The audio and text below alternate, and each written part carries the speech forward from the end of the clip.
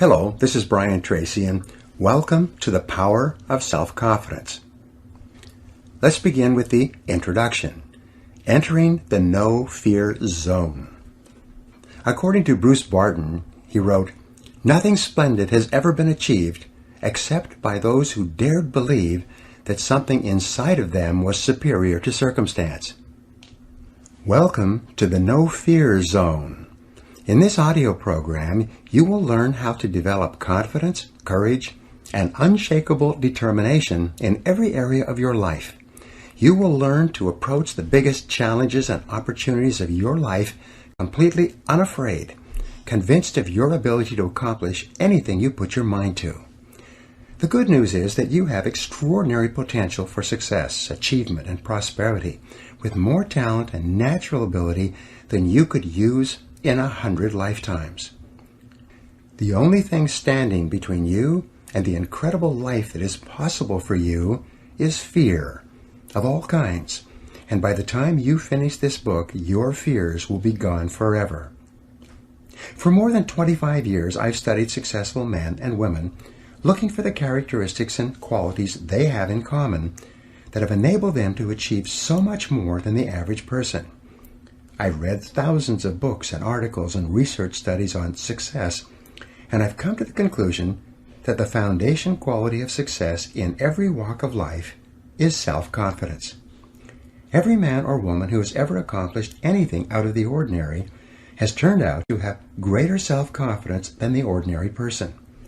And when you develop yourself to the point where your belief in yourself is so strong that you know that you can accomplish almost anything you really want, your future will be unlimited. A great question. A woman who had listened to one of my programs wrote to me recently and told me that one line in that program had changed her whole outlook on life. It was simply a question. What one great thing would you dare to dream if you knew you could not fail? When she began asking herself that question over and over, her entire view of what was truly possible for her expanded dramatically. She saw clearly what she really wanted to be and have and do, and she simultaneously realized that it was only fear and doubt in her own abilities that was holding her back.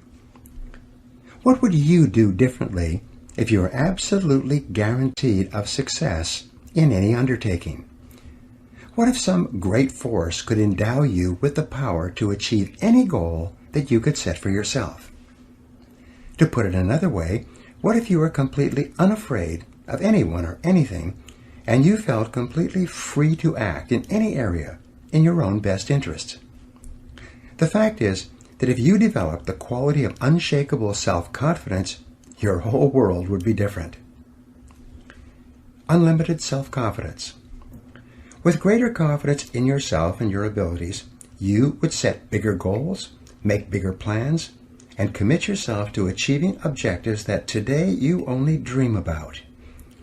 You would take whatever steps were necessary to earn more money and enjoy a higher standard of living. You would set your sights on a bigger house, a better car, more beautiful clothes, and nicer vacations. You would want all kinds of things for your family and for those close to you. With unshakable self-confidence, you would do what you really want to do, and you refuse to conform to the wishes or opinions of anyone else. You would define your life in your own terms and live every day consistent with exactly what it is you want, and not the wishes of other people. With greater self-confidence, you would be a different person in every part of your work life and career. You might decide to ask for a promotion or a raise, or even change to another job or another company, or even another industry. You would move immediately to do whatever it took to get onto the fast track in your career. If you're in sales, you would call on more people, make better and more forceful presentations, ask for more orders, and close more business. If you're in management, you would organize and reorganize your human and material resources to create a work environment that suited you perfectly, rather than making endless compromises in an attempt to please a variety of different people. With greater self-confidence, you would be bolder and more imaginative. You would be more creative and willing to experiment with new and different ideas and ways of doing things. You would be willing to consider unusual and risky alternatives, and willing to commit yourself wholeheartedly to projects that are today sitting only on the back burner of your mind. More powerful, popular, and persuasive. If you had unlimited self-confidence, you would be more powerful, popular, and persuasive with other people. You would be more cheerful, likable, and welcome wherever you went. You would speak up and speak out clearly in your interactions with others, and you would be admired, respected, and sought after by everyone who knew you.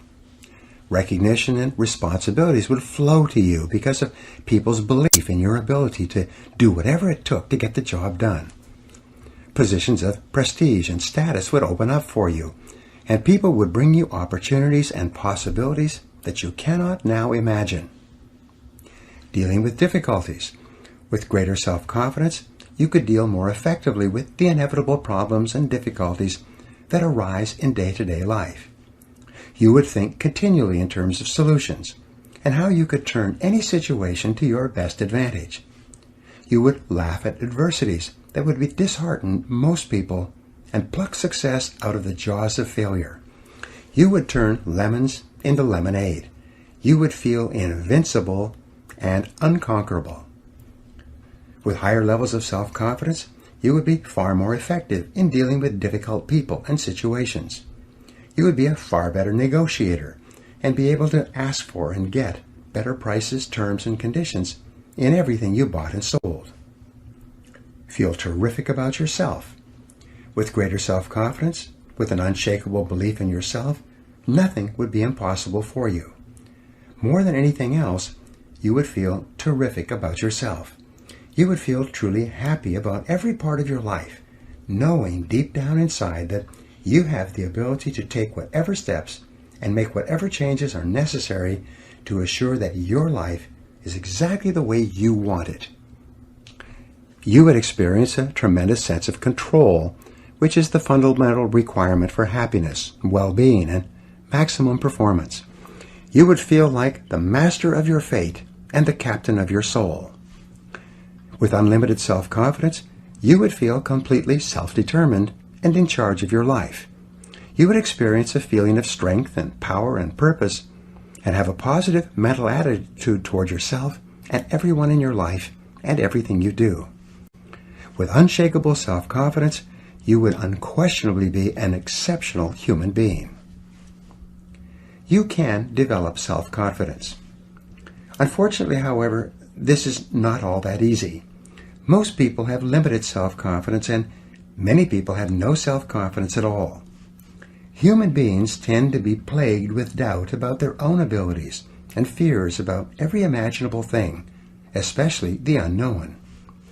The psychologist Abraham Maslow said that the story of the human race is the story of men and women selling themselves short. The great majority of people tend to compare themselves unfavorably with others. They dwell on their own weaknesses and limitations, and they eventually settle for far less than they're really capable of. Instead of enjoying high levels of self-esteem, self-respect, and personal pride, the average person just gets by from day to day. If self-confidence and the self-esteem that goes with it is so desirable, why is it that so few people have enough self-confidence to live the lives that are possible for them? There are 1,000 reasons, but perhaps the most wonderful discovery about self-confidence is that it is a mental quality that can be learned with practice. And because it is learnable, self-confidence can be developed and built up systematically and progressively over time by following the instructions in this program. The good news is that everyone has a certain amount of self-confidence, more in some areas and less in others. And by working from that base, it's possible for you to build yourself up to the point where you are completely confident in any area that is important to you. The Great Law. Perhaps the most important of all the laws that govern our lives was put forth by Aristotle in about 350 BC. He called it the principle of causality, and proclaimed for the first time that we live in a universe governed by order and that there is a reason for everything that happens. We call this the law of cause and effect, and it's often referred to as the iron law of human destiny. The law of cause and effect can imprison us in a cell of our own making, or it can liberate us by giving us complete freedom, depending upon how we use it. The law itself, like the law of gravity, is neutral. This law of cause and effect, which is both a physical and mental law, says that for every effect in our lives, there is a specific cause or causes. If there's an effect in our life that we want more of, like more money or greater success, we can trace it back to the cause, and by repeating the cause, we can enjoy more of the effects. If we're in sales or business, and we have successes, we can trace those successes back to the specific things that we did to achieve them, and by repeating those causes, we can enjoy the same effects again. This law also says that if there's an effect in our lives that we don't want, whether it be overweight or insufficient funds or problems with people or negative business conditions, we can trace that effect back to the causes, and by removing or changing the causes, we can achieve different effects or results. This law of cause and effect is so simple and obvious that no one seriously questions it. We live in a world and in a universe governed by law, not by chance. Everything happens for a reason. Neither success nor failure is an accident. They have specific causes, and when we repeat the causes, we get the same effects, no matter who we are. This is just the way the world works. The roots of low self-confidence. The world is full of people who are not happy with their results, and yet they continue to do the same things, think the same thoughts, say the same things, and take the same actions every day, and they're amazed that they continue to get the same negative effects. Einstein's definition of insanity was continuing to do the same things and expecting to get different results. However, this is simply not possible. The law of cause and effect applies with equal validity to our levels of self-confidence. All around us, and throughout human history, there are and have been men and women with exceptionally high levels of self-confidence who have gone on to achieve extraordinary things. In studying the lives and stories of these people, we find that some of them started out with high levels of self-confidence, which they learned from their parents in early childhood. But most of them started off the same way we all start off, with deep down feelings of inferiority and inadequacy. Because of destructive criticism, lack of love, and other mistakes that parents make with us in early childhood, we grow up with diminished feelings of self-esteem, low self-confidence, and sometimes a feeling that I'm not good enough in comparison with others. With low self-confidence, many people today work extremely hard on the outside to achieve success, but when they do, deep down inside they feel like imposters. This so-called fear of success is really a feeling of unworthiness that we can't seem to get rid of no matter how much we achieve. Many successful men and women are repeating the line to the song, "Is this all there is?" when looking around them at their homes and cars. You want to be happy. What people want more than anything else is just to feel really good about themselves. We want to be happy and positive and have a sense of well-being. Above all, what we really want is peace of mind. And you can only enjoy peace of mind when you feel confident in your ability to deal effectively with the requirements of life, with your family, your friends, your work, your customers, your social activities, and all the other things that you are involved in. The law of cause and effect tells us that if we want to enjoy the effect of high self-confidence, we need only engage in the causes of high self-confidence. If we can find out what it is that other highly self-confident men and women think and say and do, and then do the same, we will eventually get the same results. We will eventually feel the same way. We will eventually become unstoppable. Mental marathon training. It's often hard for people to believe that mental qualities can be developed, just as physical qualities can be developed. If this were a program on how to run a physical marathon, and I was offering to train you day by day over the next 6 months to run a marathon, you would come to realize that even a non-runner can go from being physically unfit to running a marathon of 26.4 miles in 6 months of disciplined training. Today, there are even men and women in their 50s and 60s who are running marathons for the first time with this kind of training. What this program will do for you is to put you through a mental marathon. This marathon will not be as arduous or painful physically as a physical marathon, but it will still require a tremendous amount of work. And the amount of work that you put in will exactly determine the results that you get out. If you follow these proven and practical principles, drawn from the lives and behaviors of the most successful men and women alive today, and all of which are scientifically validated by extensive research and experience, you can develop the self-confidence that you desire so that you can achieve anything you really want. So let's begin. Chapter 1. The Foundation of Self-Confidence. William Shakespeare said, "There is nothing either good or bad, but thinking makes it so." Your thoughts and feelings about yourself and what you can do or not do are the sum total result of a lifetime of experience and conditioning, and usually have little relationship to what is truly possible for you. In personal development, there is a principle or a law of becoming that simply says that each person is in a continual process of becoming or evolving and growing in the direction of his or her dominant thoughts. Your body is also in a state of becoming. At a normal rate of cell death and replenishment, you have a brand new body every 7 years.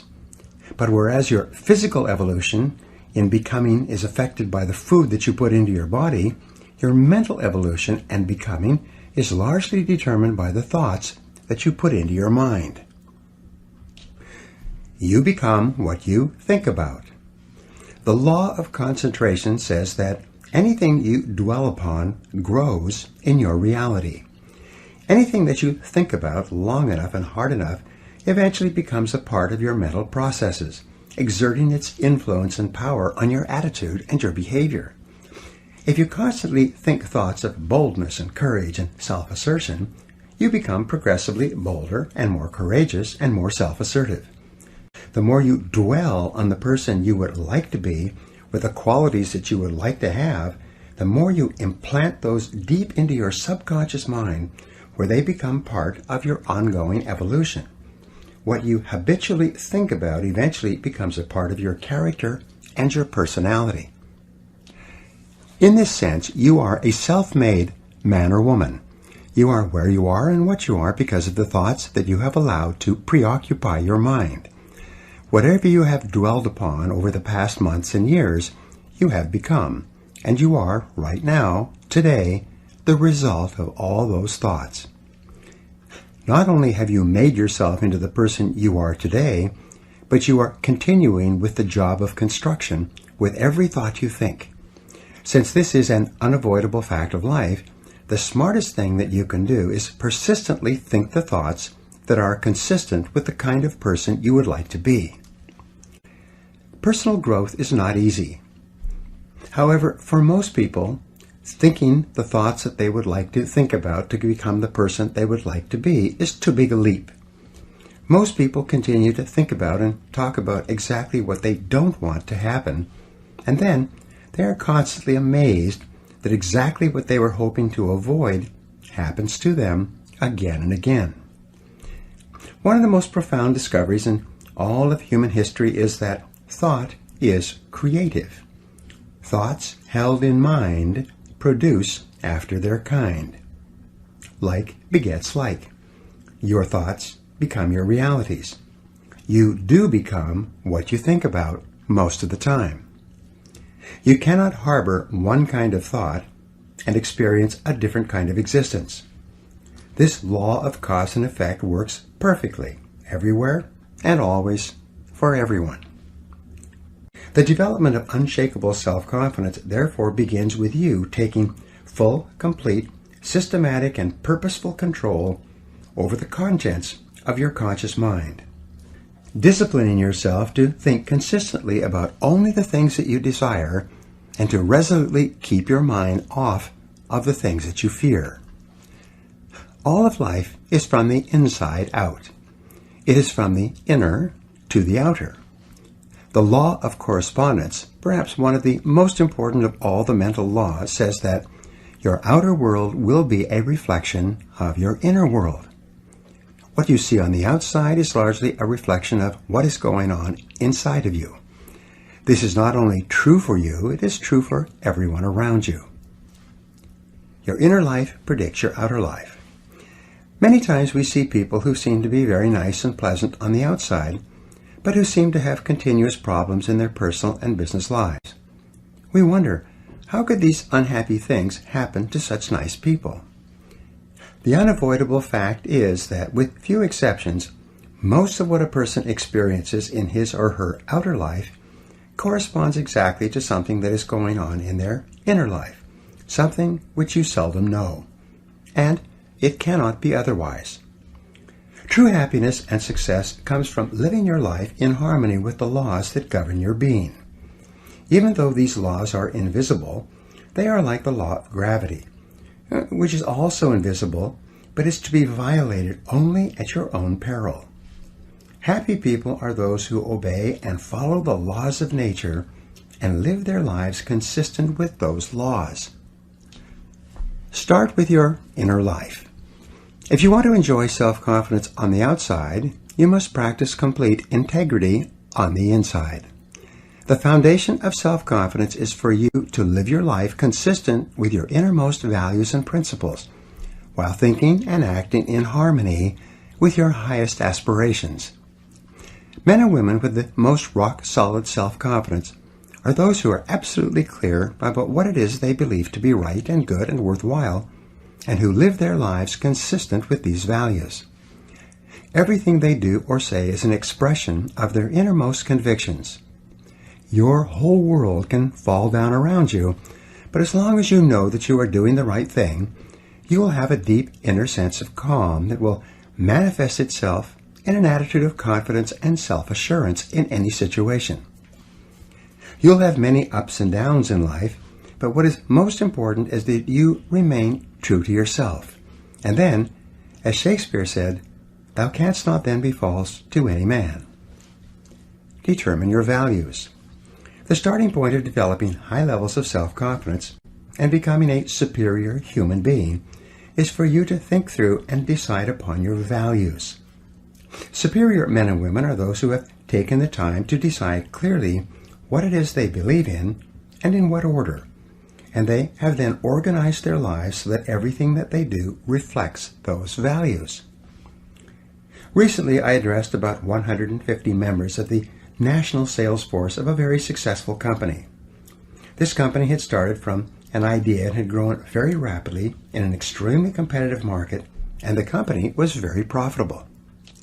All the people at the meeting were remarkably positive and upbeat and had a special quality of goodness about them. When I commented on this, the president of the company showed me the value statement that the executives of the company had worked out before they had begun operations. There were 2 pages of values and principles which were given to everyone in the company when they began. These 2 pages had been subsequently reduced onto plasticized cards that each person could carry in their wallet or purse. The president told me an interesting story. He said that whenever 2 or more people in the company were wrestling with a decision of any kind, even over the telephone, they would pull out their plasticized cards describing the corporate values. They would then review the values together one by one and compare the various options available to them with each value. Whatever decision they finally made would always stand the values test without question. Values in business.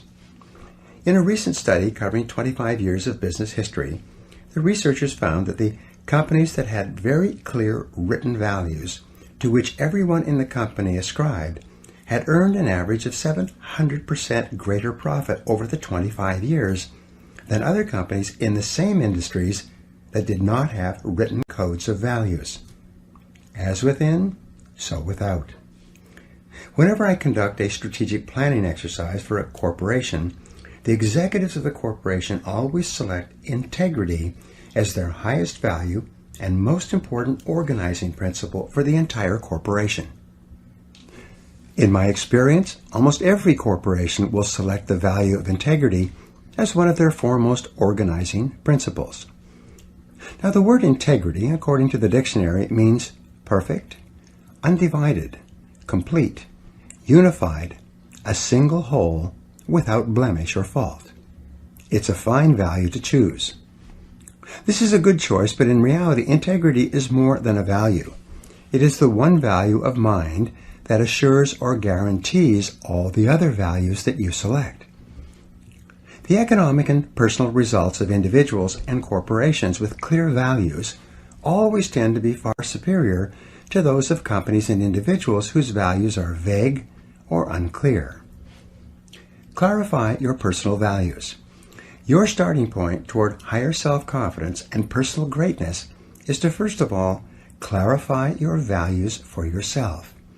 It is for you to decide for yourself the values that you believe in. What do you stand for? And even more, what will you not stand for? What values do you espouse that you are willing to sacrifice for? What values would you pay for or sweat for, or maybe even die for? Do you value your family, your God, your health, your work or career? Do you value principles such as freedom, liberty, compassion for the less fortunate, or reverence for life? Do you believe in honesty and truth and sincerity and hard work and success? Whatever your values are, think them through and write them down. Who do you most admire? A useful exercise is for you to think of the men and women, living and dead, whom you most admire. What qualities or attributes of these people do you consider the most important? If you could be like any one of these people, which of their qualities would you most want to emulate? When you look around you at the people you admire, what qualities of these people do you consider to be the most important? What qualities do you look for in your friends and associates when you're trying to decide whether or not to become deeply involved with them? What do you think are the fundamental qualities or values that underlie business and personal relationships? What are your values? Now, values are non-negotiable. When you select a value, if it's to be one of your values at all, it becomes inviolable. Either it is a fixed value, and you live every part of your life consistent with it, or it is not one of your values. You cannot have a value when it is convenient and put it aside when it is not convenient. You cannot have a little bit of integrity. It must be all or nothing. The act of selecting your values is also the act of clearly stating to yourself, and sometimes to others, exactly how you will live your life from this moment forward. Once you have selected a value, and you have declared it to be one of your unifying principles, you are in effect saying that this is something upon which you will never compromise. And your level of adherence to the values that you have personally selected is the real measure of your character, your true quality as a human being. Unshakable self-confidence comes from unshakable commitment to your values. When, deep down inside yourself, you know that you will never violate your highest principles, you experience a deep sense of personal power that enables you to deal openly and honestly and with complete self-confidence in almost every human situation. Values clarification. If you're having any difficulty in clarifying your values, a very helpful exercise is to take some time to write out your own obituary or eulogy. Imagine that everyone you know and care about is gathered at your funeral to pay their last respects. The minister reads your eulogy to this assembly of people, and in it he describes the person you became over the course of your lifetime. He describes not only what you accomplished and what you contributed to the lives of others, but he reads out the virtues, values, and qualities that you were known for by the people around you. This obituary can become your vision of the kind of person you wish to be and the kind of values that you wish to live by. No one is perfect, and we all have a long way to go in living our lives consistent with our highest values. But the very exercise of writing out your obituary will exert a powerful influence on everything that you do thereafter. Both consciously and unconsciously, you will be drawn toward living and acting more and more like the person you described in that final testament. Organize your values. Once you've decided upon your values, your work is not over. Now you have to organize your values by priority. You have to decide which value is more important and which value is less important. If you wrote out each of your values on small squares of paper, and then you had to throw away all the squares but one, which one would you keep? This then becomes your foremost value, the one that takes precedence over all the others. Which would be your second most important value? Your third, your fourth, and so on. Your order of priority is extremely important in determining the kind of person you are and the kind of life you live.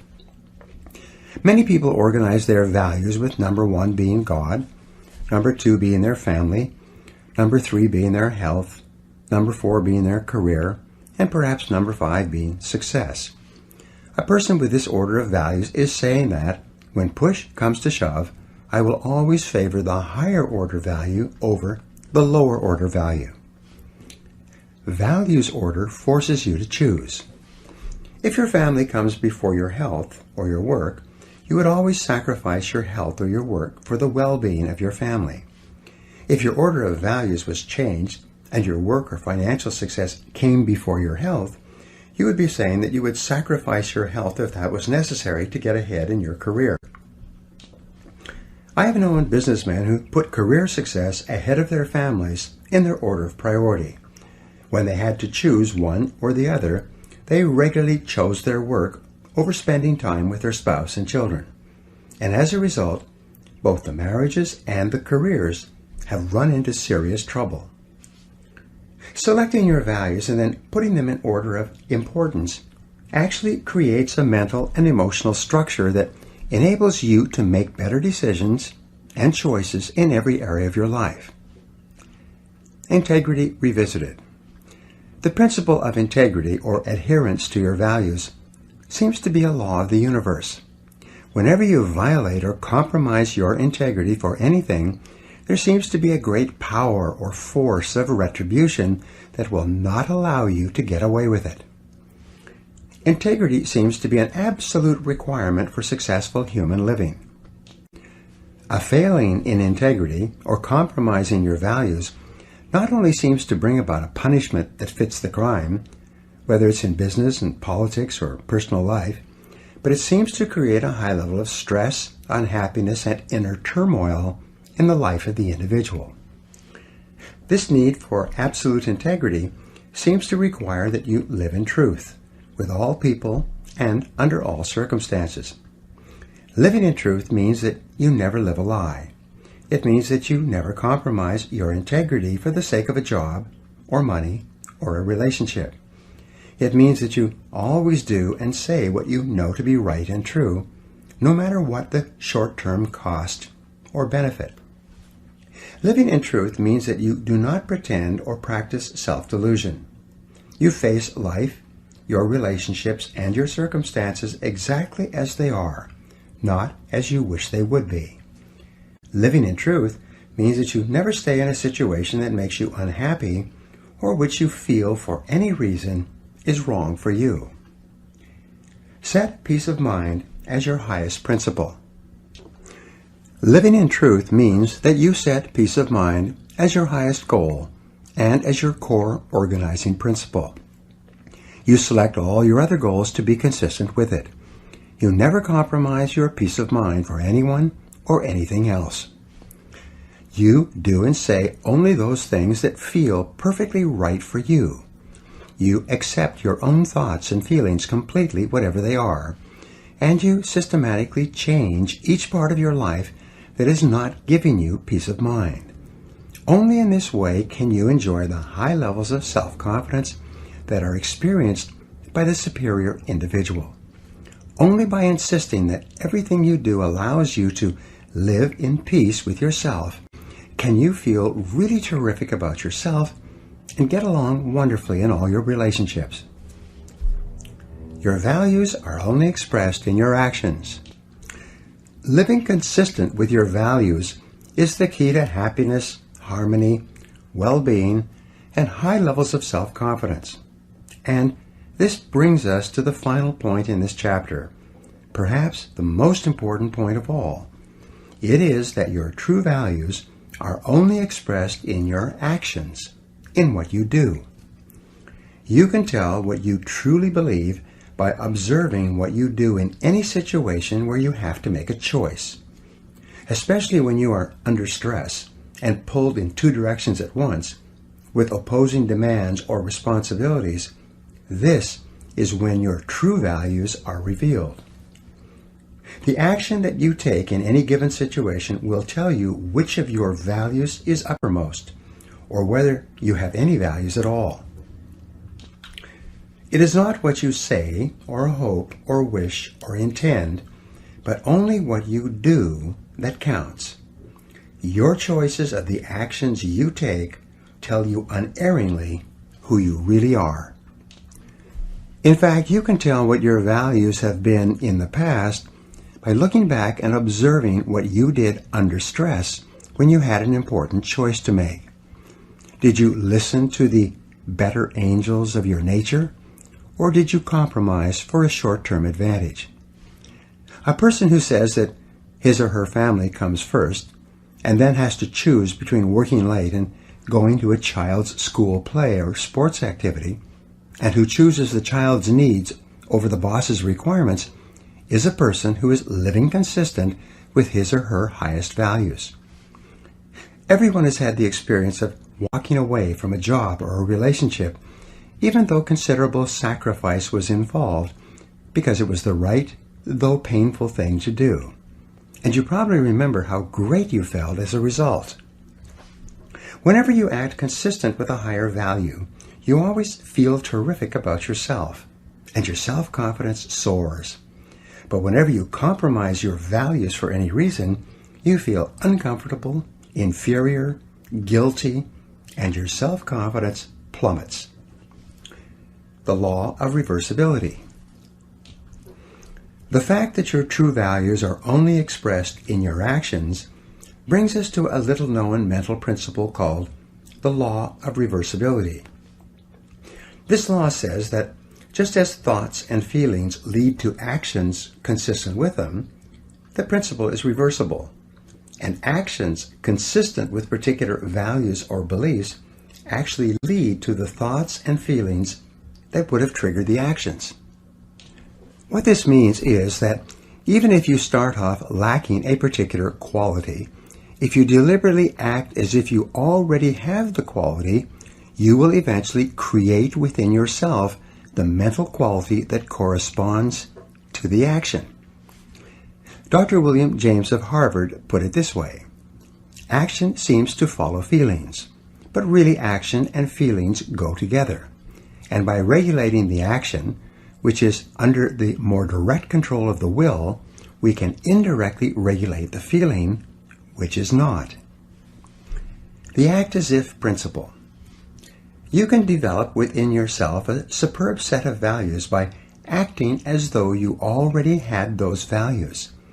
You can develop integrity and courage and compassion and confidence by behaving as though you already had these qualities. And the more you act the part, especially when you demonstrate these qualities under stress, or when you feel like doing or saying something else, the more rapidly these qualities become a permanent part of your mental makeup.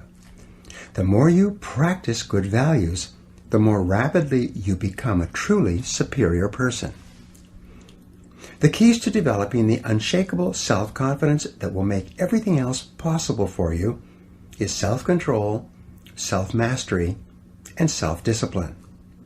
Self-confidence can come directly by behaving in a self-confident manner, but it comes more often indirectly by doing and saying the things and practicing the behaviors that lead to self-confidence. And the most important self-development behavior is living consistently with your highest values at every opportunity. The principle of resistance. In weightlifting, muscles are developed by repetitive lifting of heavy weights. The heavier the weight and the greater the resistance, the more blood rushes into the capillaries and the bigger the muscle becomes. In mental development, there is a principle of resistance as well. In developing mental muscles, especially the mental muscle or quality of self-confidence, you can use this principle to accelerate your own development. Whenever you exert self-mastery and discipline yourself to do or say the right thing, especially under stress, you create resistance to your natural tendencies. This resistance generates friction. This is the same kind of friction or heat that, when applied to a crucible containing chemicals, will cause the chemicals to crystallize and take on a new form. When you create mental friction by resisting your natural tendencies and instead doing what you know is right and true and consistent with your highest values, especially in a difficult situation, the mental heat causes your values to crystallize at a higher level and eventually become a permanent part of your character. Developing inner strength. Each human quality is subject to this same formulation. Once you have persisted through great adversity, you are always capable of persisting through lesser difficulties. Once you have acted courageously in a major confrontation, you are always able to act courageously in the face of lesser confrontations. When you behave honestly when there are large amounts at stake, you are always able later on to behave honestly when you're dealing with lesser amounts. The foundation of self-confidence, the basis of boldness and self-assertion, is a deep inner trust based on living a life of perfect integrity and then disciplining yourself to live consistent with your highest values in every situation. Each time you do this, you will feel positive and happy and wonderful about yourself. Your behaviors will further crystallize in your personality and become a more permanent part of the exceptional human being that you are in the process of becoming. Now here are some action exercises for you to apply what we just talked about. Number 1, list your 3 most important values governing your personal life. Number 2, list the 3 most important values that you practice in your work and business life. Number 3, list the 3 people, living or dead, who you would most like to spend an afternoon with. Number 4, why would you want to spend an afternoon with these people? What would you ask them or talk about? Number 5, why would these 3 people want to spend an afternoon with you? What are your most admirable qualities? Number 6, list 3 times where you have lived consistent with your highest values when you could have compromised. And number 7, what are you going to do differently from now on to assure that your values and actions are in harmony? Chapter 2, Purpose and Personal Power. Orison Swett Marden wrote, "There can be no great courage where there is no confidence or assurance, and half the battle is in the conviction that we can do what we undertake." The development of unshakable self-confidence will open up such possibilities for you as you cannot now imagine.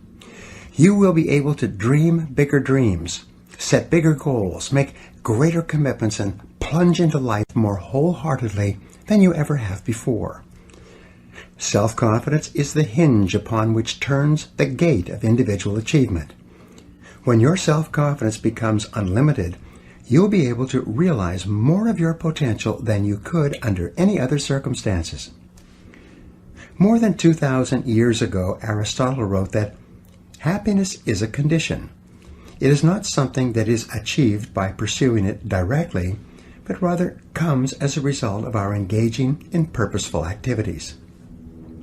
The law of indirect effort.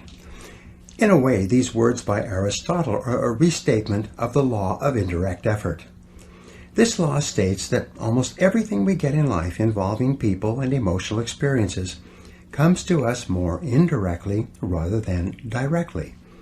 They come to us as a result of doing something else. For example, if we pursue happiness directly, it eludes us. But if we get busy doing something that is really important to us and begin to make real progress in the direction of our dreams and aspirations, we find ourselves feeling very happy indeed. Self-confidence is also subject to the law of indirect effort. We achieve higher levels of self-confidence not by wishing for it, but by setting and achieving ever higher goals and objectives. As we move forward step by step, as we feel ourselves advancing in life, we feel better and stronger and more capable of taking on even bigger challenges. Become more confident and competent. We develop the confidence to tackle larger goals by applying our energies to the accomplishment of smaller goals. We build up our confidence as we move forward until we reach the point where there is nothing that we won't take on. In fact, the habit of setting and achieving ever larger goals is absolutely indispensable to the development of ever higher levels of self-confidence and personal power. You can only really believe in yourself when you absolutely know that you have the ability to do what you set out to do. True self-confidence comes not from positive wishing or positive hoping or positive thinking. It comes from positive knowing, based on having proven to yourself over and over again that you have what it takes to get from wherever you are to wherever you want to go. Self-confidence is a state of mind. It is an attitude. And as an attitude, it is more important than facts. But it must be based on facts to be the kind of self-confidence that you can rely upon in a crunch. Your job is to do whatever it takes to convince yourself in your heart that you are absolutely unstoppable and that you can achieve anything that you put your mind to. Thought is creative. If self-confidence is an attitude of mind, it is based on mental principles and mental laws, foremost amongst which is thought is creative. You are not what you think you are, but what you think you are. As you systematically and deliberately change your thinking about yourself, your outer reality changes to conform with it. Your thoughts create your life, including and especially your thoughts with regard to your feelings of self-confidence. The reason why goals are so important is because of these mental laws, the consequences of which are inevitable and inescapable. You are happy and successful to the degree to which you conform your life and your thinking to these laws and live in harmony with them. The first law, which we have already discussed, is the law of cause and effect. This law is so simple and powerful that you need to remind yourself of it all the time. Everything that happens in your life, success or failure, wealth or poverty, health or illness, happiness or unhappiness, self-confidence or insecurity, are all subject to this law. The Bible teaches this basic law as the principle of sowing and reaping. It says that whatsoever a man soweth, that also shall he reap. This especially refers to the thoughts you think. If you sow positive, optimistic, uplifting thoughts in your mind, you will reap positive, optimistic, uplifting events and experiences in your life. And it cannot be otherwise. If you sow clear goals and objectives in your mind, you will reap clear results and rewards in your outer life. The law of attraction. A corollary of the law of cause and effect is the law of attraction. This is one of the most important of all mental laws in explaining what happens to you. This law says that like attracts like. It says that you inevitably attract into your life the people, ideas, circumstances, and opportunities that are in harmony with your dominant thoughts. Just like a magnet attracts iron filings, you attract whatever is consistent with whatever you are thinking about most of the time. Because this is a law, you cannot think one thing and attract something else. Whatever you are thinking about most of the time, you are drawing into your life from all directions. This is why fuzzy goals bring fuzzy results. Clear goals bring clear results. And since your level of self-confidence is directly tied to how effective you feel you are in achieving your goals, it's very important that you know exactly what it is you want and that you think of nothing else.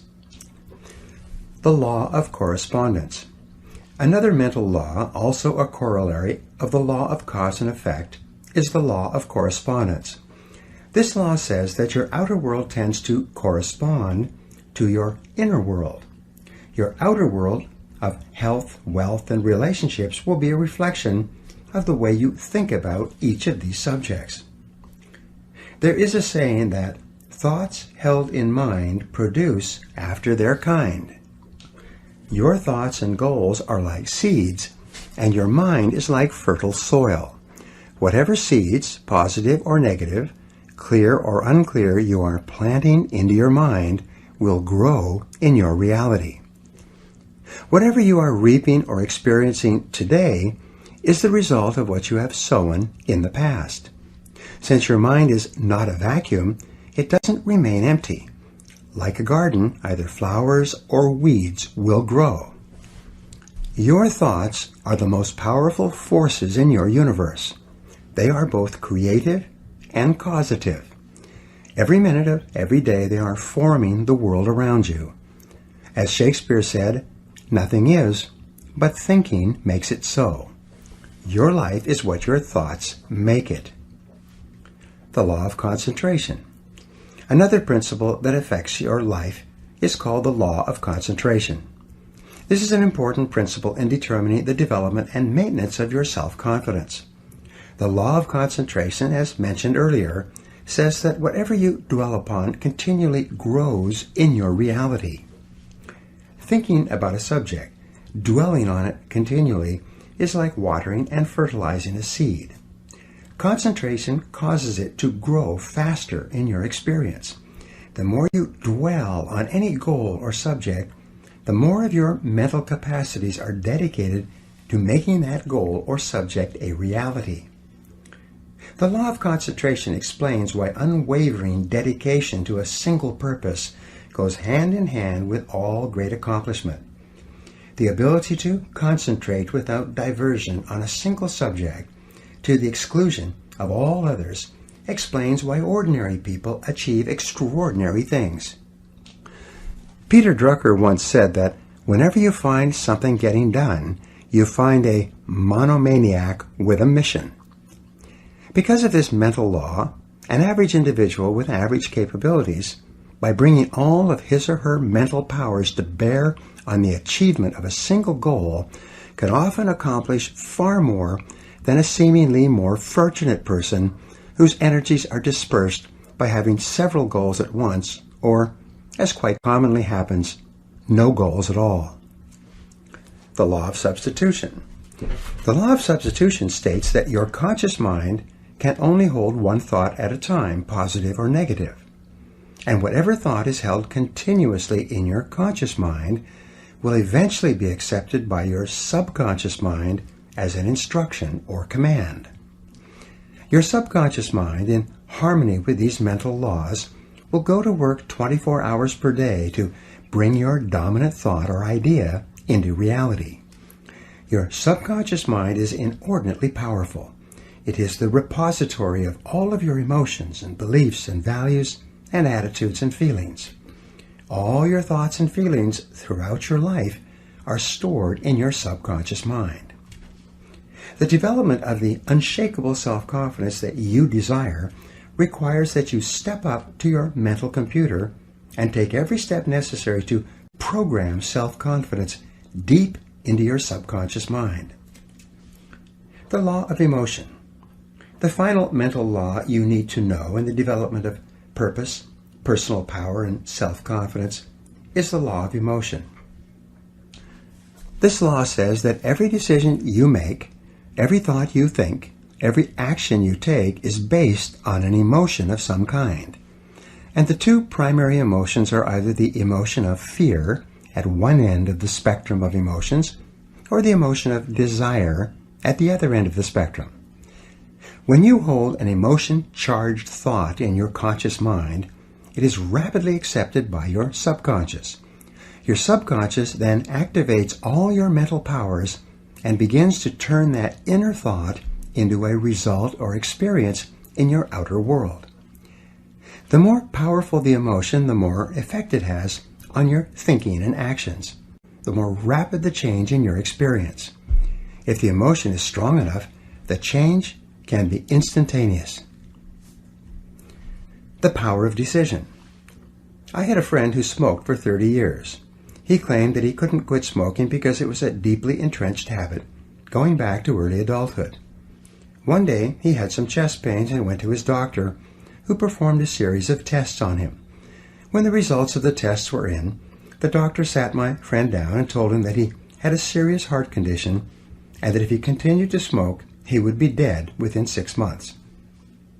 Samuel Johnson once wrote, "When a man is to be hanged on the morrow, it clears his mind wondrously."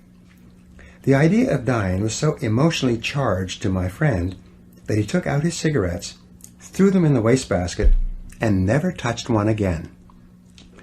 In a positive vein, if you are absolutely convinced that you are meant to be a great success in life, and that there is nothing in the world that could stop you from achieving great things as long as you threw yourself wholeheartedly into every activity and persisted until you succeeded, you would become an irresistible force of nature.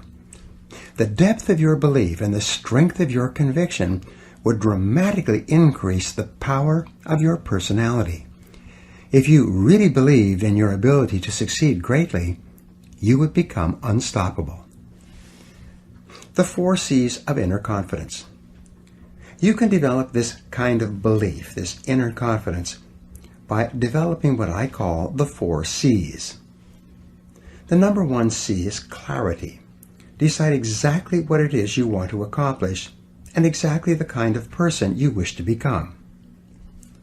The second C is conviction.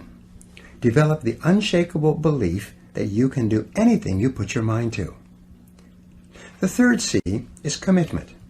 Resolve to do whatever is necessary. Develop the willingness to pay the price in advance for any success you desire. And the 4th C is consistency. Resolve to work on your goals every day, morning, noon, and night, until they are accomplished. When you back your goals and actions with clarity, conviction, commitment, and consistency, you're on your way to developing the kind of confidence that will make everything possible for you. The importance of goals. The reason goals are so important in the development of self-confidence is because the very act of setting a major goal for your life activates all the mental laws in your favor. When you set a big goal, it will be as though all the switches were flipped on in your engine of accomplishment and the afterburners were turned on to your potential. Clear goals free you from the law of accident, the tendency for things to happen in a random and unpredictable way. Goals give you a clear sense of direction and the knowledge that your life is self-determined. Goals give you a sense of power, purpose, and focus. They make you feel that everything that happens to you is part of an organized plan that is taking you step by step toward the attainment of your highest ideals. Your ability to set goals and make plans for their accomplishment is the master skill of success, without which very little is possible. The habit of regular goal setting and goal achieving is probably more important than any other skill you could ever learn. The master skill of success. Over the years, I have personally witnessed thousands of examples among my students of the amazing powers of goal setting. Recently, I addressed about 600 members of a national association at their annual convention in Phoenix, Arizona. During this talk, I emphasized the importance of writing down exactly what it is they wanted and then making written plans to accomplish it. That was on a Saturday. About 5 days later, on the following Thursday, one of the attendees called my office to get my fax number. He said he wanted to send something immediately and he didn't want to wait for the mail. The letter that came in told this amazing story. The gentleman who wrote said that he had heard about goal setting many times and he was prepared to be unimpressed with the talk that I gave at the convention. However, exactly the opposite happened. He decided to sit down after the convention and seriously write out his goals for the following year. The letter went on to say that on Sunday he made out a list of 10 goals, both personal and financial, that he wanted to accomplish over the next 12 months. What astonished him was that he had accomplished 5 of the 10 goals by Monday, the next day, at 5 o'clock. He could hardly believe it. So he quickly wrote down 5 more goals to bring his list for the year back up to 10. And by Thursday, when he wrote this letter or fax, he had accomplished 5 more of the new list of 10 goals.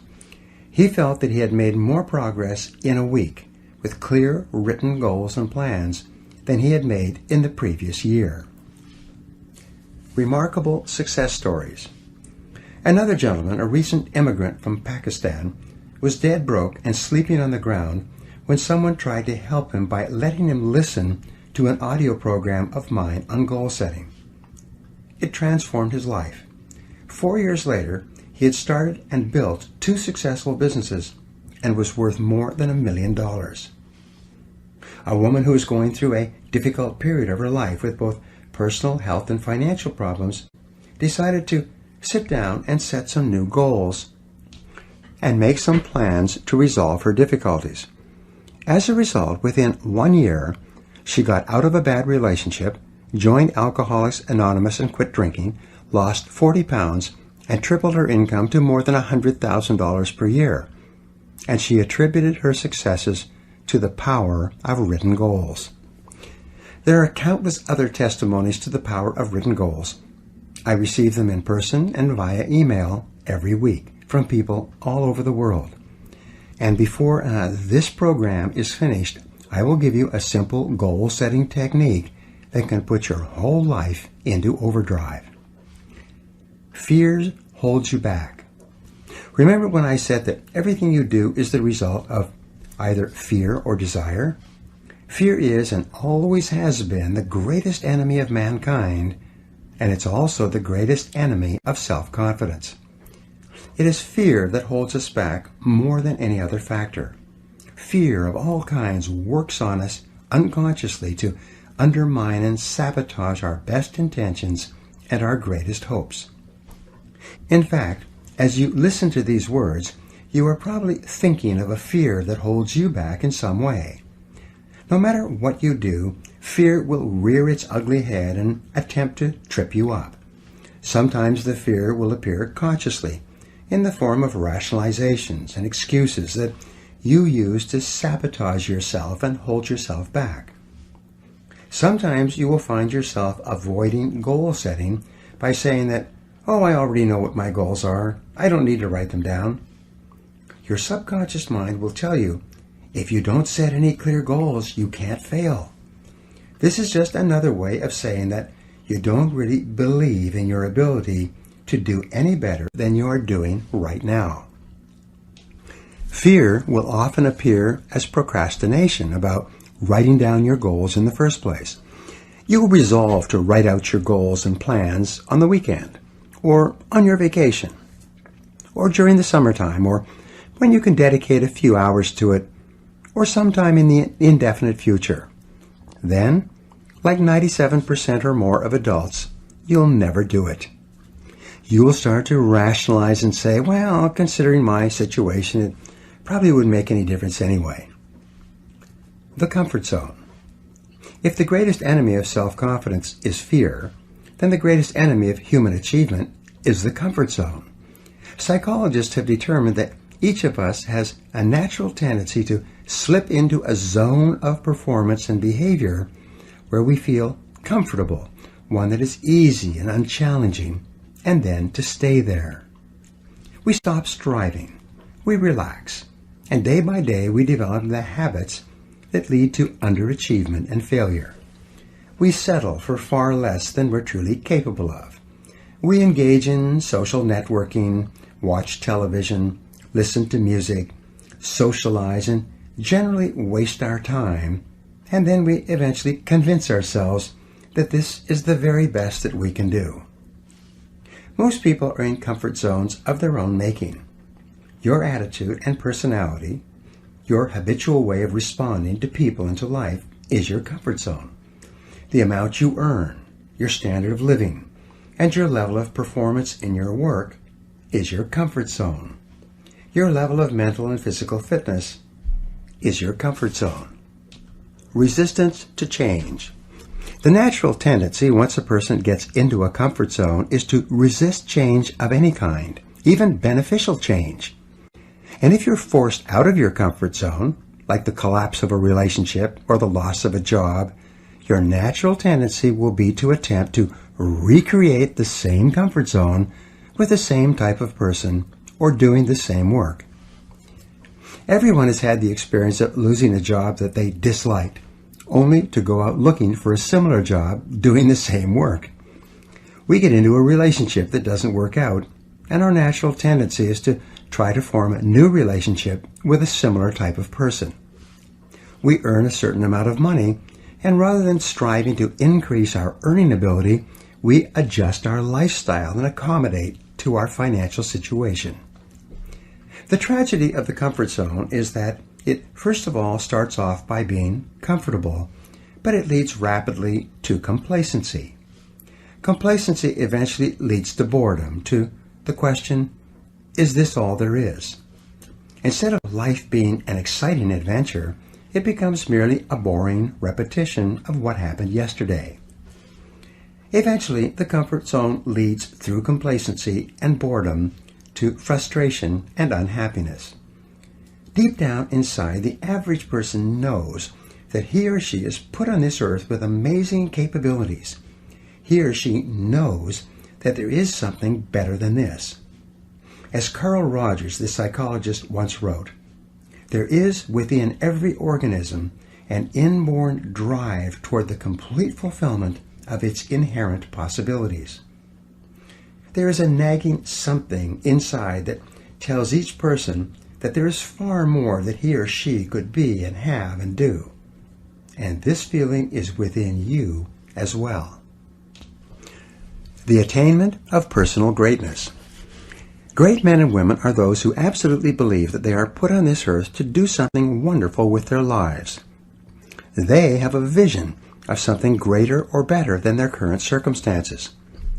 Personal greatness means having a sense of destiny and a conviction that your thoughts and your imagination are the only real limits to your possibilities. William James said, "Compared to what we ought to be, we are only half awake. We are making use of only a small part of our physical and mental resources." Stating the thing broadly, the human individual thus lives far within his limits. He possesses powers of various sorts which he habitually fails to use. The founder of Success magazine, Orison Swett Marden, once wrote, "There are powers inside of you which, if you could discover and use, would make of you everything you ever dreamed or imagined you could become." In a 5-year study of leaders, reported on in his book, Leaders, Warren Bennis discovered that each of them consciously avoided the comfort zone by continuously setting higher goals. They never allowed themselves to become complacent. They lived their lives fully extended, always striving to be and do more. To develop unshakable self-confidence, you need to see yourself and think of yourself as a leader, and to do what leaders do. You need to stretch yourself toward the outermost boundaries of your potential. You need to set goals that draw out of you the very best that is in you. You need to work toward objectives that cause you to feel a sense of mastery and peak performance. And it all begins with a pad of paper, a pen, and you. Imagine no limitations. The starting point of setting goals is for you to throw off all mental limitations and let your mind roam freely across the entire universe of possibilities. Your primary job at the beginning is to allow yourself to dream big dreams and determine exactly what it is you want out of life in every area and in every dimension. Decide what's right before you decide what's possible. Imagine that you can be or have or do virtually anything that you really want to do as long as you know exactly what it is. First, make up a dream list. Temporarily imagine that you have no limitations of time or money or knowledge or contacts or experience or education. Imagine that anything that you can write down is possible for you. Remember, anything that you can clearly define and crystallize on paper is probably possible if you want it long enough and hard enough, and you're willing to make whatever efforts and sacrifices are necessary.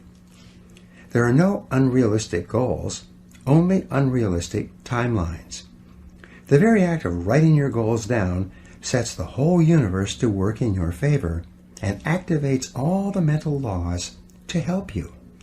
In fact, many people have had the experience of writing out a list of goals on New Year's Day, putting the list away and not referring to it again till the end of the year, and then finding that 80% of the goals have been achieved, sometimes in the most amazing ways. The very act of writing down big, challenging goals causes three things to happen. First, your self-concept improves and your self-confidence goes up immediately. The act of setting goals requires self-confidence and simultaneously builds self-confidence. Having the courage to write down what you really want improves your self-image and raises your self-esteem. The action itself generates a feeling of greater personal power and ability. Release your energy. Second, when you write down goals, you tap into your mental and emotional powers. Goal setting actually gives you a burst of physical and mental energy. Your heart rate and your respiratory rate speeds up. The very act of goal setting is inherently exciting. It sounds a little bit corny, but someone once said, "Feeling listless? Make a list." It's true. It's like stepping on the accelerator of your own mental and physical potential. And if you do it every day, the results can be amazing. Write it down. Third, commit it to paper. The very fact that you have committed a goal to paper dramatically increases the likelihood that you will achieve that goal. Your mind is structured in such a way that you cannot write down a goal clearly on paper, not on a computer screen, without simultaneously having the ability to somehow attain it. The most important question is, how badly do you want it? There are several mental exercises that you can use to set your goals. Number one, imagine that you have just won $1 million cash and that you can do or have anything you want with the money. What would you do first? Where would you go? What changes would you make in your life? If you had complete financial freedom, what would you do differently from what you are doing now? Number two, describe your ideal lifestyle. Imagine that you could live your ideal of the perfect life. What part of the country would you choose to live in? What kind of a company would you choose to work for or to start and run as your own? What kind of a home and car would you want? How would you like to spend your time and live your life? What kind of relationships would you want? Number three, ask yourself what you would do if you learned today that you only had 6 months left to live. If you had no limitations, how would you spend your last 6 months on Earth? This is another way of asking, what is really important to you? Who would you want to spend time with? What would you want to accomplish? What would you like to leave behind? In other words, what do you truly value? What are the things that really give meaning and purpose to your life? Number four, List all of the worries or problems in your life and write out a goal which is the perfect solution to each of those difficulties. If money is a concern for you, write out a goal that clearly defines how much you want to earn, how much you want to accumulate, and what you want to achieve financially over the next 3 to 5 years. Number 5, think about your family and your relationships. Describe the perfect situation between you and the important people in your life, and then make out a series of goals to achieve that ideal situation. Number 6, look at your health. Describe what perfect health and physical fitness means to you, and then make out a plan to achieve that level of fitness. Number 7, define the kind of person that you would most like to become, both personally and professionally. Then, work out a plan of personal and professional development that will enable you to learn and grow and become the kind of person you most admire and would most like to be. Remember, as Goethe said, before you can have something, you must first be something. Categorize your goals. Once you have written out your goals, divide them into the different areas of your life that are important. There are basically 6 divisions that most people use, but you can have more or fewer. The first are financial and material goals, money and things. The second are family and personal goals, the things you want to have and the things that you want to do with your family and your friends. Number 3 are self-improvement and educational goals, the subjects that you want to learn and get better in. Number 4 are spiritual goals, which have to do with learning and growth and inner peace. Number 5 are health and fitness goals, which may have to do with your weight and your levels of energy. And number 6, social and community goals, the areas where you would like to contribute to your society in some way. To perform at your best, your life must be in balance. This means that you need to have goals in each area so that you are moving progressively forward on something that is important to you all the time. Organize your goals. The next step, once you have all your goals in writing, is to organize them in order of priority. Select the goals that are more important than others and put them at the top of each list. Then, select the goals that are second and third and fourth and so on. Finally, and perhaps the most important of all in goal setting, is for you to select the one goal out of all the goals that is more important than any other. This is the key to your success. The mental discipline to set your goals and to sort them out and to decide on your chief aim or your major definite purpose is the starting point of individual greatness. This major definite purpose is the one goal, the accomplishment of which will lead to the attainment of many of your other goals. This goal becomes the central focus for all of your other goals and activities.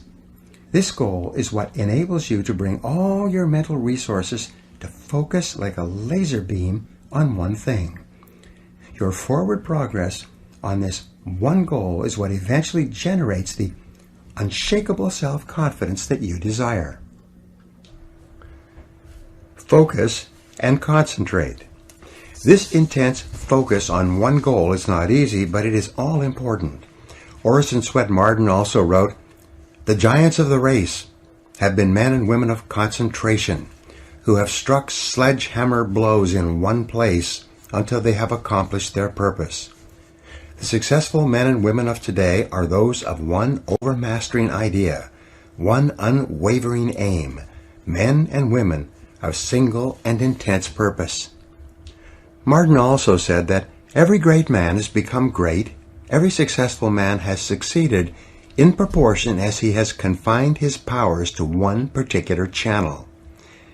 Single-minded concentration in the direction of your dreams will intensify your desires and increase your emotional drive towards your goal.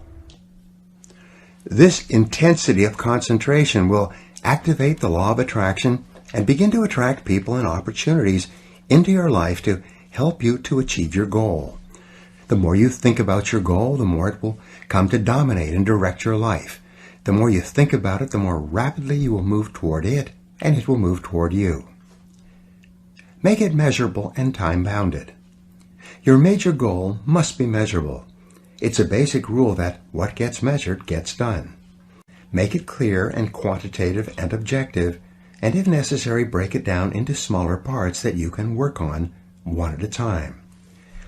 Your major goal must also be clearly time-bounded. Set a deadline on it. Select a realistic but challenging date for its completion and write it down. If it's a long-term goal, such as 2 or 3 years, break it down into smaller parts with minor goals or benchmarks every 30 to 60 days. Create a structure of rewards that you will give yourself upon the attainment of each part of your goal and on the attainment of your entire goal. For maximum motivation and high achievement, you need to tie each goal to a reward and each part of the goal to a smaller reward. Now, the reward may be dinner out, or a vacation, or a holiday. It may be a new car or a new home. It may be something that affects all the members of your family. Many people enlist the support and cooperation of their spouses and children by agreeing to rewards that everyone will get when the goal is attained.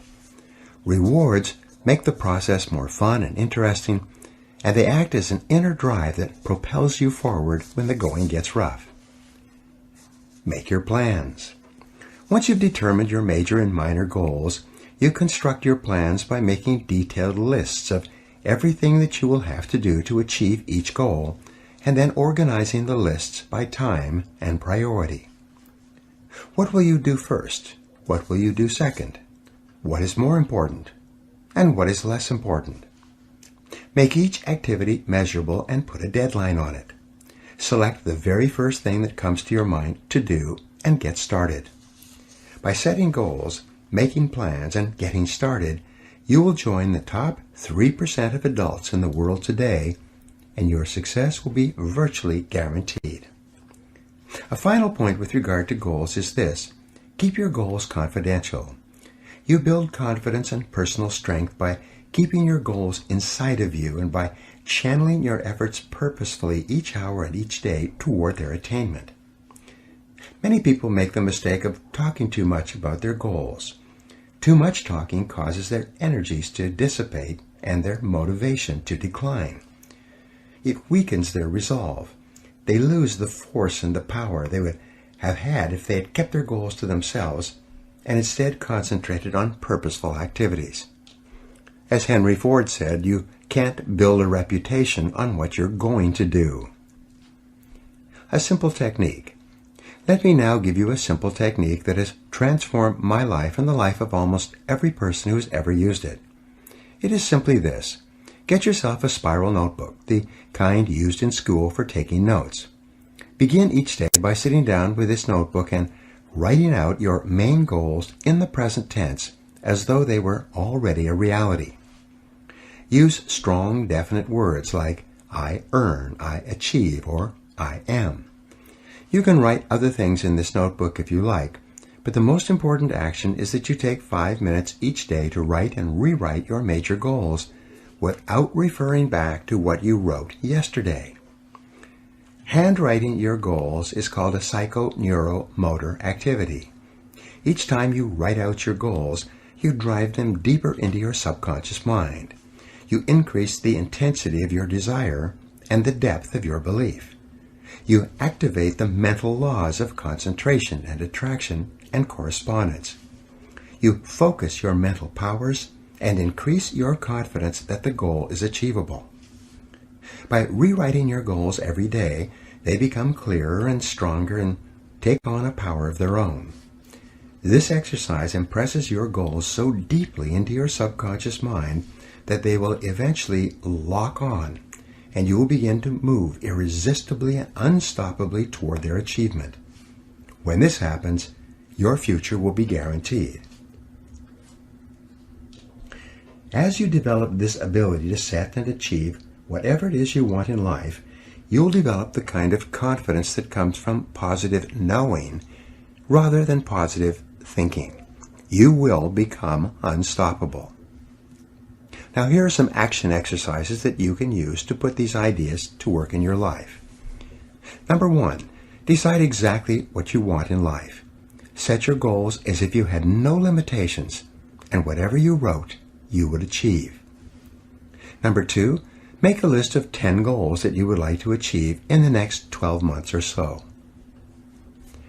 Number 3, write your goals in the present positive personal tense. For example, you could write, I earn X number of dollars by this date. This is personal, positive, and in the present tense. Number 4, make a list of everything you will have to do to achieve your goal, and then organize the list by sequence and priority. This now becomes your plan.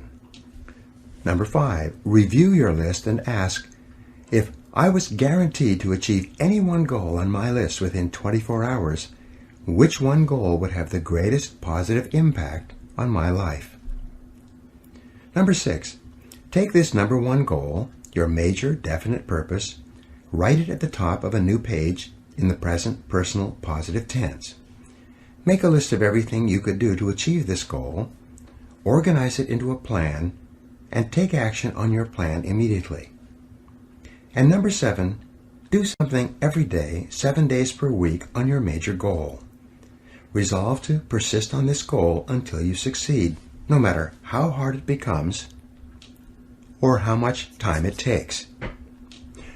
This process of setting and achieving one big goal will build your self-confidence to the point where you will become unstoppable for the rest of your life. Chapter 3, Achieving Competence and Personal Mastery. Vince Lombardi said, the quality of a person's life is in direct proportion to their commitment to excellence, no matter what their chosen field. You will only be happy, satisfied, and capable of enjoying high levels of self-confidence when you know that you are absolutely excellent at doing something that is important to yourself and others. What is it? What could it be? These are two of the great questions of life. Fortunately, you and every other person has the inborn ability to become excellent at what you do and to achieve peak performance in your life in your chosen field. You have the capacity to function in the exceptional range and to achieve mastery in any area that is important to you. The development of lasting self-confidence requires nothing less. The edge of the envelope. In the world of test pilots and prototype aircraft, as described in the book and the movie The Right Stuff by Tom Wolfe, they refer continually to what is called the envelope. This envelope consists of an upper and lower edge. The upper edge marks the height and speed that any previous aircraft or jet has flown up to the time of the most current test run. This upper edge of the envelope is the maximum height and speed deemed possible for a new aircraft before it theoretically comes apart in the air or malfunctions or self-destructs. Now the goal of the test pilot is to expand the edge of the envelope. His job is to fly ever faster and higher in order to discover the outer limits of speed, height, and endurance that a particular aircraft is capable of achieving. The test pilot continually takes the aircraft higher and faster until he feels that the plane has reached its absolute outer limits. This is where and when he pulls back to avoid destroying the aircraft and even fatally crashing.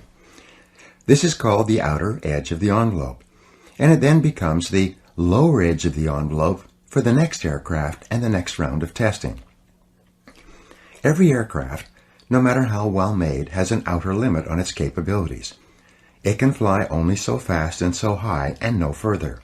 Very little can be done to expand the mechanical ability of something made of metal by the hands of man. Expand your envelope. The major difference between you and an aircraft is that there is no outer edge to your personal envelope.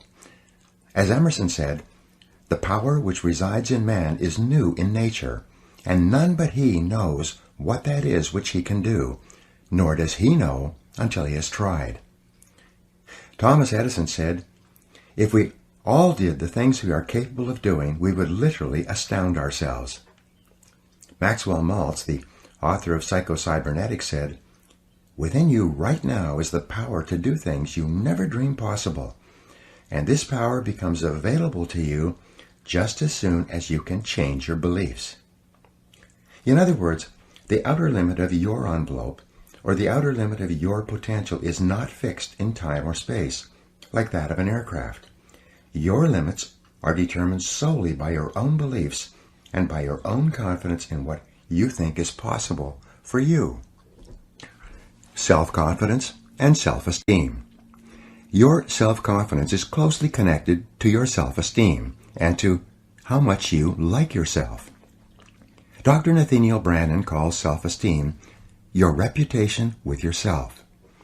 It is how you feel about yourself and your abilities in relation to any situation that determines how much you like yourself and consider yourself to be a valuable and worthwhile person. The more you like yourself, the better you do. The flip side of self-esteem is what psychologists call self-efficacy. Self-efficacy is a measure of how effective and competent you feel you are to perform a particular task or to achieve your goals. This is called performance-based self-esteem.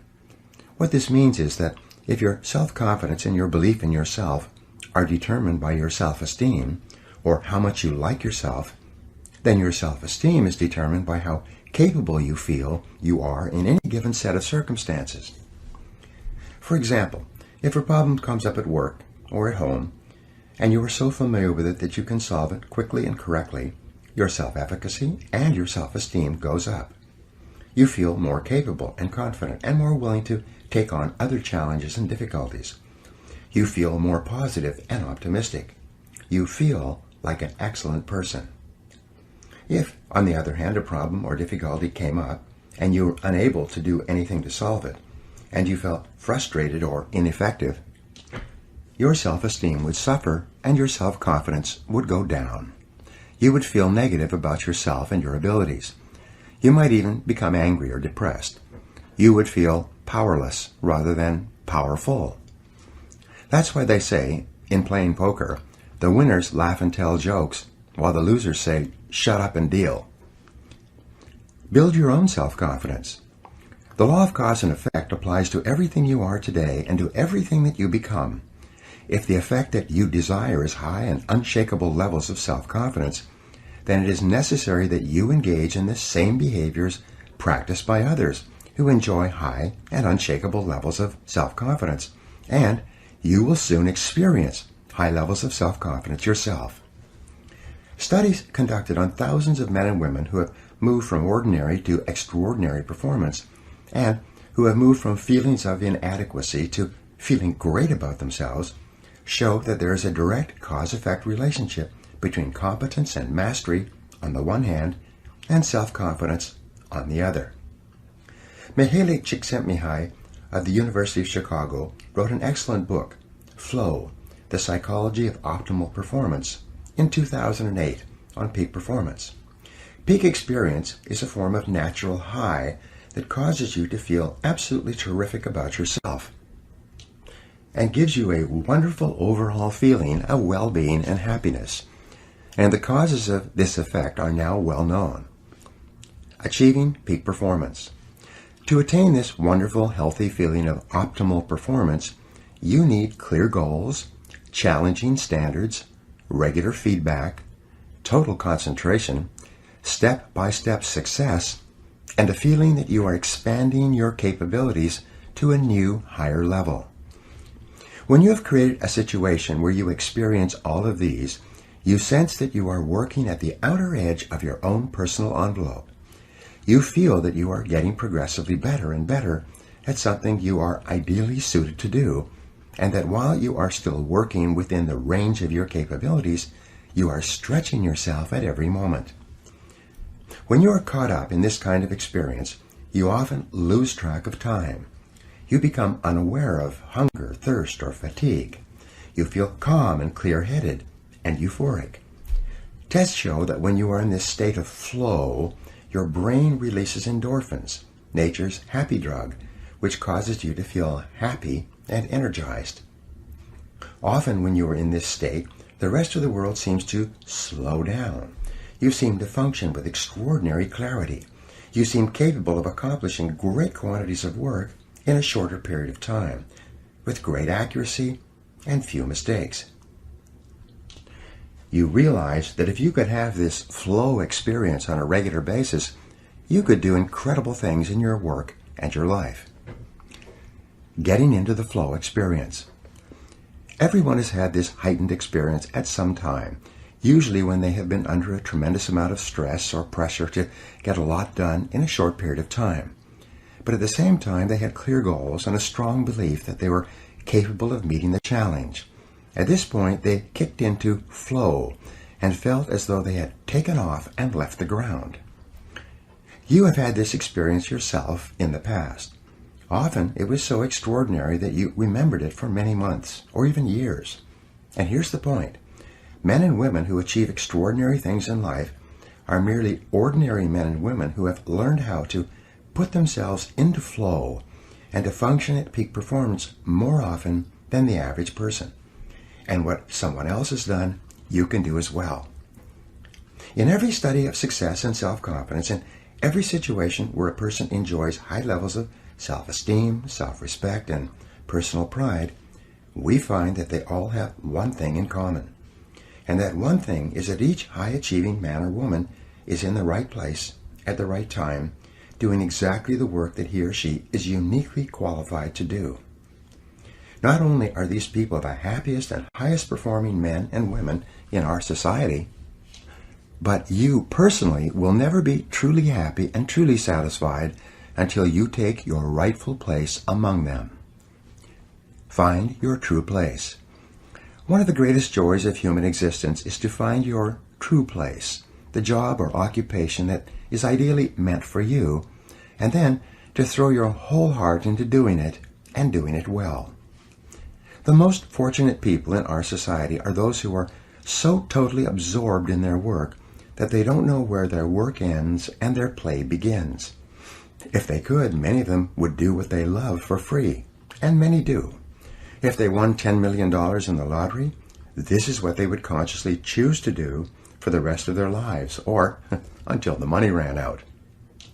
Spiritual teacher Emmett Fox referred to this as your heart's desire. He said that you are here on earth to do something special, something that perhaps only you can do, and that you will never be truly fulfilled until you find it and completely commit yourself to it. And the remarkable thing, said Fox, is that you almost always have an idea of what it is. You only need to listen to yourself and then trust the guidance you receive. Grandma Moses. When Grandma Moses, as she came to be called, was a young farm girl, she had a desire to paint. But her family and friends told her that that was nonsense. They told her that, as a farm girl, her role in life was to marry a farm boy and to have and raise farm kids. So she put her heart's desire aside and did what she thought she was supposed to do. She had children by the time she was out of her teens, and more children in her 20s. In her 40s, she became a grandmother, and in her 60s, a great-grandmother. When she turned 75, her husband was dead and her children were grown, and the doctor told her she was too old to work on the farm any longer. She felt that she didn't have much time left, so she decided to fulfill her heart's desire and to do some painting before she passed on. She went to a nearby town and visited an art store. The person in the art store sold her some paints and canvases and brushes and showed her how to use them. She went back to her farm and sat down and began painting what came to be called primitive American landscapes. Grandma Moses finished her first painting when she was 78. When she was 101 years old, a major gallery in New York held a showing of her works. In the last 10 years of her life, some of her paintings were selling for more than $100,000 each. Now here's the rub. She was told as a young girl that she couldn't paint because it cost too much and no one could afford it. Yet, when she began painting, she earned more in a year from her paintings than she and her husband had earned in an entire lifetime of hard work on the farm. She was not only a complete natural, she was also a totally original talent. It's been estimated that If she had begun painting in her late teens, as she really wanted to do, and her paintings had been as successful commercially as they still are today, she might have become one of the richest women in America. Follow your heart. The history of the human race is written in the life stories of men and women who followed their heart's desires and did what they were uniquely qualified to do, and did it with all their heart. And no matter what your situation is, this possibility lies open to you right now. Colonel Harlan Sanders was 66 years old before he sold his first chicken based on his Kentucky Fried Chicken recipe. He had been working as a cook and as the owner of his own small cafe all his life, preparing fried chicken with his recipe. Then, at the age of 66, when he started doing what he should have been doing decades before, he began building his franchise business and became one of the best known and wealthiest people in the world. A young man, 16 years old, one of my students, became so excited about his potential that he started his own food service business, made a success of it, and sold it out at a profit by the time he was 18 years old. His accomplishment and his confidence as a result were so impressive that when he went to work for a major grocery chain, they promoted him up the ladder so fast that before the end of his 18th year, he became the youngest full manager of a major grocery store in America, and he loves every minute of his work. Courage and confidence are essential. Countless men and women have written to me and returned to my seminars around the country and told me that summoning up the courage to do what they really wanted to do was the turning point in their lives. Some of them had dramatically increased their incomes 5 and 10 times, although many had not. In every case, they were working harder than ever before, but as a result, they were happier than they had ever been. Their postures are strong and straight. Their eyes shine, their voices are clear, their language is positive, and it's obvious that they're really enjoying their lives. They have a calm, quiet confidence in themselves that is unmistakable and makes them stand out from others around them. Your development of competence and mastery, and the self-confidence that goes with it, actually begin with self-analysis and self-awareness. Socrates said that the beginning of all wisdom and understanding is contained in the words, "Man, know thyself." And in analyzing yourself to determine what it is that would be ideal for you to do, there are 6 approaches you can use. First, ask yourself these questions. 1. What talents, skills, and abilities do you have that seem to be natural to you? 2. What have you been able to do easily and well in the past that seems to be difficult for other people? 3. What subjects in school and what parts of your work have you naturally gravitated toward? 4. What did you most enjoy doing between the ages of 7 and 14? Ask your mother. This is often a predictor of what you should be doing as an adult. 5. What parts of your work do you love to do and seem to do well? And 6. What work or activities give you a natural high?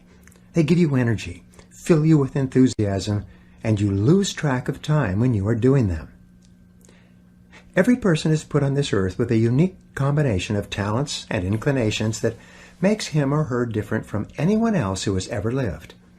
And it is only when you find the special situation that can most benefit from your unique capabilities that you will be able to make the greatest contribution and enjoy the greatest rewards, both tangible and intangible. Finding the right job for you and then becoming excellent at that job is one of the chief responsibilities of adult life. The 4 quadrants of work. An excellent exercise in self-discovery is for you to divide your work activities into 4 quadrants. This was first suggested by Viktor Frankl, the founder of logotherapy. The 4 quadrants are divided up by hard to learn versus what is easy to learn, and what is hard to do versus what is easy to do. Quadrant 1. In the first quadrant, you find those jobs and activities that are hard to learn and hard to do. These are probably areas for which you have no natural facility and from which you get very little pleasure, like a salesperson having to do detailed account reports or financial analysis, or a computer programmer expected to make sales calls or do public speaking. The individual and the occupation are not suited to each other. They are hard to learn and always hard to do. Quadrant 2. This quadrant contains things that are easy to learn but hard to do. Hard physical labor might fall into this category, like digging a ditch with a shovel. It's easy to learn, but it's always hard to do. Quadrant 3. This quadrant contains those jobs or activities that are hard to learn but easy to do. Driving a car or typing with a keyboard might fall into this category. They are difficult to learn at first, but once you have learned them, they're easy to do afterwards. Quadrant 4. This quadrant, in terms of what you should ideally be doing, is the most important. These are the jobs that are easy to do, and they were so easy to learn that you often forgot how you learned them at all. These are invariably the types of jobs or the kind of work at which you excel and which are almost effortless for you, although they may be difficult for others.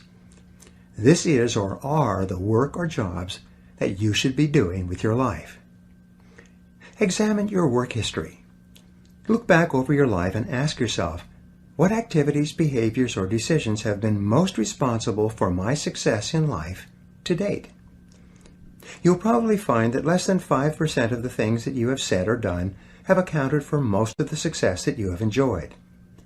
You may find that it was your unique ability to solve a particular kind of problem or to take advantage of a particular type of opportunity. You may find that your special talent was an interpersonal skill that enabled you to influence and persuade other people at a particular time and place. You may find, upon analysis, that it was an ability to take charge and accept responsibility for accomplishing a particular goal.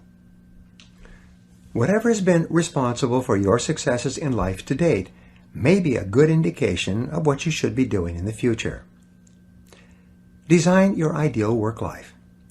Describe in detail the amount of money you would like to earn, the kind of work you would like to do, the size and character of the company you would like to work for, the type of people you would like to work with, the kind of customers that you would like to sell to, and the level of responsibility or position you would like to attain. As you think through the kind of job that would make you happy, you may find that it is a completely different field than the one you are in now. A woman who was working as an accounting clerk at a computer sales company in New Jersey noticed how much the salespeople were earning and decided that she wanted to get into telephone sales herself. When she applied for the job, she was told that the two occupations, selling and accounting, were totally different and that a person from accounting had very little probability of success in selling. But she kept asking for a chance to try selling, and finally, she was given a chance to replace a salesman who was on vacation. Today, the company sells more than $17 million per year in software and computer peripherals, largely over the phone. This woman is so good at selling that she accounts for more than 50% of the total revenues. She went from earning $2,500 per month to almost $500,000 per year. Best of all, she has never been happier in her whole life when she started doing something she cared about. Maximize your return on energy. Analyze your work based on the measure that I call return on energy.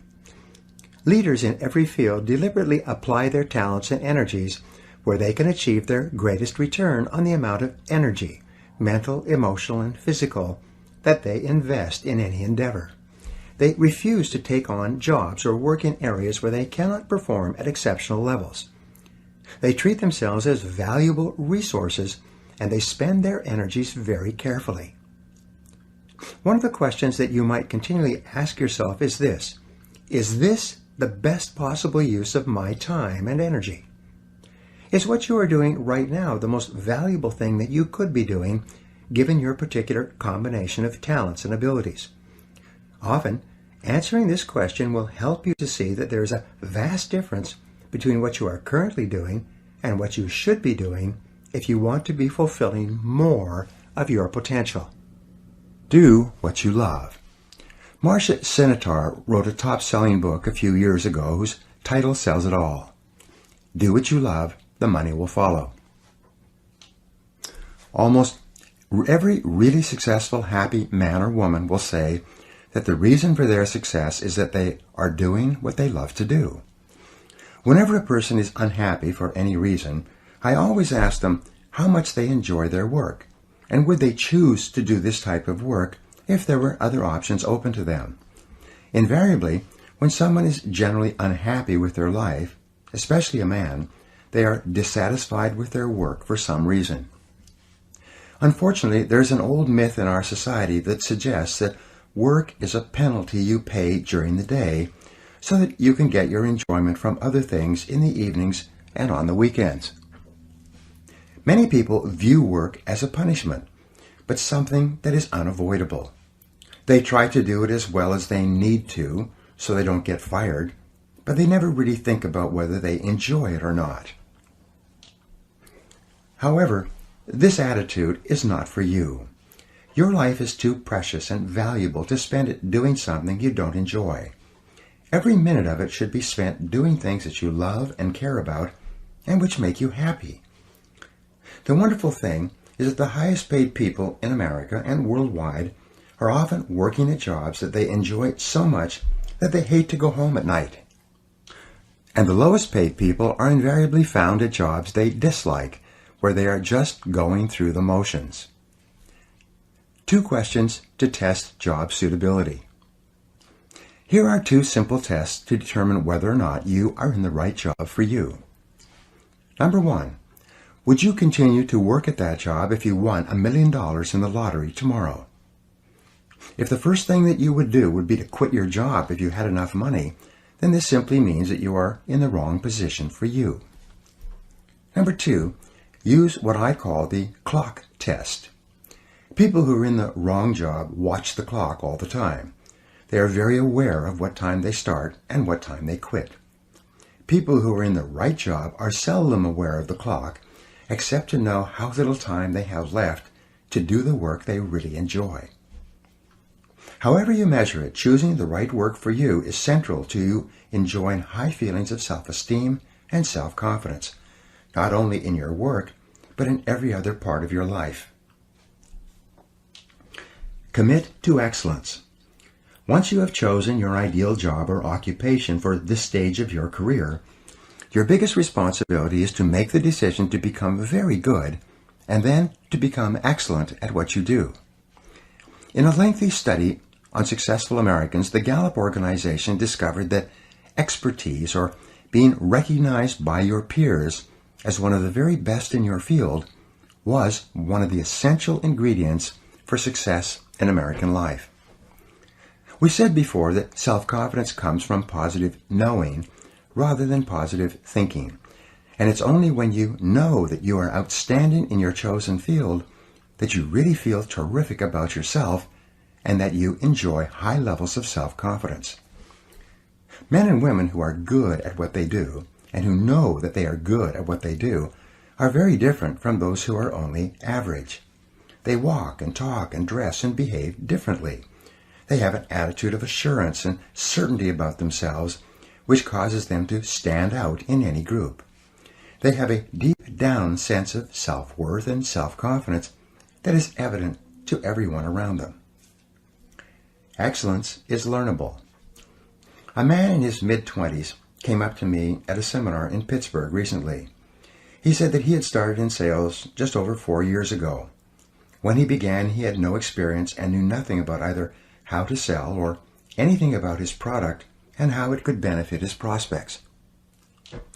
He told me that his basic sales training was provided to him by his manager in the form of my audio program, The Psychology of Selling. As he listened to this program, which taught him how to sell professionally step by step, he became excited about learning and about professional development. He listened to the audios over and over and then bought additional audio programs and began reading voraciously in the field of selling. He told me that in his first year in a very competitive market, he earned $22,000. But as he read and listened to audio programs and attended seminars, he got better and better. In his second year, he earned $48,000.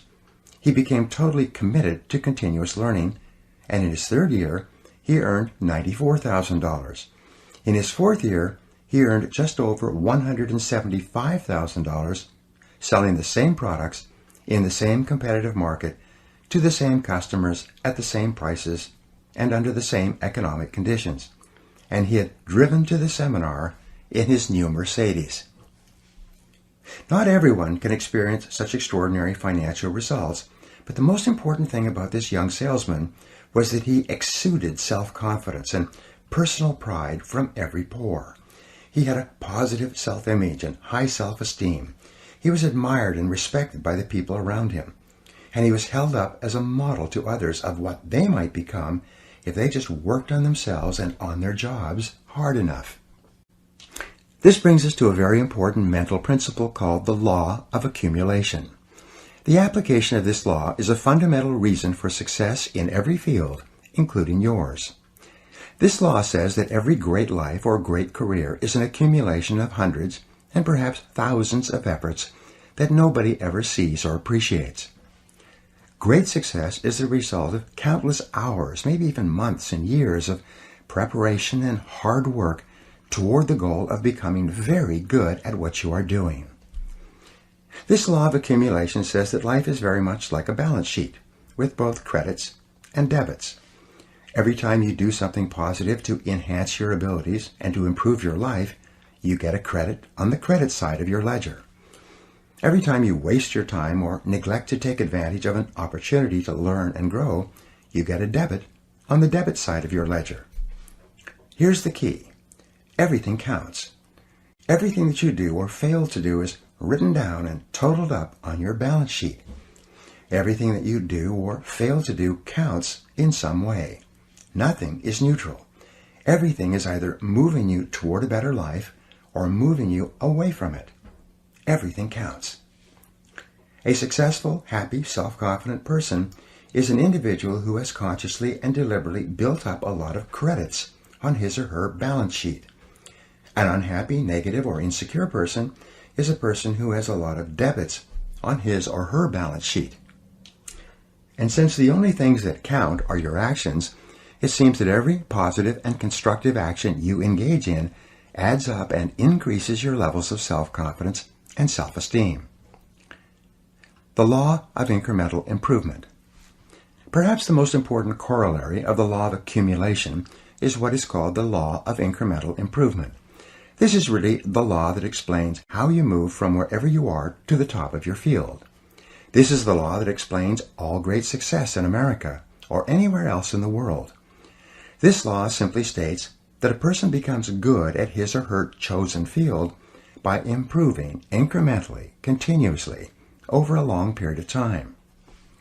My friend Darren Hardy has written a book entitled The Compound Effect, in which he explains how it is that everything positive you do in your life compounds and multiplies, growing with force and power over the months and years.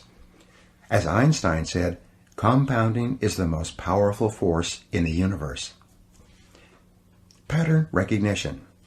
In a study on the subject of mastery, reported on in the magazine Psychology Today some years ago, the researchers concluded that mastery consisted of the ability to recognize a great variety of patterns in a given situation based on what they called a high level of integrative complexity. Integrative complexity is defined as the ability to recognize patterns in a situation and to accurately predict what is likely to happen and the best action to take based on previous experiences with similar situations. For example, a salesperson would achieve a high level of confidence and capability in a sales situation by having both studied his or her profession and by having been in countless previous sales situations. He or she would have developed the ability to integrate his knowledge and experience and to recognize a particular pattern in the sales situation based on previous sales situations that were similar to this one. An excellent business person is one who has developed this same capability of recognizing a pattern when it occurs again, drawing upon previous experiences, and is therefore able to respond effectively and do and say the right things to complete the business transaction successfully or make the correct investment decision. The Grand Masters. The researchers found that a Grand Master in chess, for example, was able to recognize as many as 100,000 different patterns or layouts on the chessboard and had developed a strategy to deal with each one. A national chess champion was able to recognize perhaps 50,000 patterns. A tournament chess player was able to recognize perhaps 10,000 patterns on the chessboard, and so on.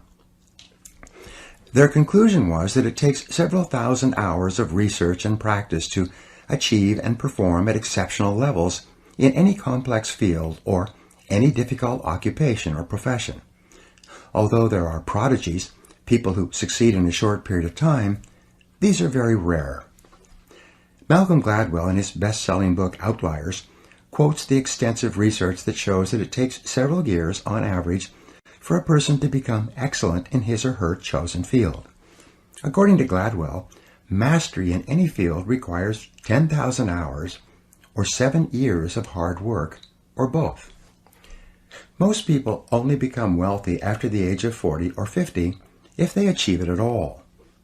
It takes them many years of hard work, continuous learning, and experience to develop an extensive enough repertoire of patterns so that they can recognize and take advantage of opportunities that appear to them. Up to that time, they make many mistakes. 2 steps forward and 1 step back, as they say. The foundation of self-confidence. The law of incremental improvement is your key to an unlimited future of success, prosperity, and self-confidence. It doesn't matter where you're starting from. All that matters is where you're going. As Theodore Roosevelt said, do what you can with what you have where you are. By applying the law of incremental improvement to yourself and your work, you can begin moving upward toward joining the great ones in your field. If you are doing what you love to do, and you are doing it with all your heart, by engaging in continuous personal and professional improvement, you can begin to move forward at such a rapid rate that it will astonish you. You've heard of the 80-20 rule, which says that 80% of the income goes to 20% of the people. Your goal, if you are not already there, should be to join the top 20% in your field. If you're in the top 20% already, your job is to get into the top 10%, and then the top 5%, and then the top 4%, and so on. Your goal should be to be the best. Your goal is to be recognized by those around you as outstanding in your field.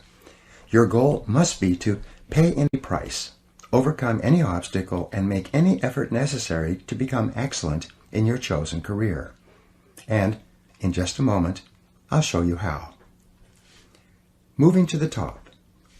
There is one small problem that you need to deal with before you become one of the best in your field. Earlier in this book, I said that most of us grow up with feelings of inferiority and inadequacy. Because of low self-esteem and selling ourselves short, many of us never even think about becoming excellent at our work. It never even occurs to us that we have the ability to learn anything we need to learn to be able to do an outstanding job at anything we put our minds to. The fact is that, generally speaking, you have the capability to excel at anything that is really important to you. If anyone else has achieved a high level of competence in your field, then so can you. All you have to do is do the same things over and over until sooner or later you get the same results that they have. This is the law of cause and effect in action. When you practice this law in conjunction with the law of incremental improvement, you can move from wherever you are to wherever you want to be. Identify your key skills. Just as choosing the right work or career for you requires self-analysis and self-awareness, moving to the top of your field requires that you take your existing position and you break it down into what we call its key result areas, or its core competencies. In every job, and in every company for that matter, there are a few key skills, seldom more than 5 to 7, that determine the success or failure of the person in that job. Wherever an individual is having trouble in his or her career, it is usually because he or she is weak in one or more of these KRAs, or core skills. Wherever a person is successful, it turns out that they are strong in all of the key skills necessary for success in that job. And here's a key discovery. Your weakest important skill determines the height of your success in your work. You could be excellent at 6 out of 7 of your key result areas, but your weakness in the 7th area can hold you back for years. Analyze your skill levels. Your first job is to break your work down into its component parts, its basic skills, its basic key result areas, and then honestly analyze your level of competence in each one by giving yourself a grade on a scale of 1 to 10. For example, if you are in sales, your key result areas or core skills might be prospecting, establishing rapport, identifying problems accurately, presenting solutions, answering objections, closing the sale, and getting resales and referrals from satisfied customers. A weakness in any one of these areas could be fatal to your success and your income. If you're in business, your key result areas could be leadership and management, strategic planning, marketing and sales, staffing and delegating, financial controls and administration, and production and quality controls. Each situation may be slightly different, but the same concept applies. Success begins by analyzing the individual parts of your performance and then by making a plan to become very good in each area. Deliberate practice. One of the most important breakthroughs in personal performance and career success is described in Jeffrey Colvin's top-selling book, Talent is Overrated.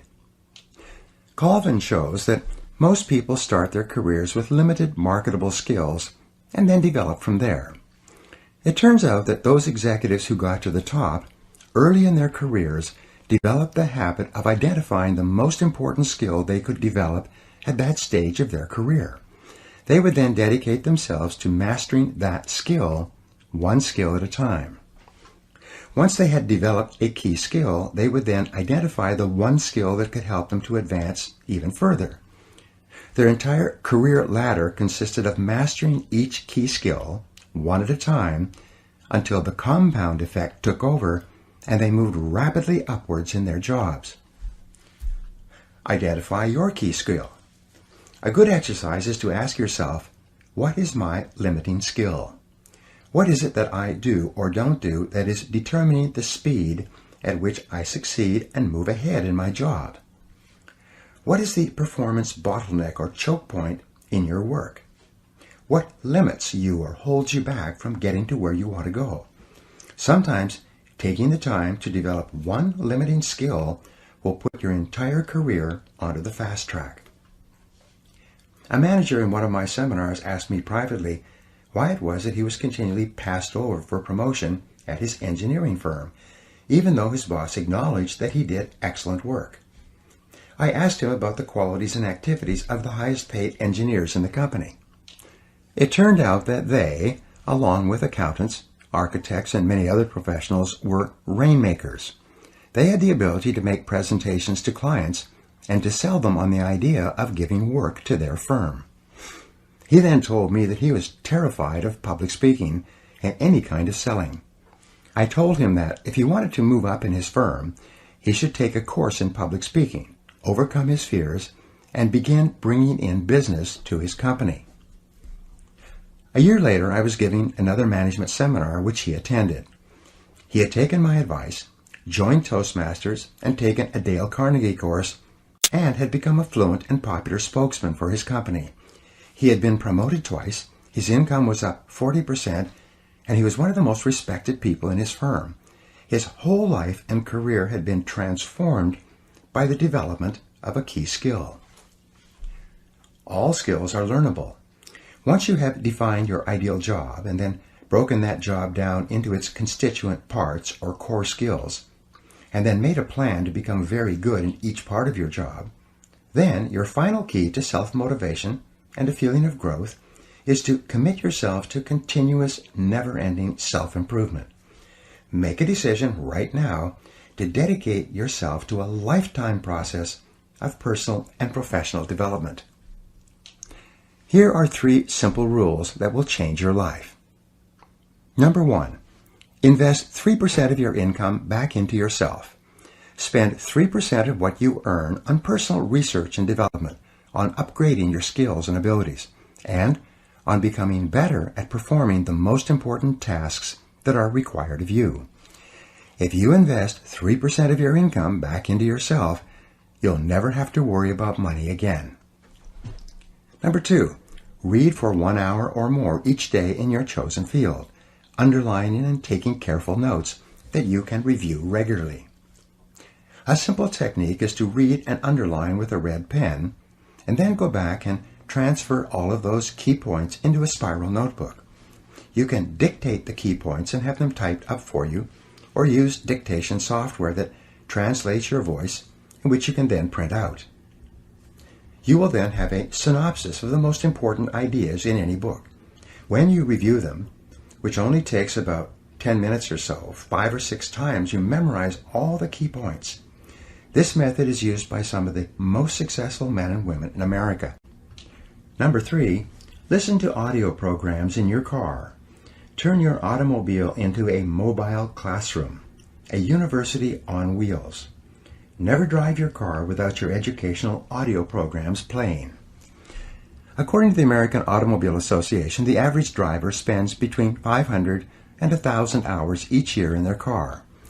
If you turn this driving time into learning time, you can become one of the best educated people of your generation. Your most valuable financial asset. Your ability to earn money by applying your knowledge and skill is the most important single source of money in your life.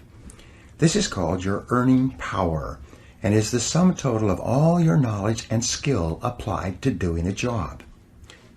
Your earning ability is your ability to get results that someone will pay you for. This capacity represents as much as 80 to 90% of your total net worth. And your earning ability is either an appreciating asset, becoming more valuable each month and year, or a depreciating asset, losing value each month and year because of a failure to continually upgrade your skills. One of the smartest expenditures you can make is to invest in your earning ability to become better at what pays you the most. This continuous investment in yourself will put you behind the wheel of your own life. It will assure you of greater success and self-confidence every day of your life, and by the law of indirect effort, a commitment to yourself will earn you the self-esteem, self-respect, and personal pride that you desire. You will eventually achieve the competence and mastery in your field that generates the feelings of self-confidence that make you irresistible. There is no limit to what you can accomplish if you know the direction that you are going and you are willing to make the efforts to become excellent at what you do. Now, here are some exercises that you can use to apply these ideas. Number 1, make a decision today to become excellent at what you do. Set it as a goal, make a plan, and work on it every day. Number 2, identify the jobs or parts of your job that you most enjoy, and then seek a way to do more and more of those jobs. Number 3, identify those jobs in your career that have been easy to learn and which are easy to do, and look for ways to do more of them more of the time. Number 4, identify the key result areas of your work and give yourself a grade of 1 to 10 in each one. Remember that your weakest key skill sets the height of your success. Number 5, what one skill, if you are excellent at it consistently, would have the greatest positive impact on your career. Number 6, develop a continuous learning plan for yourself and dedicate yourself toward getting better and better at what you do. And number 7, identify the most important result or results for which you are paid and resolve to get more and better of those results every day. Chapter 4. the inner game of self-confidence. Confidence doesn't come out of nowhere, said Roger Staubach. It's a result of something, hours and days and weeks and years of constant work and dedication. Aristotle wrote in his famous Nicomachean Ethics that the common aim of mankind is to be happy, however each person defines happiness. One thing we know is that the more confident and the better we feel about ourselves, the happier we are and the more effective we seem to be in everything we do. Self-confidence, however, is really a state of mind based on your belief systems. Belief, or faith, enables you to act boldly in the face of uncertainty.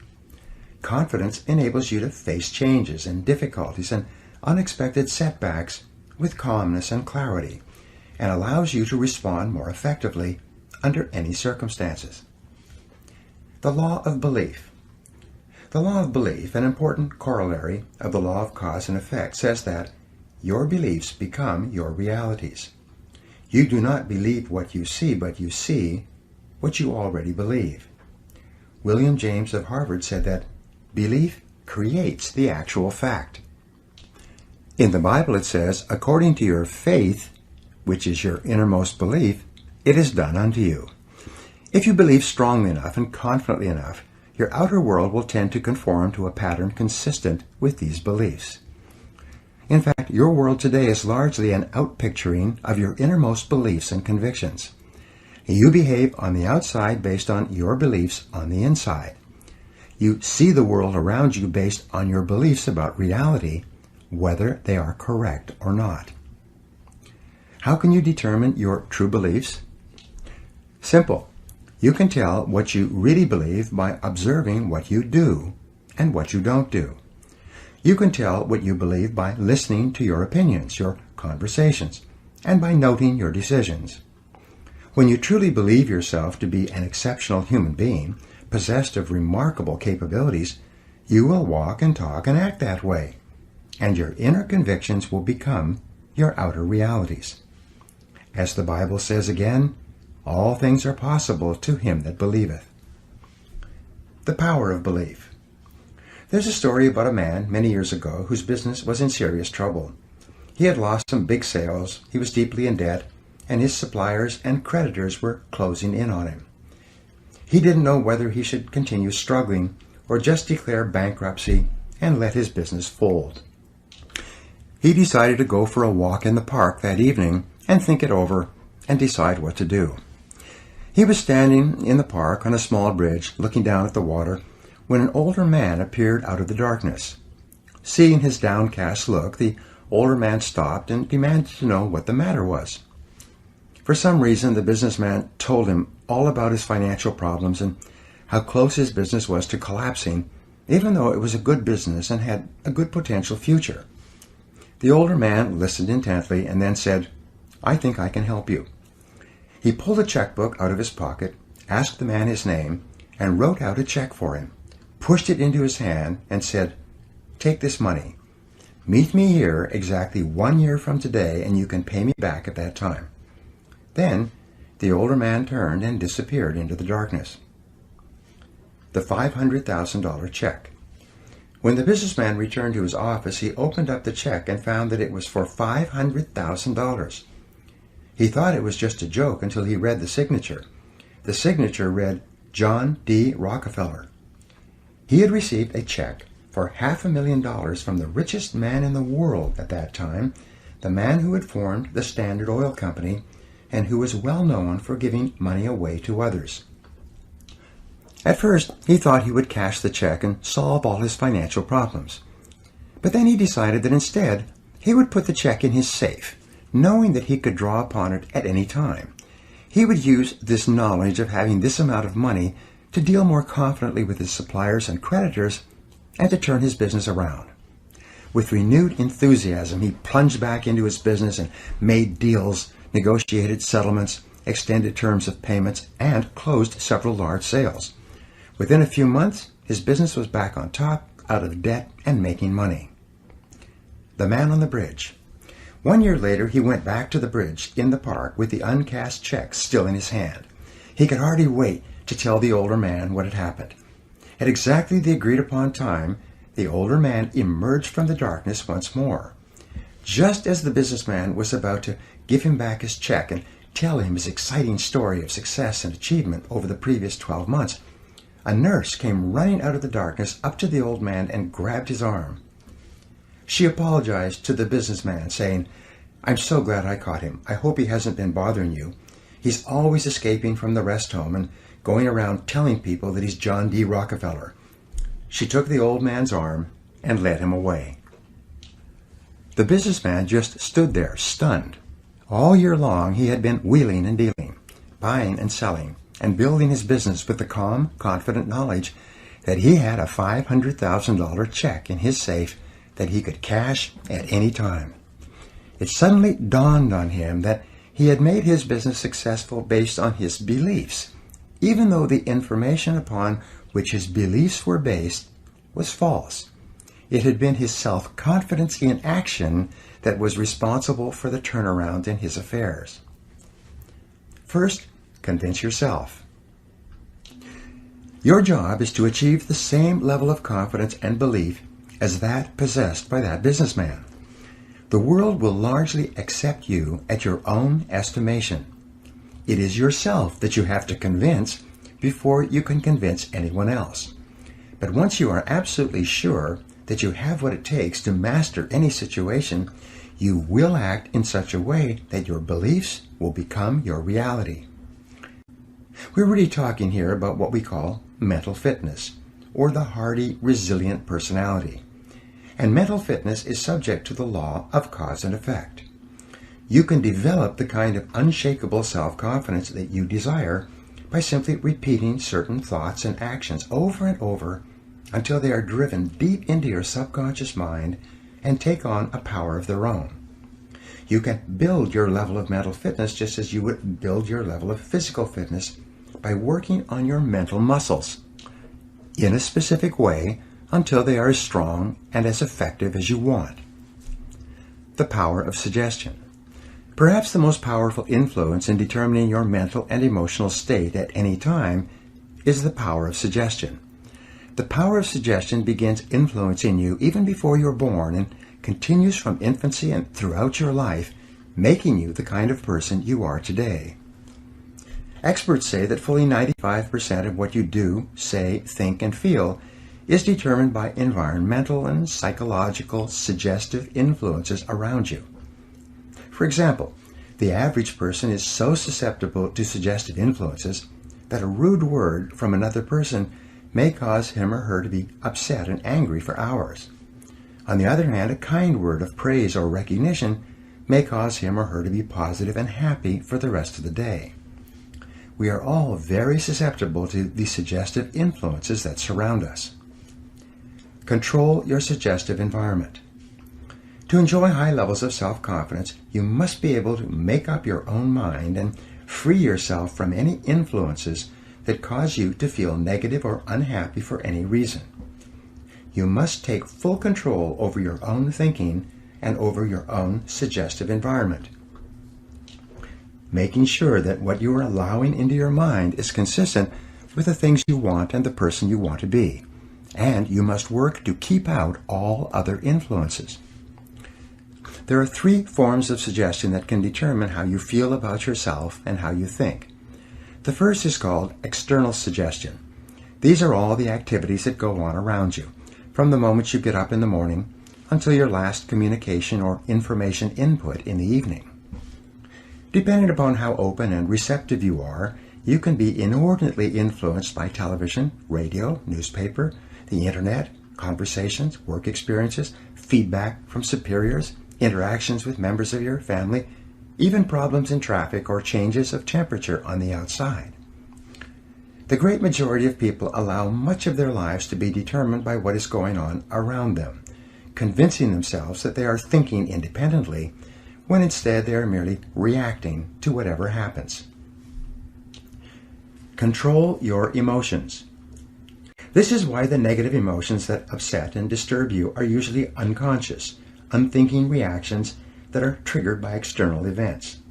We know this is true because no one would consciously and deliberately decide to feel negative, angry, or upset. When people are in control of their emotions, they choose to feel happy. For example, one of the most common expressions of negative emotions has to do with what are called conditioned responses. These are automatic responses that we engage in when somebody pushes one of our hot buttons. A hot button is a habitual negative way of reacting to an experience or to something that someone says. Each person has a series of these buttons, and when we know a person well, especially in an intimate relationship, we know just what buttons to push to get whatever reactions we want. When one of your buttons is pushed, such as when someone mentions someone or something that you feel very strongly about, you respond with anger and defensiveness. If you hate to get cut off in traffic and somebody cuts you off inadvertently, your hot button will be triggered and you'll be talking angrily to yourself and to anyone else who will listen for the foreseeable future. Think before you react. One of the ways to take control over your mind is to identify the various external factors that cause you to become angry or upset in advance. Make a list of everything that happens where you have a tendency to respond negatively. Then, consciously make the decision that, in the future, when one of these issues comes up, you will instead respond calmly and positively and not allow yourself to become upset and angry. Each time something happens that would normally trigger a negative response from you, consciously decide not to respond or to react in any way. Smile, take a deep breath, and remain calm. The more you practice this, the easier it will become. You will become more positive and optimistic. Your self-confidence will go up and you will feel more in charge of your own life. You will begin to free yourself from being a slave to external suggestions that control your mental state.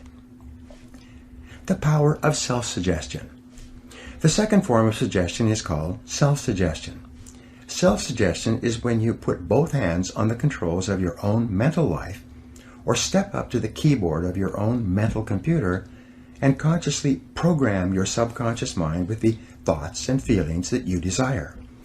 Self-suggestion is your key to building the kind of belief system deep within yourself that leads to unshakable self-confidence. And the reason that self-suggestion works so well is because of the law of substitution. The law of substitution says that your conscious mind can only hold one thought at a time, positive or negative. If you consciously choose to hold a positive word or picture in your mind, you simultaneously block out the various inputs from external sources that might cause your thinking and feeling to be negative or inconsistent with your true desires. For example, if whenever you begin to feel tense or uneasy or angry about something, you instead switch your mind and start thinking about your goals, your mind will switch from negative to positive instantly, and you will feel good about yourself again. The thought of a goal, which is positive and future-oriented, is inherently uplifting. You cannot think about your goal and be upset or angry at the same time. By using the law of substitution, you take full control over your suggestive environment and over the information that reaches your subconscious mind. Make self-control into a game. When something negative or unexpected happens to you, immediately seize upon the moment as an opportunity to demonstrate calmness and self-control. Make it a game. Instead of allowing yourself to feel negative, deliberately force yourself to substitute something positive. Here's an affirmation that's been very helpful to me. I repeat it over and over until it becomes automatic in almost every situation. When something goes wrong, I immediately catch myself by saying, every situation is a positive situation if viewed as an opportunity for growth and self-mastery. Whatever it is, I take a deep breath, relax, smile, and say, every situation is a positive situation if viewed as an opportunity for growth and self-mastery. I then look within the situation for something that I can learn that will help me to grow and develop greater self-mastery. This is a simple mind game that enables me to stay relaxed and in control of my emotions, and it will work for you as well. Just give it a try. The power of autosuggestion. Autosuggestion takes place when you have repeated messages to your subconscious mind so often that they take on a power of their own. They function automatically. We have found continually that happy, optimistic people have programmed themselves to respond in a happy and optimistic way to almost every situation. And you can do the same thing. All of life is bound up and determined by your responses. It's not what happens to you, but how you react to what happens to you that counts. It's not the cards that you are dealt, but the way you play the cards that determine how well you do in the game of life.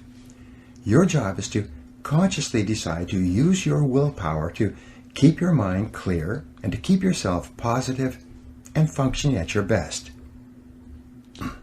A quick review.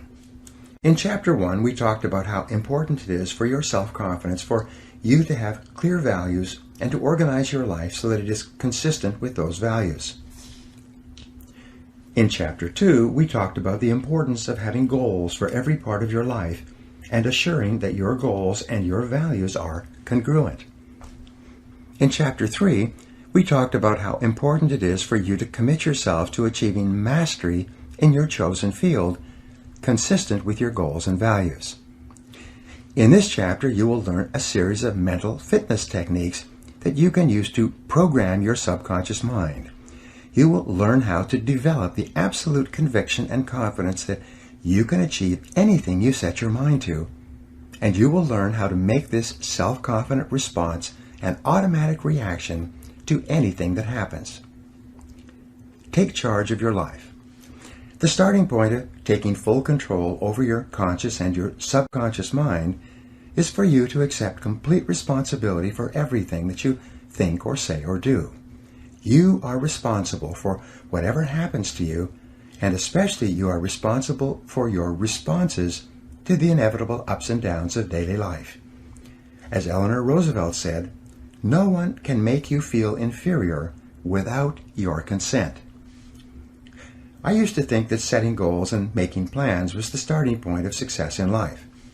After a while, I changed my mind because I realized that something else actually comes first. What comes first is the acceptance of complete responsibility for yourself and for everything that happens to you. Real maturity begins when you finally realize that no one is coming to the rescue. It is only when you accept total responsibility for your life situation with no excuses and no blaming of others that you move into a mental position to kick the long ball in your own life. It's only when you have accepted 100% responsibility for yourself that you are ready to take the next step and decide exactly what it is you want and exactly what it is you want to do. Accepting responsibility is not an option that is open to the individual. It is mandatory. It is an absolute fact of human existence. You do not have the luxury of blaming others or making excuses for parts of your life that are not satisfactory. As Henry Ford II said, "Never complain, never explain." No one makes you do anything or feel anything. You are where you are and what you are because you have decided to be there. Everything that you are or ever will be is entirely up to you. If there's any effect in your life that you're not happy about, it is solely up to you to change the causes. You are completely responsible.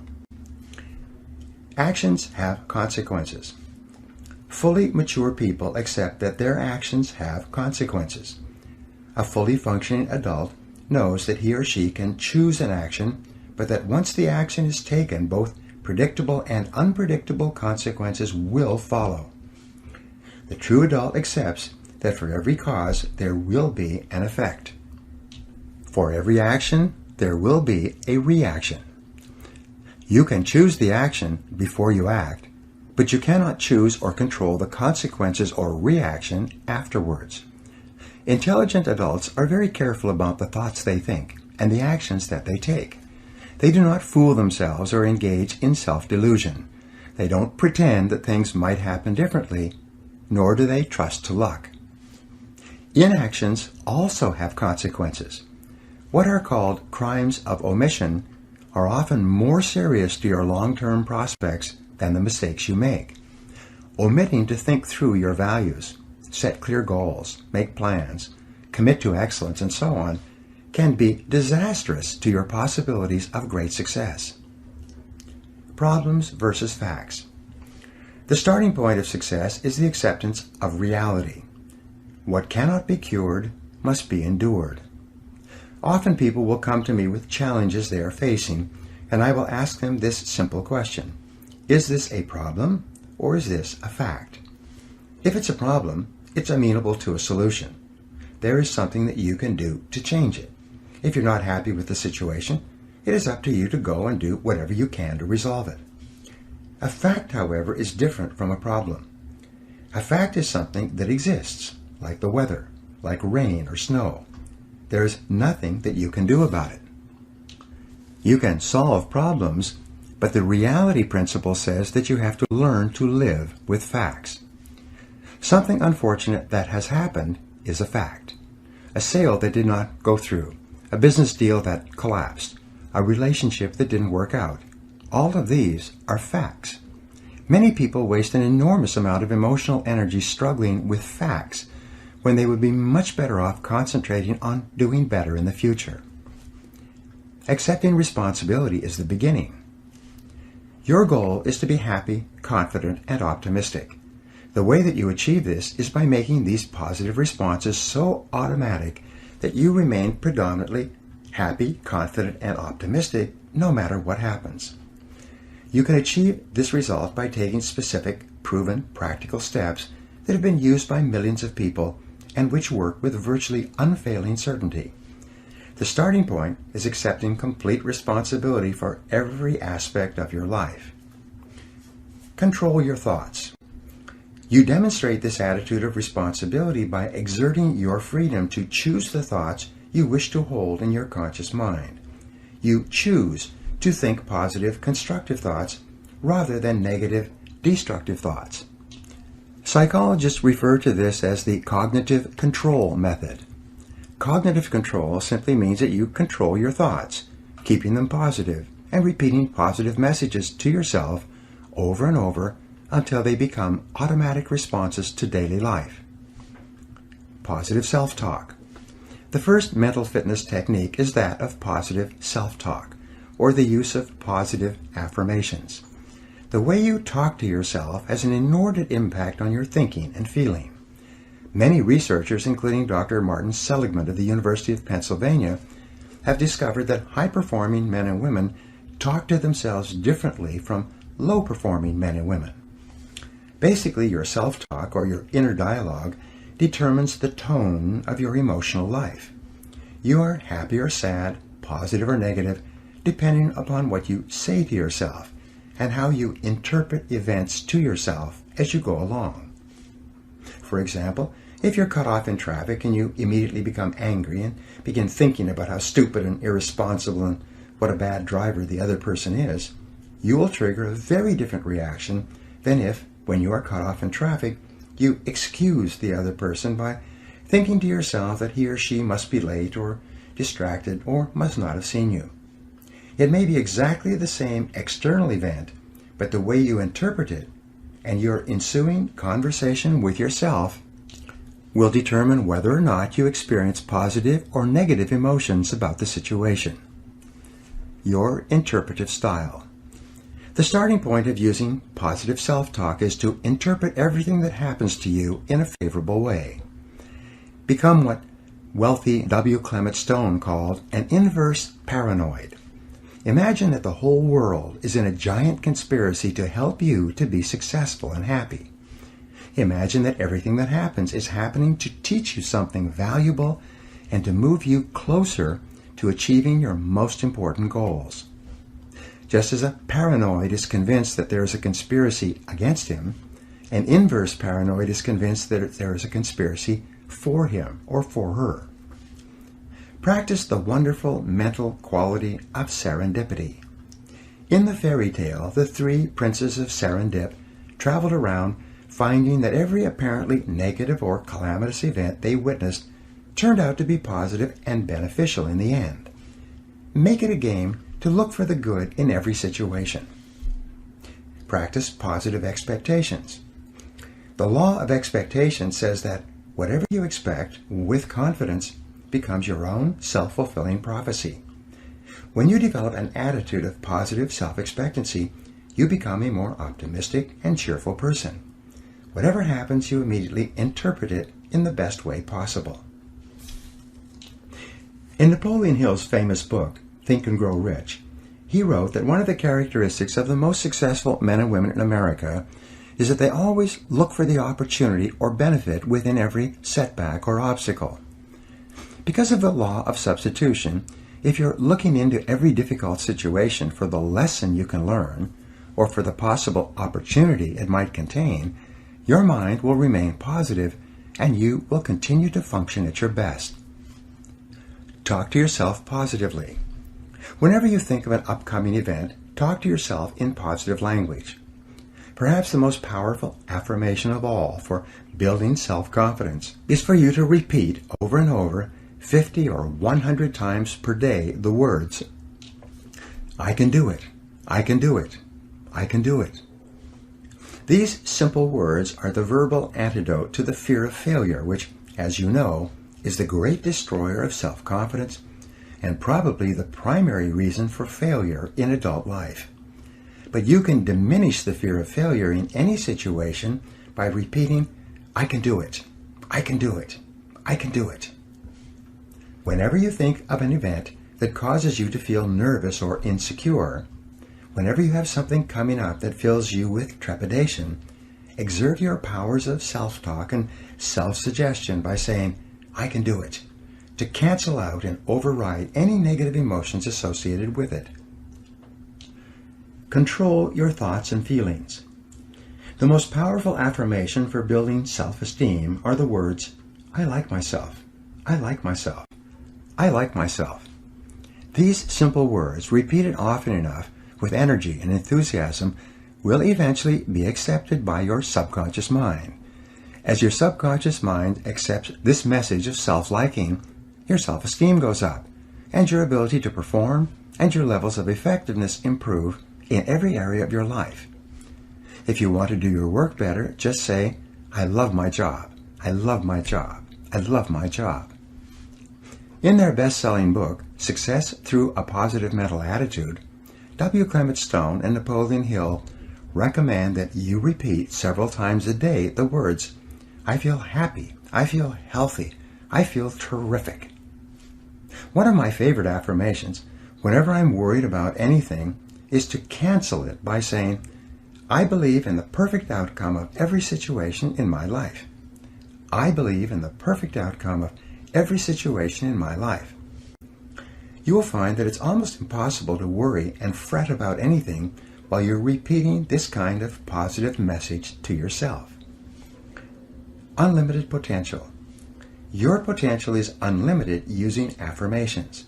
Remember that affirmations are a way of programming your subconscious mind. By repeated affirmations, you can instill within your mind powerful, positive commands that will eventually determine your automatic thoughts, feelings, and responses. In order for affirmations to work, they must be phrased using the 3 Ps. They must be in the present tense, positive, and personal. The affirmations, I can do it, I like myself, I feel terrific, are all positive, present tense, and personal. The subconscious mind is very literal in nature and can only accept commands phrased in the present tense. For some reason, it ignores negative commands and focuses only on the positive message. If a person says, I will not smoke again, the subconscious mind drops out the will and not and only accepts the message, I smoke again, I smoke again. It's better to say, I am a non-smoker.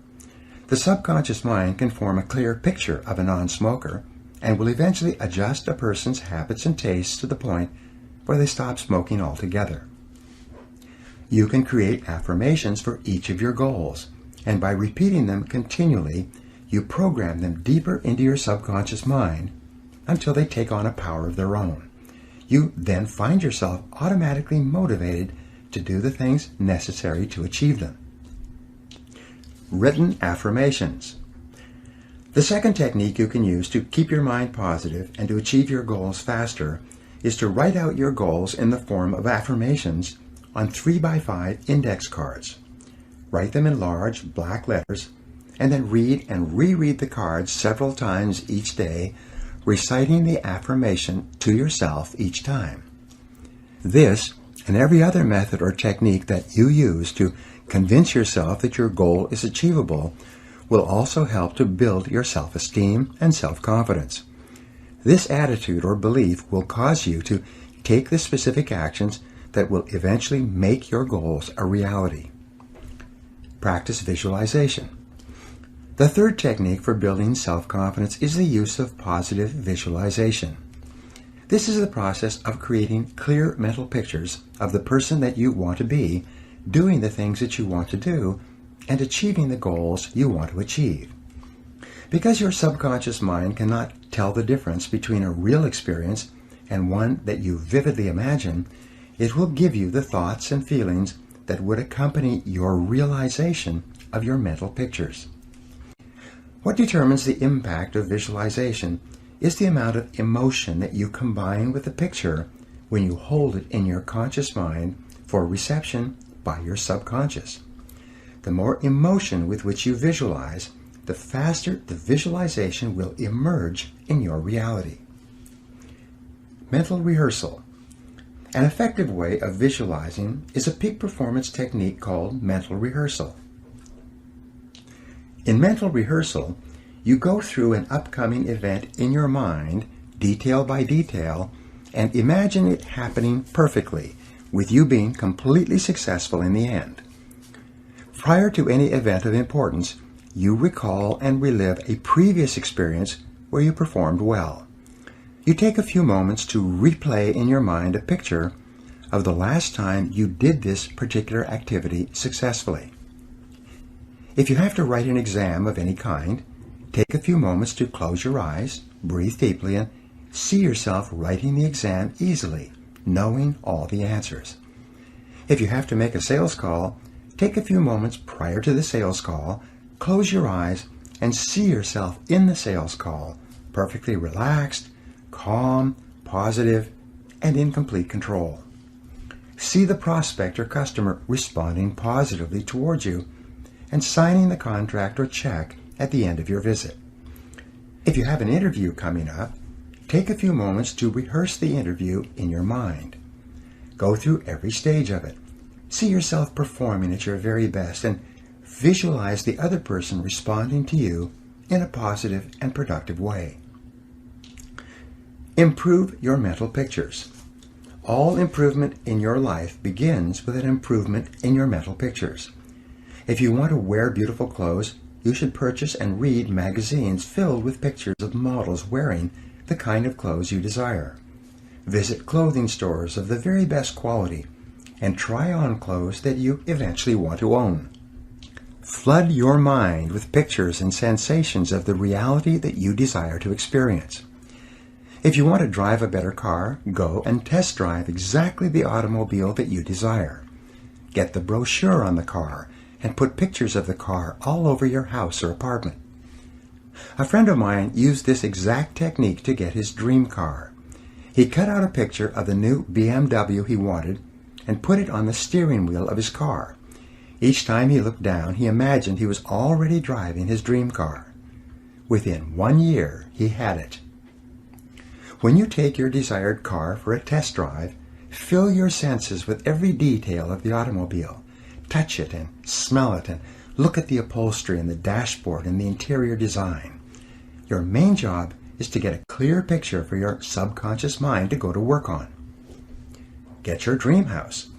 If you wish to live in a nicer home, go out to open houses in the neighborhood that you desire to live in.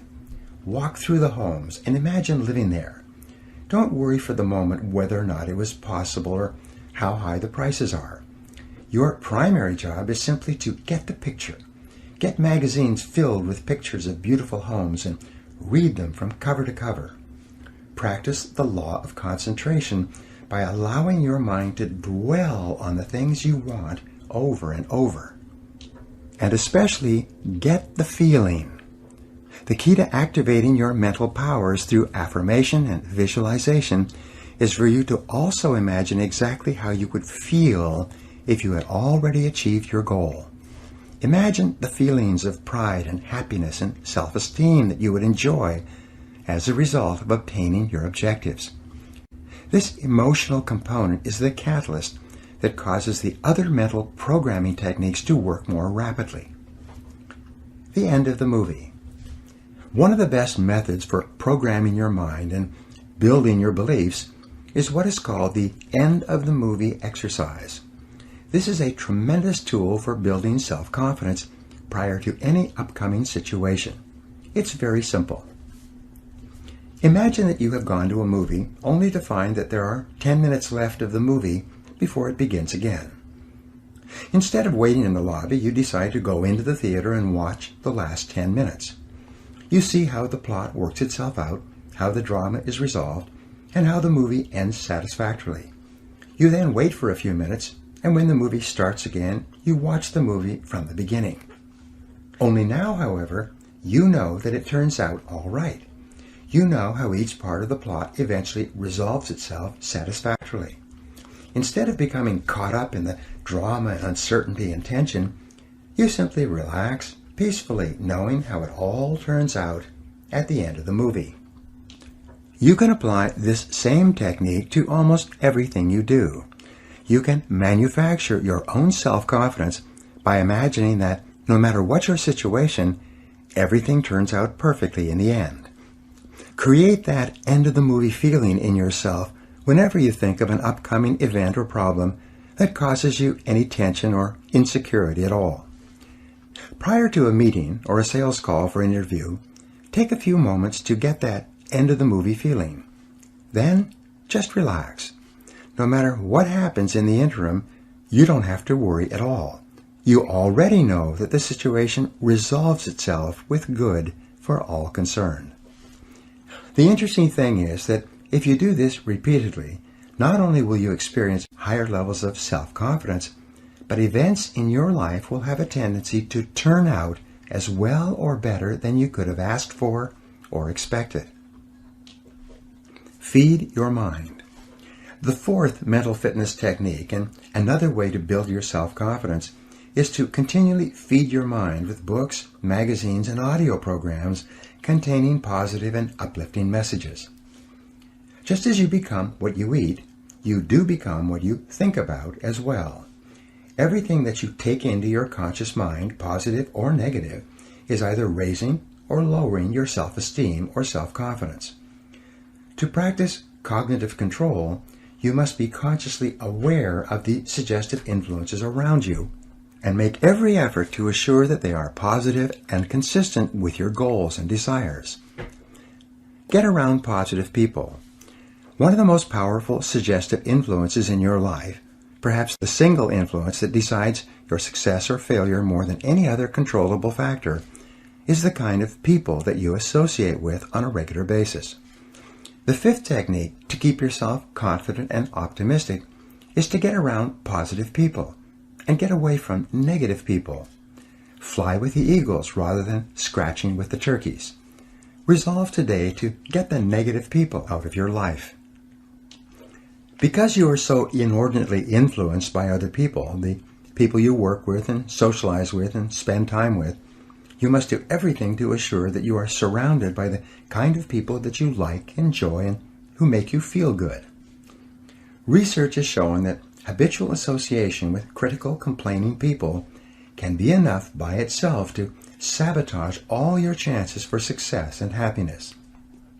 Negative people drag you down. They rob you of energy and enthusiasm. Attract positive people into your life. Fortunately, the law of attraction works very quickly when applied to people.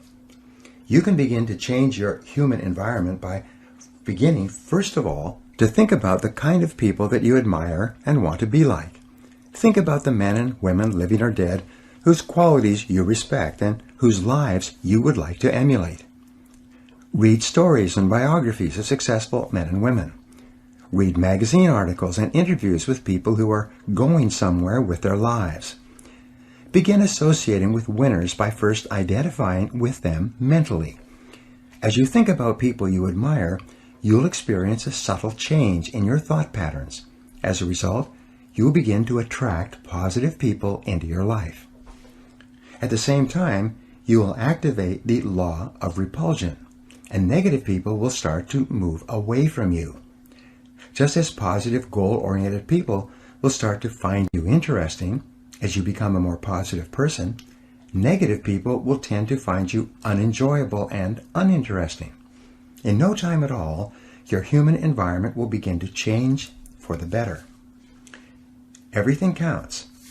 And by the way, if all these exercises in mental programming seem like a lot of work, remember that both actions and inactions have consequences. Like the law of sowing and reaping, whatever you sow or fail to sow is going to determine what you reap in the end. The law of accumulation reminds us that everything counts. Every positive step you take is moving you toward building a great life for yourself. Every positive word or thought or image is deepening your belief and increasing your confidence in your ability to achieve wonderful things. Finally, remember the law of reversibility.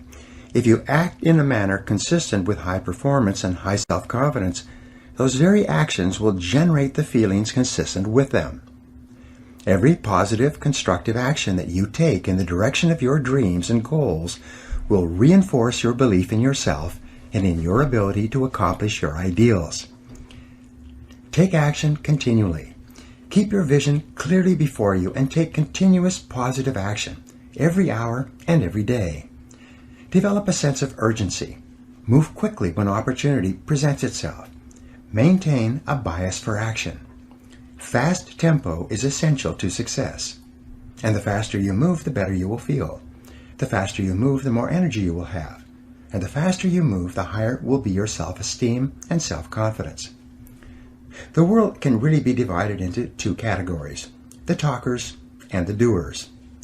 The world is full of talkers who seem to be convinced that if they talk about it enough, it's the same as actually doing it. But you are a doer, and it is always the doers who have been the movers and shakers throughout all of human history. It is the men and women who think, plan, and then take consistent, persistent action who make things happen.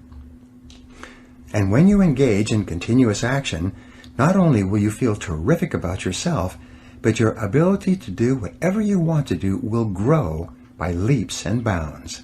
You will eventually become unstoppable. Now here are some action exercises you can do to apply these ideas.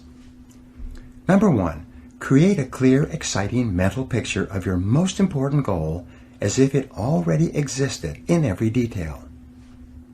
Number 2, each day, act as if you were already the positive, self-confident, successful person that you're going to be. Number 3, practice mental rehearsal prior to every event of importance. Close your eyes, take a deep breath, create a mental picture of complete success, and get the feeling of calmness and confidence that you desire. Number 4, resolve today to accept complete responsibility for your life, for everything you are today, and for everything that you will ever be in the future.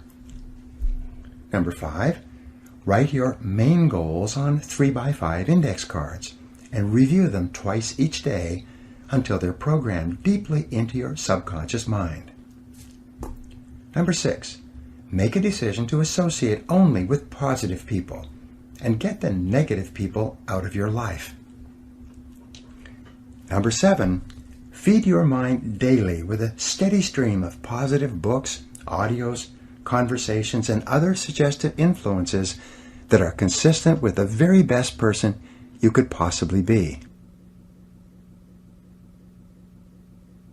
Chapter 5, Capitalizing on Your Strengths. Booker T. Washington once wrote, "I have learned that success is to be measured not so much by the position one has reached in life as by the obstacles he has overcome while trying to succeed." Self-confidence goes hand in hand with winning, with self-esteem, with success and happiness in everything you do. The more self-confidence you have, the more things you will try, and by the law of averages, the more things you are likely to achieve. The more self-confidence you have, the less you will be affected by temporary setbacks and disappointments. The more self-confidence you have, the more likely it is that you will have a long, exciting life full of riches and rewards and self-satisfaction. And achieving these goals is the whole aim of this program. One of the starting points of self-confidence is for you to recognize that you have tremendous strengths of ability and character that you can bring to bear to accomplish almost anything you want. You are extraordinary. The odds are more than 50 billion to 1 against there ever being anyone with the unique combination of talents, skills, and abilities that you bring to your life and to your world. And the incredible things that you can do and be, no one knows, not even you. But the one thing that we do know is that virtually everything noteworthy that you will ever achieve will come from your ability to identify your areas of greatest strength and then to capitalize on them in every situation. Your area of excellence. Each person has one or more areas of excellence that, if properly exploited, would enable them to be, have, and do almost anything they could possibly want. Each person, as the result of years of education and experience, has developed possibilities that make him or her different from all other people. And the men and women who are achieving the most in every field are invariably those who have taken the time to identify their areas of greatest strengths and then to capitalize on them continuously. We said earlier that life is the study of attention. Where your attention goes, there will your heart be also. The people, things, and events that hold your attention are indicative of your entire mental makeup. The things you are interested in are an indication of what you should be doing more of. Choose the right field. In one longitudinal study examining 1,500 men and women who started out eager and ambitious at the beginning of their careers, they found that only 83 of them, over the course of 20 years, became millionaires. When they went back and studied the attitudes and decisions of these people, as they had evolved over 20 years, they found that every millionaire had one thing in common. They had all chosen a field they enjoyed and then become totally absorbed in what they were doing. They had gone to work in an area of endeavor in which they were extremely interested and which held their entire attention. They had then thrown their whole hearts into becoming very good in that area, developing the strengths necessary to succeed in that field. They had then capitalized on those strengths by becoming better and better progressively over time. The conclusion of the study was that success, wealth, and happiness seemed to occur when a person was completely preoccupied doing something else. The wealthy people in this study never set out to make a lot of money. Instead, they set out to find a field that they really enjoyed, and then devoted themselves to it. The money came as an afterthought. Happiness and satisfaction. The flip side of this equation is that you will never really be happy or satisfied until you have found a way to apply your unique human capabilities to your life and to your career. In the book Working by Studs Terkel, he reports that more than 80% of Americans do not feel that their full potential is being utilized in their work. They may be busy and they may be reasonably satisfied, but way down deep, they feel that there is far more that they could do if given the right situation and the right opportunity. You probably feel this way yourself from time to time. This is called the feeling of divine discontent. It is a feeling of uneasiness and dissatisfaction that arises whenever you are not fully challenged by what you are doing. To enjoy high levels of self-confidence and self-esteem, you must be working at the outer edge of your envelope. You must be stretching your capabilities continually. You must have a feeling that you are growing day by day with the challenges that your work is putting on you. Without that feeling of challenge and growth, you'll experience a nagging discontent. And this is a good sign. Discontent and dissatisfaction almost always precede a constructive change that forces you to change and starts you growing once more. living congruently. In Chapter 1, we spoke about how important values are to your self-confidence. Men and women with clear values who are living their lives consistent with their highest aspirations are those who have a deep-down sense of self-confidence and well-being. We also said that the most important value you can have is the value of integrity. Integrity is the value that guarantees all the others. Having integrity means that you will not compromise on what you believe to be right in any area. Integrity is absolutely essential if you want to capitalize on your strengths.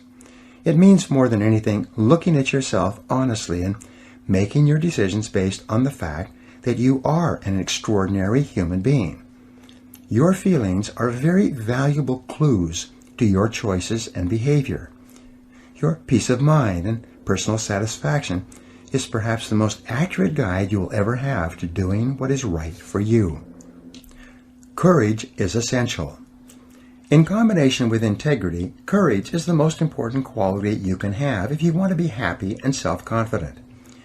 If integrity means being honest with yourself, then courage means having the strength of mind to follow where your heart leads you.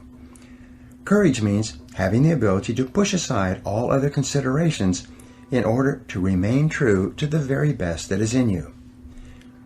Winston Churchill said, "Courage is rightly considered the foremost of the virtues, for upon it all others depend." You know by now that fear is the greatest single enemy of self-confidence and self-fulfillment.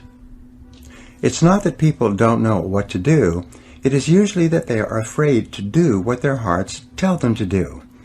But when you build up your courage act by act, you gradually overcome your fears. With courage, your whole world opens up before you. Your self-confidence increases. You reach the point where there are no longer any limitations on what you will attempt and what you will commit yourself to. Follow your heart. One of the greatest of the Impressionist painters was a man named Paul Gauguin. He lived in Paris, had a family, and worked in the post office for many years. But in the evenings he visited the cafes frequented by the Impressionist painters of Paris, getting to know them and asking them questions. He was fascinated by painting. The whole idea of painting absorbed all his attention. It was all he thought about, and yet with a family and a full-time job, there was no way he could devote himself to the painting he wanted so badly to do. One day, in a move that shocked everybody, he gave up his job as a postal inspector, left his family, and moved to the South Sea island of Tahiti. There he began painting, poor quality at the beginning, but gradually improving as he developed his skill. His paintings now are worth hundreds of thousands, even millions of dollars, and hang in the finest museums in the world. He is considered by many to be one of the most important painters of the last 300 years. In a way, he was like Grandma Moses in that he finally decided to follow his heart and concentrate on what he had been interested in for all those years. Be honest with yourself. To follow your heart, you don't necessarily need to make dramatic changes in your life or your relationships. What you do need to do is to see yourself honestly, as you really are, and have the courage to channel your energies and focus your strengths into your areas of greatest potential. And when you do this, you will soon realize that you have made one of the best decisions of your life. Each person has great strengths and potentialities, and each person is put on this earth to harness those strengths and apply them to benefiting themselves and mankind. The life stories of the great men and women of history are usually stories of people who discovered their strengths and utilized them to the fullest degree. Churchill was a great statesman and orator. Florence Nightingale was a tremendous organizer. Florence Chadwick was an incredibly strong swimmer.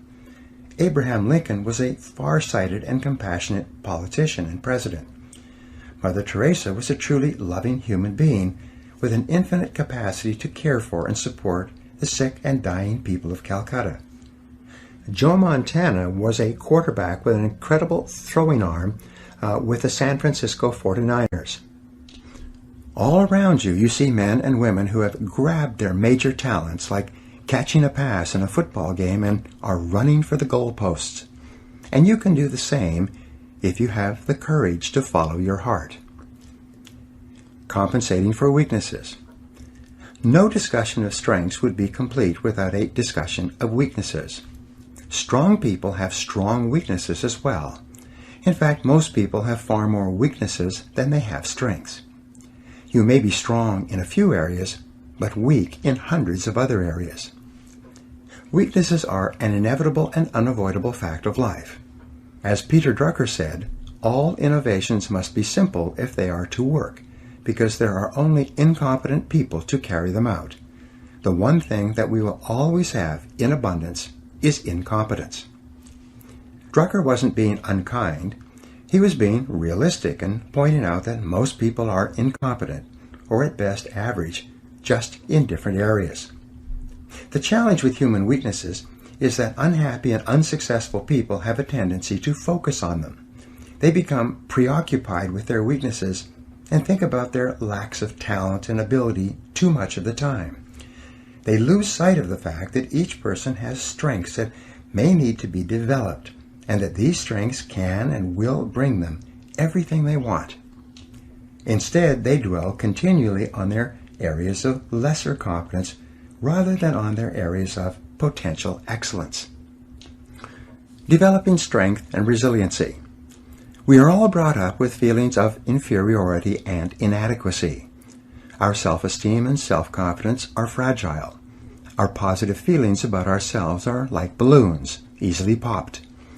We have to work on ourselves for a long time to build ourselves up to the point where we are tough and resilient, especially in the areas where we make mistakes and drop the ball. Every person is a combination of peaks and valleys.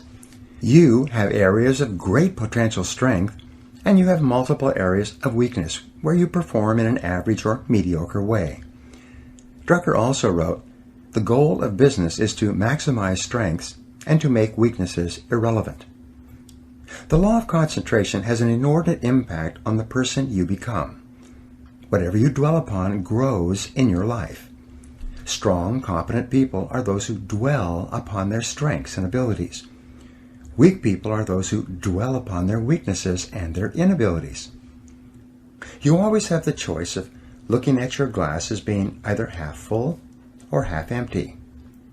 But to develop and maintain high levels of self-confidence and the success and happiness that go with it, you must consciously choose to dwell upon your strengths most of the time. You are a bundle of resources. One of the most obvious characteristics of leaders in life is that they view themselves as bundles of resources that can be utilized in many different ways, like a tool can be used to achieve different results. Leaders are adamant about applying themselves only in those areas where they can perform well and make a significant difference. They focus only in those areas where they can succeed because of their special talents. One of the best questions you can ask yourself over and over is, what can I and only I do that, if done well, will make an extraordinary difference in my situation? The law of concentration also says that all great successes in life come from single-minded, focused concentration on doing one thing or a few things extremely well. Success comes from staying at a particular task, the most valuable and important task you could be doing, until you succeed. Every great human achievement is preceded by an extended period of dedicated, concentrated effort. But there is little to be gained by digging determinedly if you're digging in the wrong place.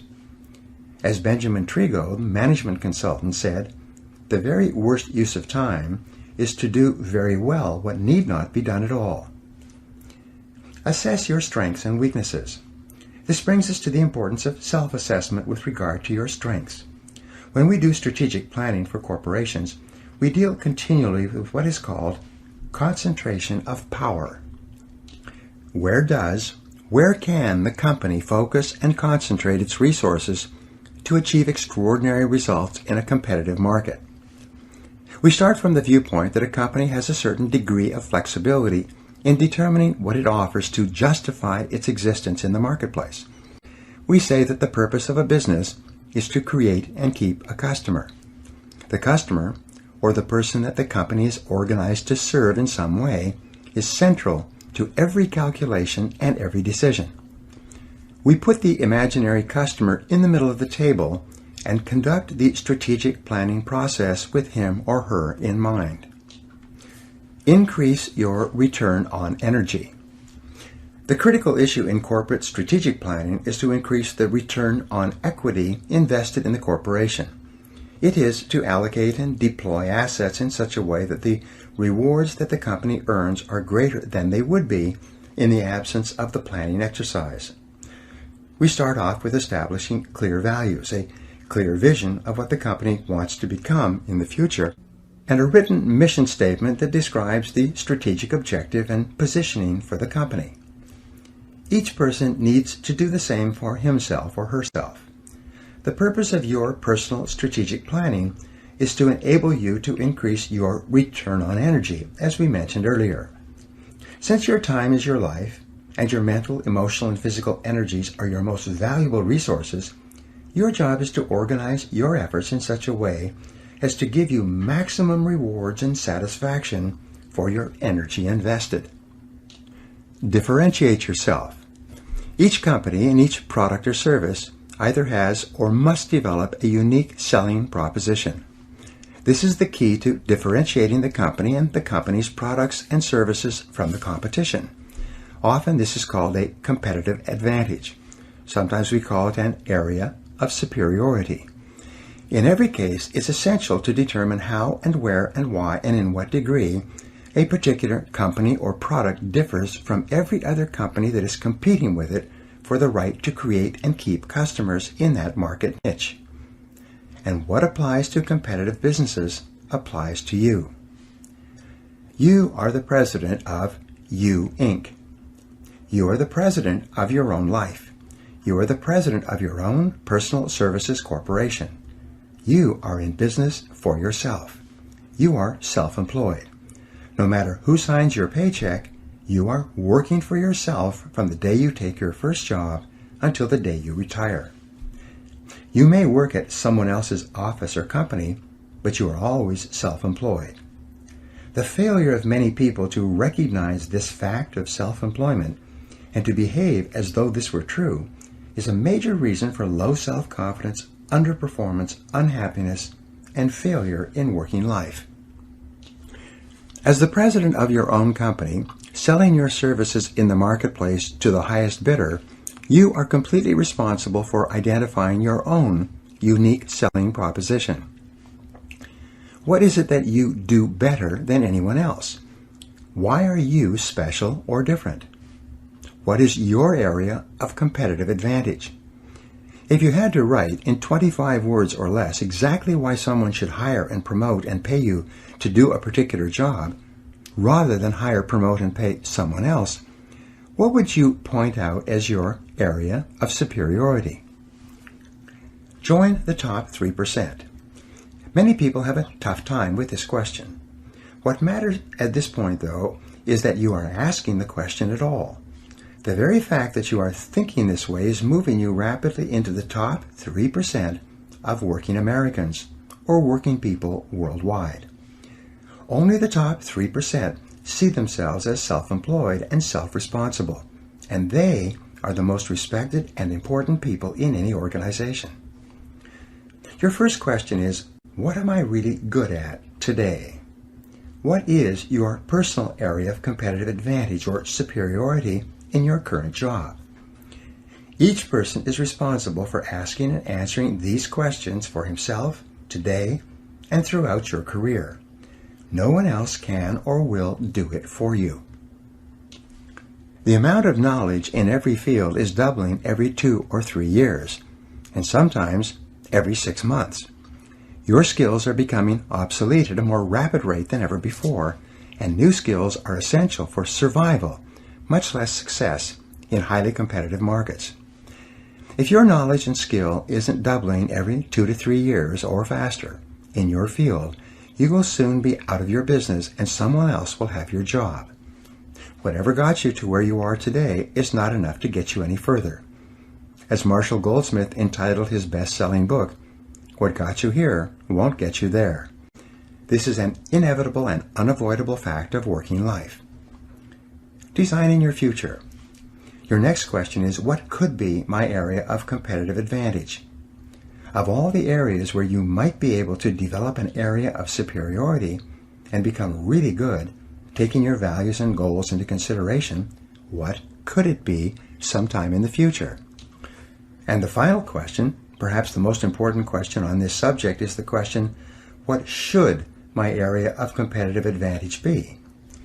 If you could be really excellent at any one skill sometime in the future, what one skill would help you the most to move to the top of your field? Imagine that you have no limitations at all on what you could learn and master. To accelerate your career, what should you really be good at sometime in the future? Find out what you are meant to do. A friend of mine built a company and sold it a couple of years ago. He had money in the bank and he decided to change careers. He had lots of time to think about it and to make the right choice. He went to an industrial psychologist and took an entire battery of tests and underwent several interviews to find out what he was ideally suited to do in a new career. At the end of this process, his friend, the industrial psychologist, sat him down and told him that his greatest strengths were consulting and presenting professional development seminars for managers and salespeople. Well, my friend got a little bit angry. He said, "But you know that I'm afraid to speak on my feet in front of a group. You know that it makes me nervous and I become tense even thinking about it." His friend said, "Yes, I know that's true, but you didn't ask me to tell you what would be convenient and easy for you to do. You asked me to tell you what would be the right thing for you to do. And the area where you have the greatest potential strength at this time is in consulting and training managers and salespeople. Be prepared to develop new skills." My friend realized that what he was saying was true. He then went out and took courses where he learned to overcome his fear of public speaking. He learned how to give presentations to a professional audience. It didn't take long, and 6 months later, he began his own consulting and training business. He is now doing extremely well, and he's never been happier in his whole life. It often happens that your strengths are like muscles, undeveloped and requiring a long period of exercise to build up to the point where you can begin to win competitions. Michael Jordan said, "Everybody has talent, but to translate it into ability takes hard work." A journey of 1,000 leagues begins with a single step. You start by sitting down and setting goals for yourself. You decide where you are now and where you want to be at a specific time in the future. What additional knowledge and skills will do the most to help you to increase your return on energy invested? In what areas will a particular skill be useful and valuable to you and enable you to stand out from others? Be aware of yourself. We know today that the key to a fully functioning, fully integrated personality, the basic factors underlying self-confidence, is for you to become more aware of who you are and what you really want. Each person has a part of their talents and potential skills that are unknown, either to themselves or to others. Sometimes the greatest breakthroughs in your life will come from discovering parts of your potential that neither you nor anyone else knows are there. To become more aware, you begin with the process of self-disclosure. In determining your strengths for the future, you begin to engage in a search process to explore all the different areas where you may have hidden talents. One form of self-disclosure is to fill out a series of questionnaires and tests that examine parts of your personality and skills of which you might be unaware. Invest in yourself. Some years ago, I personally went to an industrial psychologist and took a battery of tests to find out my strengths and weaknesses. Much of my adult life since then has been affected by what came out of those tests. The tests pointed to areas where I had natural talents and abilities. They also revealed my personality weaknesses and areas where I had little interest or ability.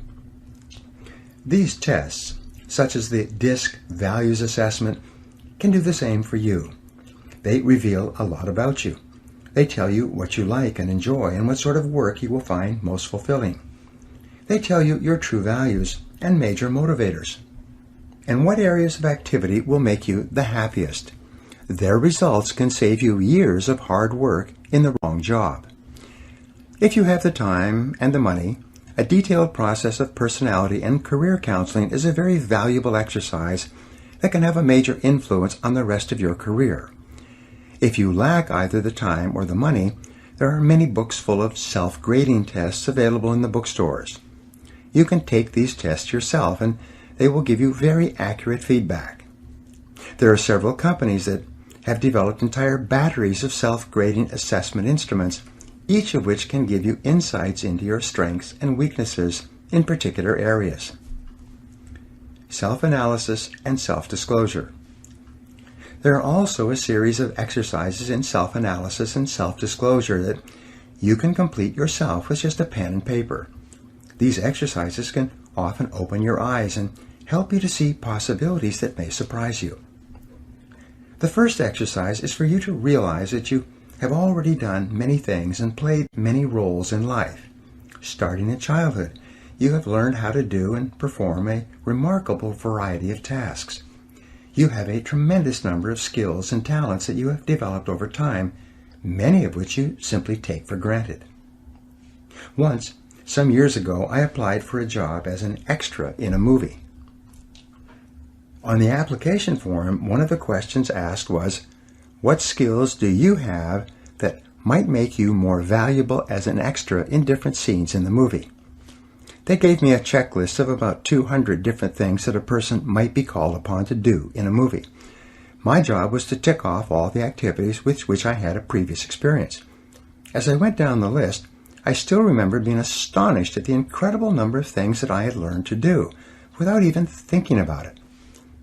They ranged from a variety of sports to driving a variety of vehicles to riding horses to holding babies to washing dishes, climbing ladders, swinging on ropes, swimming, diving, jumping, tumbling on the ground, and so on.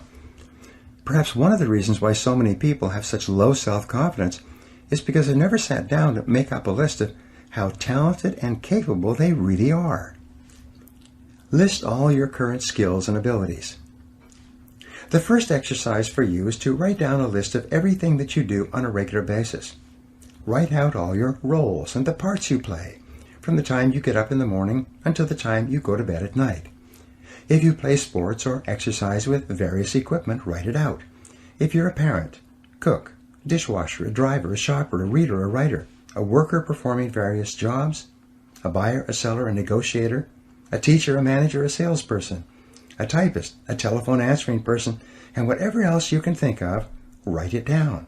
Be as detailed as possible. Walk through your day, minute by minute and hour by hour, and write out everything that you do over the course of a day, a month, and a year. When you've completed this list, you'll be astonished at how many skills you have developed and which you use on a regular basis. Cluster your roles and activities. The second part of this self-disclosure and self-analysis exercise is for you to make a new list where you begin to cluster the various things you do into categories. One of your categories may be as a parent. Under the parent heading, write down all the things you do as a parent that are part of parenting.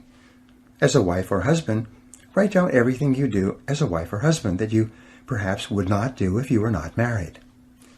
If you're a manager or a salesperson, or if you hold any other position, write down everything that you do in your job, day in and day out. You might use a heading entitled Friend, and under this heading you would write all the things you do as a friend. You phone people, visit, write letters, socialize, go out for dinner, meet after work, and so on. If you play sports, put sports as a heading and write down all of the physical activities that you engage in. If you're interested in reading, write down all of the subjects that you read about on a regular basis. Set priorities on your roles. When you've completed clustering all of your roles and activities into groups, the final step in this exercise is to set priorities on each group. Which group of activities is most important to you? Which group of activities is second most important to you? If you were going to be sent to a desert island for an indefinite term, and you could only take 2 or 3 of these activities with you, which ones would they be? When you have numbered your clusters or groups by priority, you will have created a very clear picture of who you are and what is valuable to you in life. Your next questions might be: 1. What do I need to do in each of these areas in order to get the very most satisfaction and enjoyment from this area? 2. What do I need to do more of or less of? 3. What do I need to get into or get out of? 4. What is more important within each cluster and what is less important? And number 5, if I had to choose, how would I choose and select among the various things that I do? You will be amazed at the kind of answers you start to come up with. In my experience, you will first be surprised at the clusters that appear at the top of your list and the clusters, some of which take up an enormous amount of your time, which are not really very important to you at all. For you to really know yourself, you have to take the time to analyze yourself like this on paper. Ask for input from others. A second exercise which is very helpful in learning more about yourself and which has been a turning point in the lives of many people is to turn to someone close to you and ask him or her what they think you should do with your life. Ask a person you trust what he or she thinks are your strong points and your weak points, your strengths and vulnerabilities. What advice would someone who cares about you give to you about the kind of work you should be doing and the kind of talents you should be developing? Even people who don't know you very well will often be able to give you insights about yourself and your possibilities that will be extremely accurate and might even be in areas you hadn't even thought about. Once, I was driving with a business associate to an appointment that was some way out of town. We had a chance to talk as we were driving along, and I was wrestling with what I should do at the next stage of my career.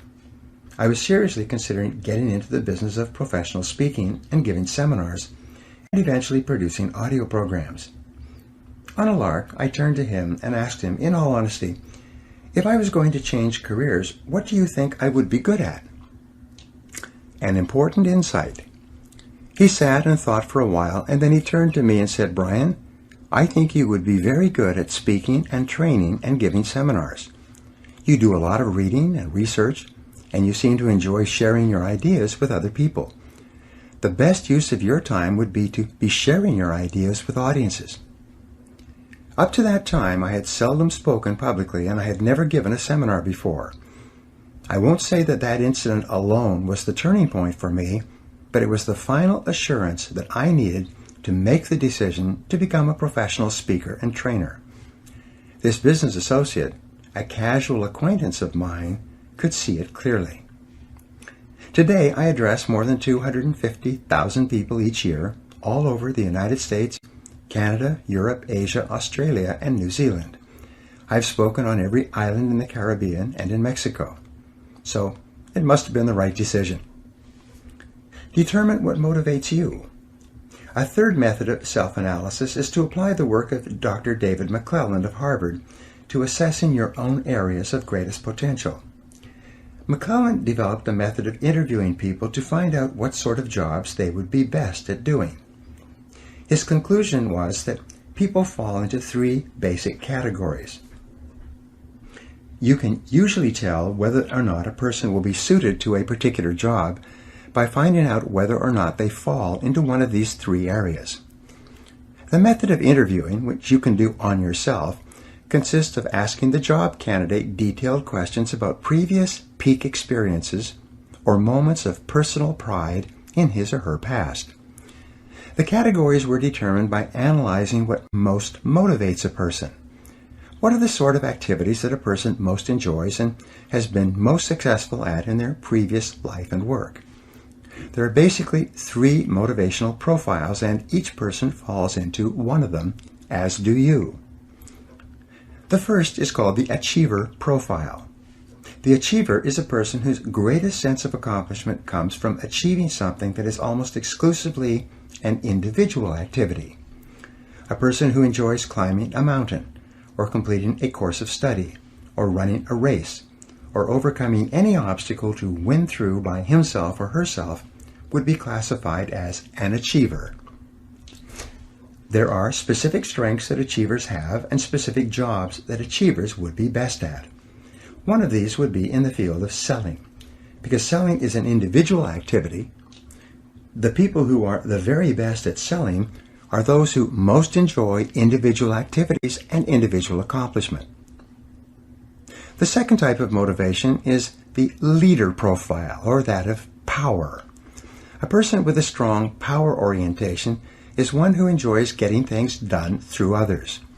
Power in this context refers to being able to influence and coordinate the activities of others over a period of time to complete a complex task. A coach of a sports team or a manager at work who really enjoys what he or she is doing would be a person who is most motivated by this kind of power or influence. The third kind of motivation is called affiliation. A person with an affiliation motivation is one who most enjoys working harmoniously with other people as part of a team. This person enjoys both supporting others and being supported by others. He or she enjoys cooperating with others toward a common goal and seeing the goal achieved successfully. Questions to ask. When you apply this test to yourself, you ask yourself the following. 1. What do I like to do more than anything else? 2. What have I done in the past that has given me my greatest feelings of self-esteem and personal pride? 3. What have been my personal peak experiences in life? Whatever you seem to have enjoyed the most is a good indication of where your strengths lie. Your strengths may be completely hidden, but by asking yourself these questions and facing the answers unblinkingly, you will begin to uncover those strengths. When you uncover a potential strength in yourself and begin to develop it so that you can use it in your life, you begin to feel really terrific about yourself. Make a real difference. Your most important job is to apply yourself where you can make the greatest positive difference. This will be the area where you get your highest return on energy. When you are working and expanding your capabilities in an area of your greatest strengths, you feel terrific about yourself. You feel like a winner.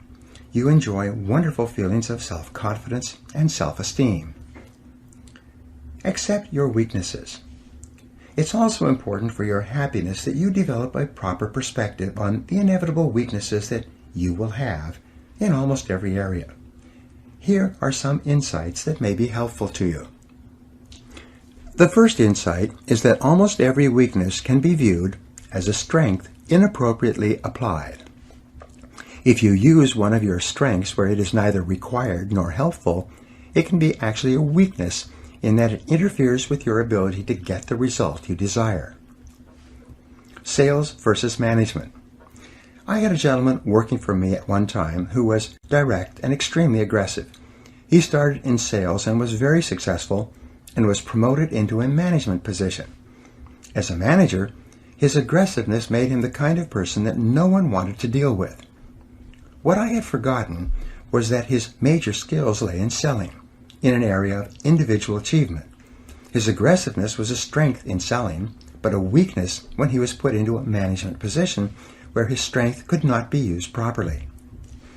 Many of the so-called weaknesses that you might have are merely strengths being used in the wrong place and for the wrong purposes.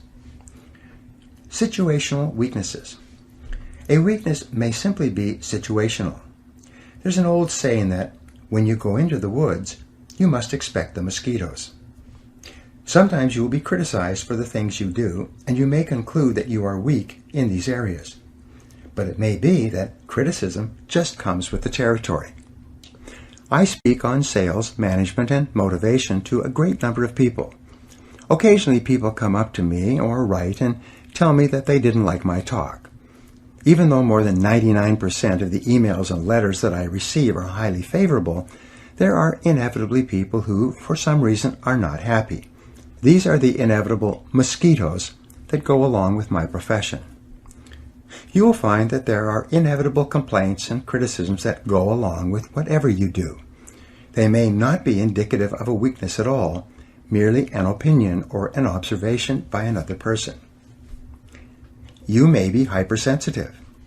You may have a personality weakness that has been caused by a previous experience. Someone may have taken advantage of you in the past, and you may be hypersensitive to being taken advantage of again in the future. You may have been raised with destructive criticism and have therefore developed a very thin skin as a result. The slightest suggestion that a person does not completely approve of your behavior might cause you to react negatively. This may be seen as a personality flaw or weakness, when, in reality, it's merely a result of your previous reinforcement history. It may also be something that will be helpful for you to decide to get over. Amenable to education. Your weakness may be amenable to education. Often the only thing holding you back from extraordinary accomplishment is a little bit of learning. If you take the right courses, listen to the right audio programs, and read the right books, that may be all you need to do to become exceptional in your field. Your supposed weakness may be irrelevant. It may be that someone else expects you to have certain qualities and abilities that you simply don't have and that you are not interested in or capable of developing. Often the disappointment of others can cause you to feel that you are deficient in some way, when in reality, that particular skill or ability is not important to you anyway. Weaknesses are good indicators. And finally, what appears as a weakness can be a key indicator of the type of work or activity that you should not be engaging in. It may be that you don't enjoy that area of endeavor at all. If you try to do a job or task and you consistently do it poorly, this may be a way of nature telling you that this is the wrong field for you. Strengths and weaknesses. The most important point to remember with regard to your strengths and weaknesses is that everybody has both. There are areas where you are strong and there are areas where you can become extraordinary in your performance. There are areas where you are weak, and you probably should not be spending any more time there than is necessary to assure that you are good enough not to hold yourself back. Take the time to analyze yourself carefully.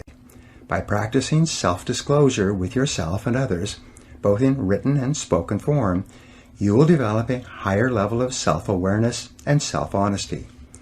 As you become more knowledgeable about your strengths, you'll become more self-accepting of who you really are. And as your level of self-acceptance increases, and you begin to respect yourself for your unique talents and abilities, your level of self-esteem and self-confidence will go up as well. When you minimize or downplay your weaknesses and simultaneously identify and maximize your strengths, you will become a peak performer in everything you decide to do. Now, here are some action exercises that you can use to apply what you've just learned. Number 1, decide today that you are going to become very good at what you do, that you're going to join the top 10% of people in your field. Number 2, identify the most important skills you have, those skills that are most important to your doing your job in an excellent way. Number 3, determine your natural strengths and abilities, those jobs and tasks that you do well and most enjoy. Number 4, what is your competitive advantage? What is it that you do better than almost anyone else? What should it be? What could it be in the future? Number 5, what sort of work motivates you the most? What activities give you the greatest sense of personal satisfaction? Number 6, in what areas do you achieve your highest return on energy? What do you do that really makes a difference to yourself and your business? And number 7, take some time with a pen and paper to complete one or more of these exercises explained in this chapter, so that you can be sure that you are doing exactly the right work for you. Chapter 6, Triumphing Over Adversity. The miracle or the power that elevates the few is to be found in their industry, application, and perseverance under the promptings of a brave, determined spirit. Mark Twain. True self-confidence comes from positive knowing rather than positive thinking. Your goal should be to develop the kind of unshakable self-confidence that makes you an unstoppable force of nature. Your job is to take every step possible to make yourself so positive that you become irresistible and able to accomplish any goal that you set your mind to. And one of the most important things you need is an absolute faith in your ability to overcome any adversity that the world can throw at you. Persistence is essential. Napoleon Hill wrote that persistence is to the character of man as carbon is to steel. He also said that before success comes in any man's life, he is sure to meet with much temporary defeat and perhaps some failure. When defeat overtakes a man, the easiest and most logical thing to do is to quit. That is exactly what the majority of men do. In reality, your persistence is your measure of your belief in yourself and your ability to succeed. If you absolutely believe without question that if you persevere long enough and hard enough, you will ultimately win through, then nothing will stop you. And when you build within yourself this absolute assurance, then virtually anything becomes possible for you. Your self-confidence goes through the roof. The reality habit. Robert Ringer, in his best-selling book, $1 Million Habits, said that the most important of all the habits that lead to great achievement is what he calls the reality habit. It explains the attitudes of men and women who have achieved greatness in almost every field. Happy, successful people are intensely realistic. They do not allow themselves the luxury of self-delusion. They face the world as it is rather than the way they wish it would be. They accept the unalterable facts of life, and they work and plan their activities around them. In learning how to triumph over adversity, the application of the reality principle is to simply accept that problems are inevitable. Problems, setbacks, and disappointments are an unavoidable reality of life. Your ability to deal with these difficulties has as much to do with your self-confidence as any other factor. The test of character. It's easy to feel good about yourself and to have high levels of self-confidence when everything is going well. But the true test of a man or woman is when you can keep your head and continue to function when things seem to be falling down around you and everyone else is discouraged and often blaming it on you. These are the times when you really show the kind of stuff you are made of. The Stanford University Business School conducted extensive research into the qualities of a man or woman that mark him or her for advancement into the executive suite, and ultimately to the position of President and Chief Executive Officer. They used a variety of questionnaires, surveys, and tests going back to when an individual first joined a large company to find ways to predict which people would be most likely to rise to the top of a large organization. After examining dozens of qualities, they were finally able to isolate 2 qualities that were most predictive of executive success in terms of assuring that the organization under their control would continue to survive and thrive in a dynamic and competitive world. Play well on the team. The first quality they identified was the ability to perform well as a member of a team and the ability to put together teams to accomplish common objectives.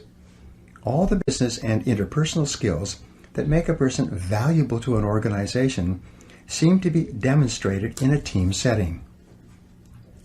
This quality was relatively easy to observe and measure over the course of a person's career.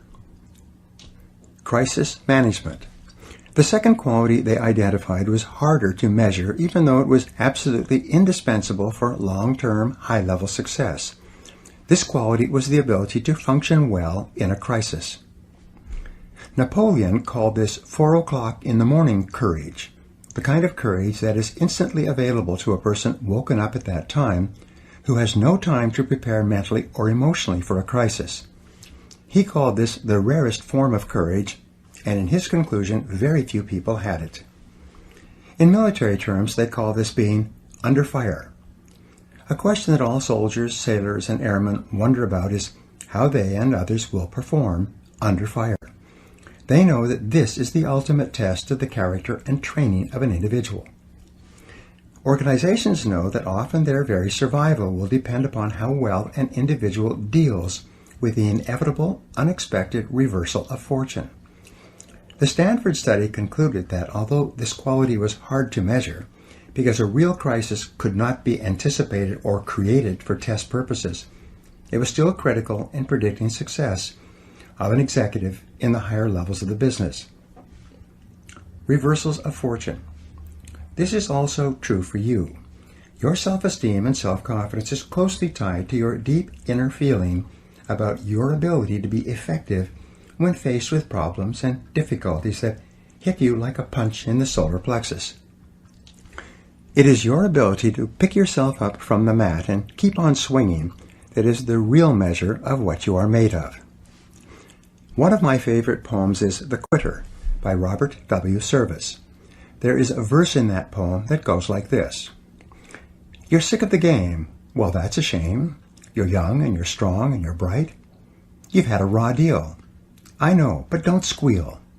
Buck up, do your damnedest, and fight.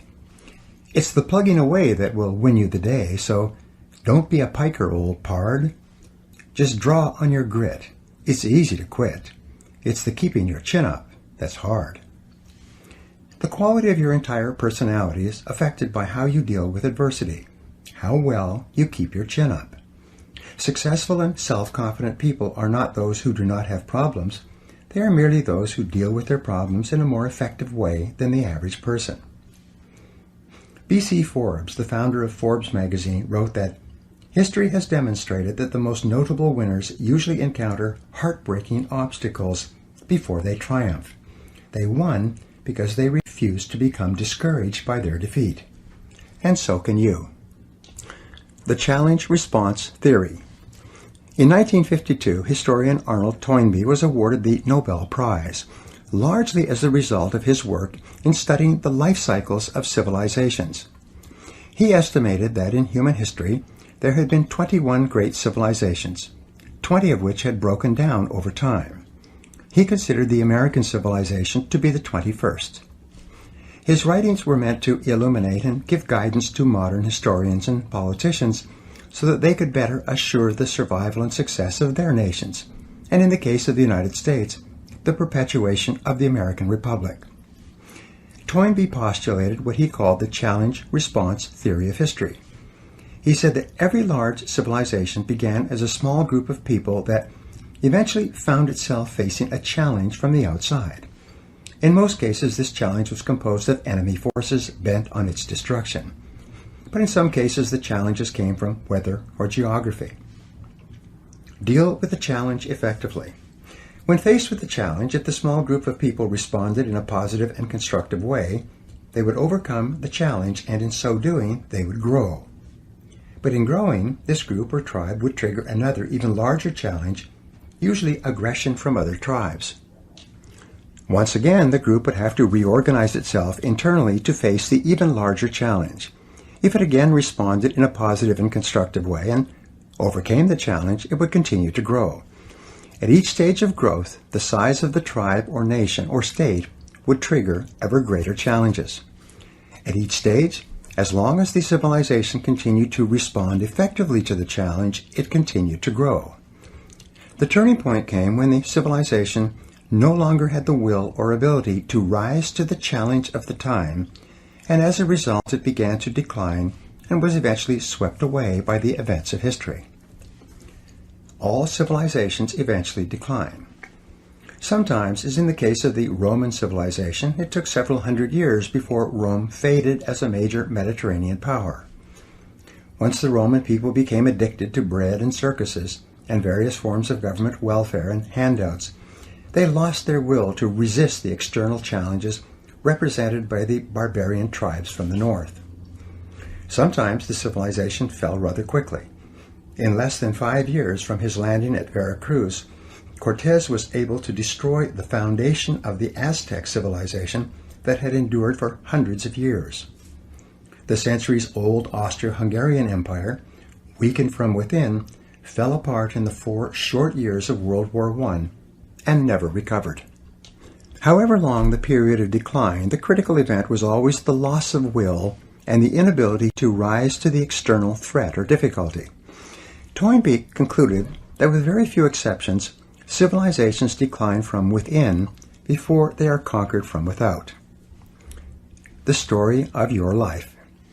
The reason why Toynbee's theory is so relevant to you and I is that it explains much of our lives. No matter how well our parents protect us when we are growing up, sooner or later we face challenges and difficulties in our relationships, our work, and in our other activities. Each time we face one of these external challenges, we have the choice of either responding positively and constructively or of letting it overwhelm us. If we choose deliberately to respond in a positive and constructive way, to keep our minds calm and cool, and deal effectively with the inevitable problem, we learn and grow and become stronger. Our self-confidence goes up. Our belief in our ability to achieve our goals increases. Our self-esteem rises. We develop a better self-image, and we become more self-assured, confident, and optimistic. The rise and fall of a business. Every small and large company goes through the same cycle of challenge and response. If a small company is capable of rising to the inevitable setbacks and reversals it experiences, it continues to grow and, in so doing, triggers even greater challenges, reversals, and setbacks. Peter Drucker said, "A company stays in business as long as it continues to make enough money to pay for its mistakes." One business consultant estimated that every 3 months a small business has a crisis that, if not responded to properly, will lead to the collapse of the enterprise. You and I are similar to small businesses in many respects. Fortunately, an inability to respond will not lead to something as final as a business collapse. But if, for any reason, we don't get on top of the challenges, but rather let them get on top of us, our self-esteem and self-confidence will decrease, and our ability to deal with subsequent difficulties will diminish dramatically. Your responses determine your future. Almost everything that happens to you is determined by your responses to the ups and downs of daily life. Your responses are the result of everything you have learned and experienced over time. Thomas Huxley said, "Experience is not what happens to a man, it is what a man does with what happens to him." Your life and everything about you is demonstrated in the way you react. It's not in what happens to you, it's how you respond to it. This is why the Stanford study was quite clear about this quality when it stated that the proven ability to function in a crisis is the absolute prerequisite for promotion to a senior position. In a way, what we are really talking about here is character. One of your aims in life should be to develop your character, to become a better and finer and stronger human being. And the development of character, essential to your long-term happiness and well-being, requires that you go through the crucible of setback and temporary defeat and emerge victorious. Problems and difficulties come unbidden. You probably make every effort to organize your life in such a way that you minimize the unexpected and usually unpleasant surprises that may occur. You use your intelligence, education, and experience to arrange your life and affairs so that you avoid adversity whenever and wherever possible. You probably plan and prepare carefully in advance to assure that things go smoothly at home and at work. You are especially careful with your health and with the well-being of members of your family. You are thoughtful about the things that you can do to assure a greater likelihood of success in your business or career. You lock doors, insure properly, drive carefully, and otherwise reduce your potential exposure to unhappy events. Almost everyone does this, except for those who are thoughtless and irresponsible. Yet, in spite of making every effort to avoid adversity, you experience adversity nonetheless. Adversity comes to you unbidden. You tend to be blindsided by adversity. It befalls you in spite of your very best efforts to the contrary. Adversity and character development. But yet, in the absence of adversity, you cannot develop a stronger character. You cannot become a better person. You cannot develop resilience, perseverance, and resoluteness of personality. You cannot develop into the kind of person who enjoys high levels of self-confidence and a feeling that you can meet and master whatever you are faced with. You cannot grow stronger without the adversity that you so conscientiously avoid. Caught in this conundrum, you have only one choice. You can choose in advance to be equal to the occasion. Ann Landers summed it up beautifully in these words. She wrote, "If I were asked to give what I consider to be the single most useful bit of advice for all humanity, it would be this: expect trouble as an inevitable part of life, and when it comes, hold your head high, look it squarely in the eye, and say, "I will be bigger than you. You cannot defeat me." Your responsibility is the key. Frederick Robertson said, "It's not the situation that makes the man, but the man who makes the situation." It is not what happens to you, but how you respond to what happens to you that determines your whole life. In the responses chosen are contained the determining factors of human greatness or depravity. Great men and women are simply those who have responded well when the chips were down, and the rest is history. Dr. Abraham Zelznick of Harvard is one of the few people who has ever done extensive research into the subject of disappointment. What he found in studying the way that different people respond to disappointment was that you could largely tell how high and how far a person was going to go in life by simply observing how they reacted when they faced frustration and setbacks in reaching their goals. Dr. Zelznick found that the great majority of people do not prepare mentally for the inevitable disappointments that come in life, and when they arrive, they tend to be taken off guard and emotionally overwhelmed. They then generalize these disappointments and allow themselves to feel that because they have not succeeded, they're not really very good at what they do. They tend to interpret these disappointments as being indicative of their lack of ability and competence. As a result, they become easily disappointed in themselves, and they lose the courage and confidence that they need to press forward. Often they become depressed, and in the majority of cases, they gradually give up. They stop setting goals and working on themselves and become more concerned about security and potential loss than about taking chances and potential gain. Responding well to disappointment. The high achievers in his study responded to disappointment very differently from the low achievers. First, they mentally prepared for a disappointment in advance, so that when it arrived, they had already given some thought to how they would react and to the possible courses of action open to them. They looked upon a particular setback as being specific to a particular situation and not being indicative of a general lack of ability or of a character flaw.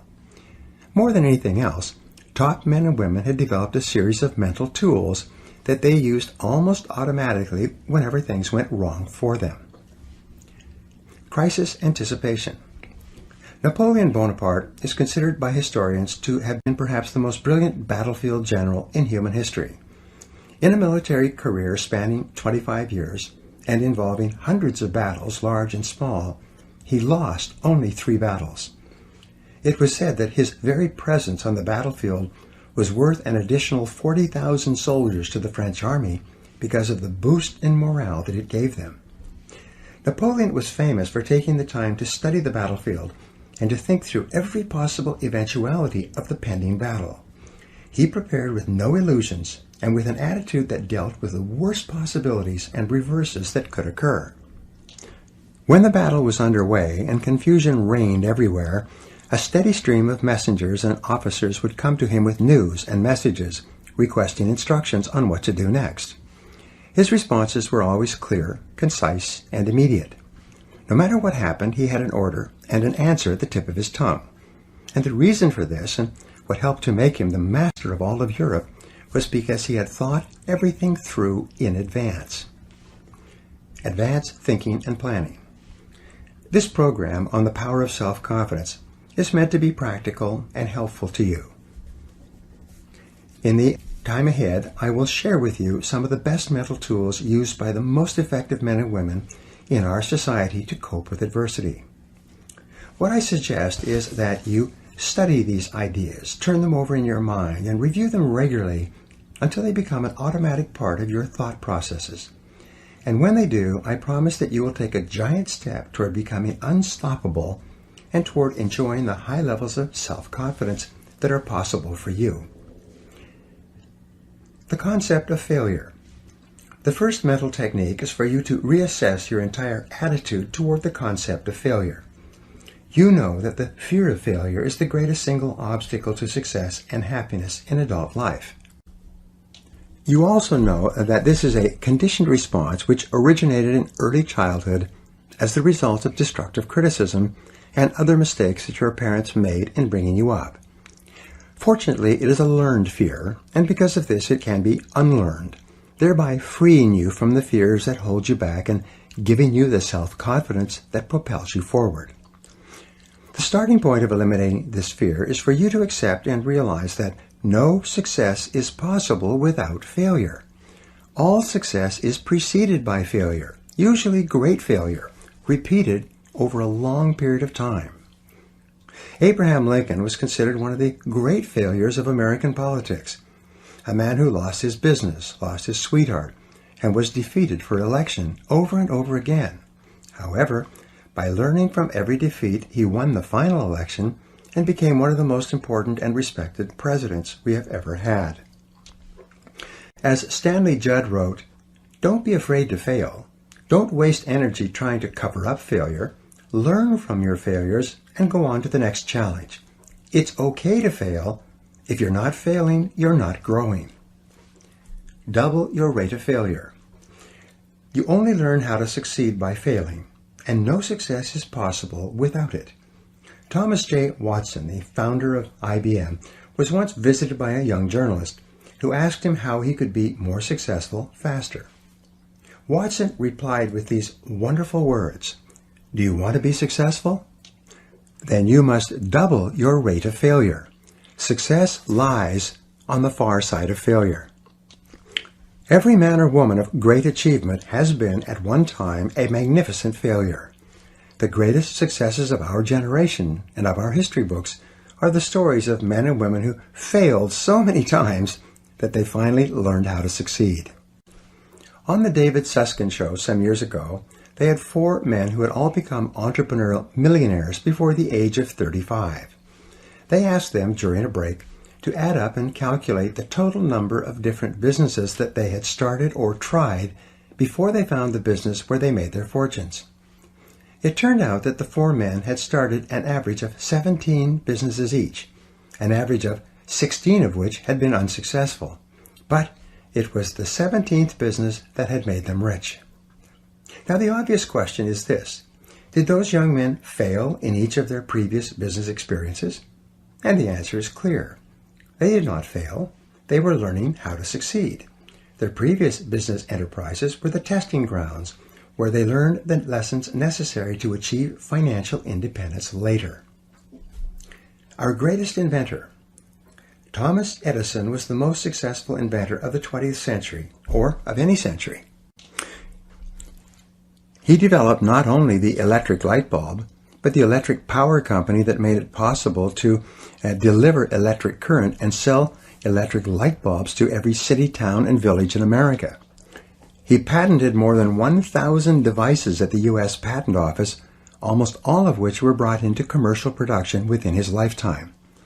Our way of life and the way of life of almost everyone in the world has been profoundly affected by his successes in the area of invention. But Thomas Edison was also an extraordinary failure as an inventor. He failed more times than any other inventor of his age. He failed thousands and thousands of times in attempting to find the proper filament for the first electric light bulb. He failed thousands of times more in attempting to find the proper plant from which to draw natural rubber. In his laboratories at what is now known as General Electric, he brought together some of the finest scientific minds of the age so that they could dramatically increase the number and speed of their failures. Success is a numbers game. Edison knew that success is a numbers game. It is based on intelligent effort and the law of probabilities. If you try enough different things in enough different ways, and you learn from each test or failure, then you must inevitably be successful. The fear of failure, on the other hand, causes people to try fewer and fewer things, thereby lowering the probability that they will ever achieve anything of consequence. In the same year that Babe Ruth hit more home runs than any other batter in America, he also struck out more than any other batter. When the ball was thrown, he swung with every ounce of strength he had, often spinning spinning around and falling down on the ground as a result of his efforts. But he also set an American baseball record that was not broken for decades and became a legend that we still talk about today. Henry Ford, who was bankrupt at the age of 40 and who went on to become one of the world's richest men, wrote, "Failure is just another opportunity to more intelligently begin again." Dr. Joyce Brothers wrote that the person interested in success has to learn to view failure as a healthy, inevitable part of the process of getting to the top. Learn from every failure. Your job is not to fear failure or to avoid failure so much that you also avoid success. Your job instead is to move forward and take intelligent risks, thinking them through in advance and learning everything you can as you go along. Zig Ziglar said that you can tell how high a building is going to be by looking at how deep they dig the foundation. The height to which you rise in life will always be determined by the depth of your own personal foundation, which is almost always the quality and quantity of your failures and what you have become as a result of them. Napoleon Hill wrote, "When defeat comes, accept it as a signal that your plans are not sound. Rebuild those plans and set sail once more toward your coveted goal." Dale Carnegie wrote, "The successful man will profit from his mistakes and try again in a different way." The starting point of triumphing over adversity is to overcome the fear of failure to the point where you are willing to proceed boldly in the direction of your dreams. Whatever your emotions, fear, or desire, they control your decisions and everything you do. When you write down clear goals and make detailed plans for their accomplishment, and then think about your goals all the time, you build up within yourself the white-hot heat of desire, which can eventually become so powerful that it overcomes any fear of failure that might hold you back. The more you think about your goals and talk about your goals and write out your goals on paper, the more determined you become to make them a reality, and the more likely it is that you will push yourself forward to overcome the fears that might hold you back. Plan for the future. The second mental technique that you can use to deal with adversity is called crisis anticipation, and it refers to your ability to think. Your mind is the most powerful tool that you have with which to apprehend reality. Everything you feel and all your reactions are initially determined by how you think about any subject. If you change the quality of your thinking, you change the quality of your life. And this begins by applying your ability to think to your existing situation. Crisis anticipation is the exercise of looking down the road 6 to 12 months and making a list of everything that could go wrong in the areas that are important to you. It's similar to what Napoleon did in anticipation of an upcoming battle. If you're in business, make a list of all the problems that might arise that could threaten the survival of your business. If you're in sales, make a list of all the things that could happen that could dramatically decrease your sales volume. With regard to your family, or even when considering a family vacation, make a list of all of the unexpected events that could occur that would derail your plans and goals. Spread the risk. In one business I worked with, the owner found that more than 60% of the sales were coming from 2 of the 11 salespeople. If one of those people quit, or worse, went to work for a competitor, the company's sales volume would decline dramatically and its ability to survive might actually be threatened. Once the owner was clear about this, he immediately began an intensive sales training program for all his people. Simultaneously, he began recruiting and looking for better salespeople while making arrangements to encourage his poor performers to go elsewhere. Within 6 months, no single salesperson accounted for more than 15% of the business. And when it happened that one of his previous top salespeople did decide to leave, the business was able to absorb the temporary drop in productivity and continue to grow. What could go wrong? What are the likely crises that might occur in your life? What if interest rates doubled or your business dropped by 50%? What if your best-selling products stop selling, or your best customers stop buying? In what areas are you overly dependent on someone or something else for your continuing success? And what steps could you take, starting today, to guard against a crisis should it occur? You will be amazed at how much more self-confidence you will have when you have thought through the critical areas of your life and made plans in case something goes wrong. Otto von Bismarck, the Iron Chancellor of Germany, was considered to be one of the finest statesmen of the century. He was famous for always having what came to be called a Plan B for every situation. No matter what happened, and no matter how hard he had worked to bring about a particular result, if he was not successful, he could always reach into his drawer and pull out a fully developed backup plan ready to go. This habit of preparing for the unforeseen outcome led to him becoming one of the most powerful statesmen in Europe. Become intensely solution-oriented.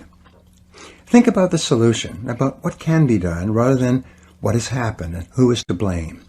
Don't waste a minute being upset or angry about something that has happened and that cannot be changed. Consciously choose the future over the past.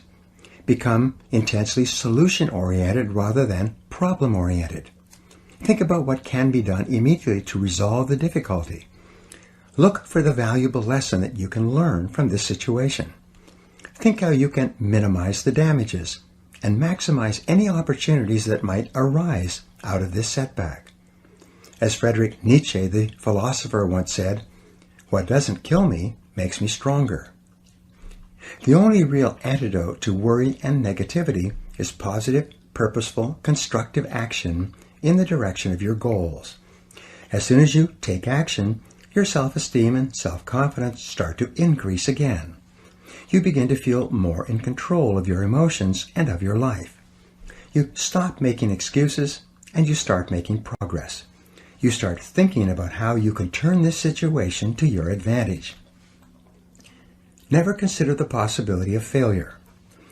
In the final analysis, you triumph over adversity by having clear values, clear goals and plans, and complete control over your mind and your thinking. You win by thinking about winning all the time and refusing to consider the possibility of losing.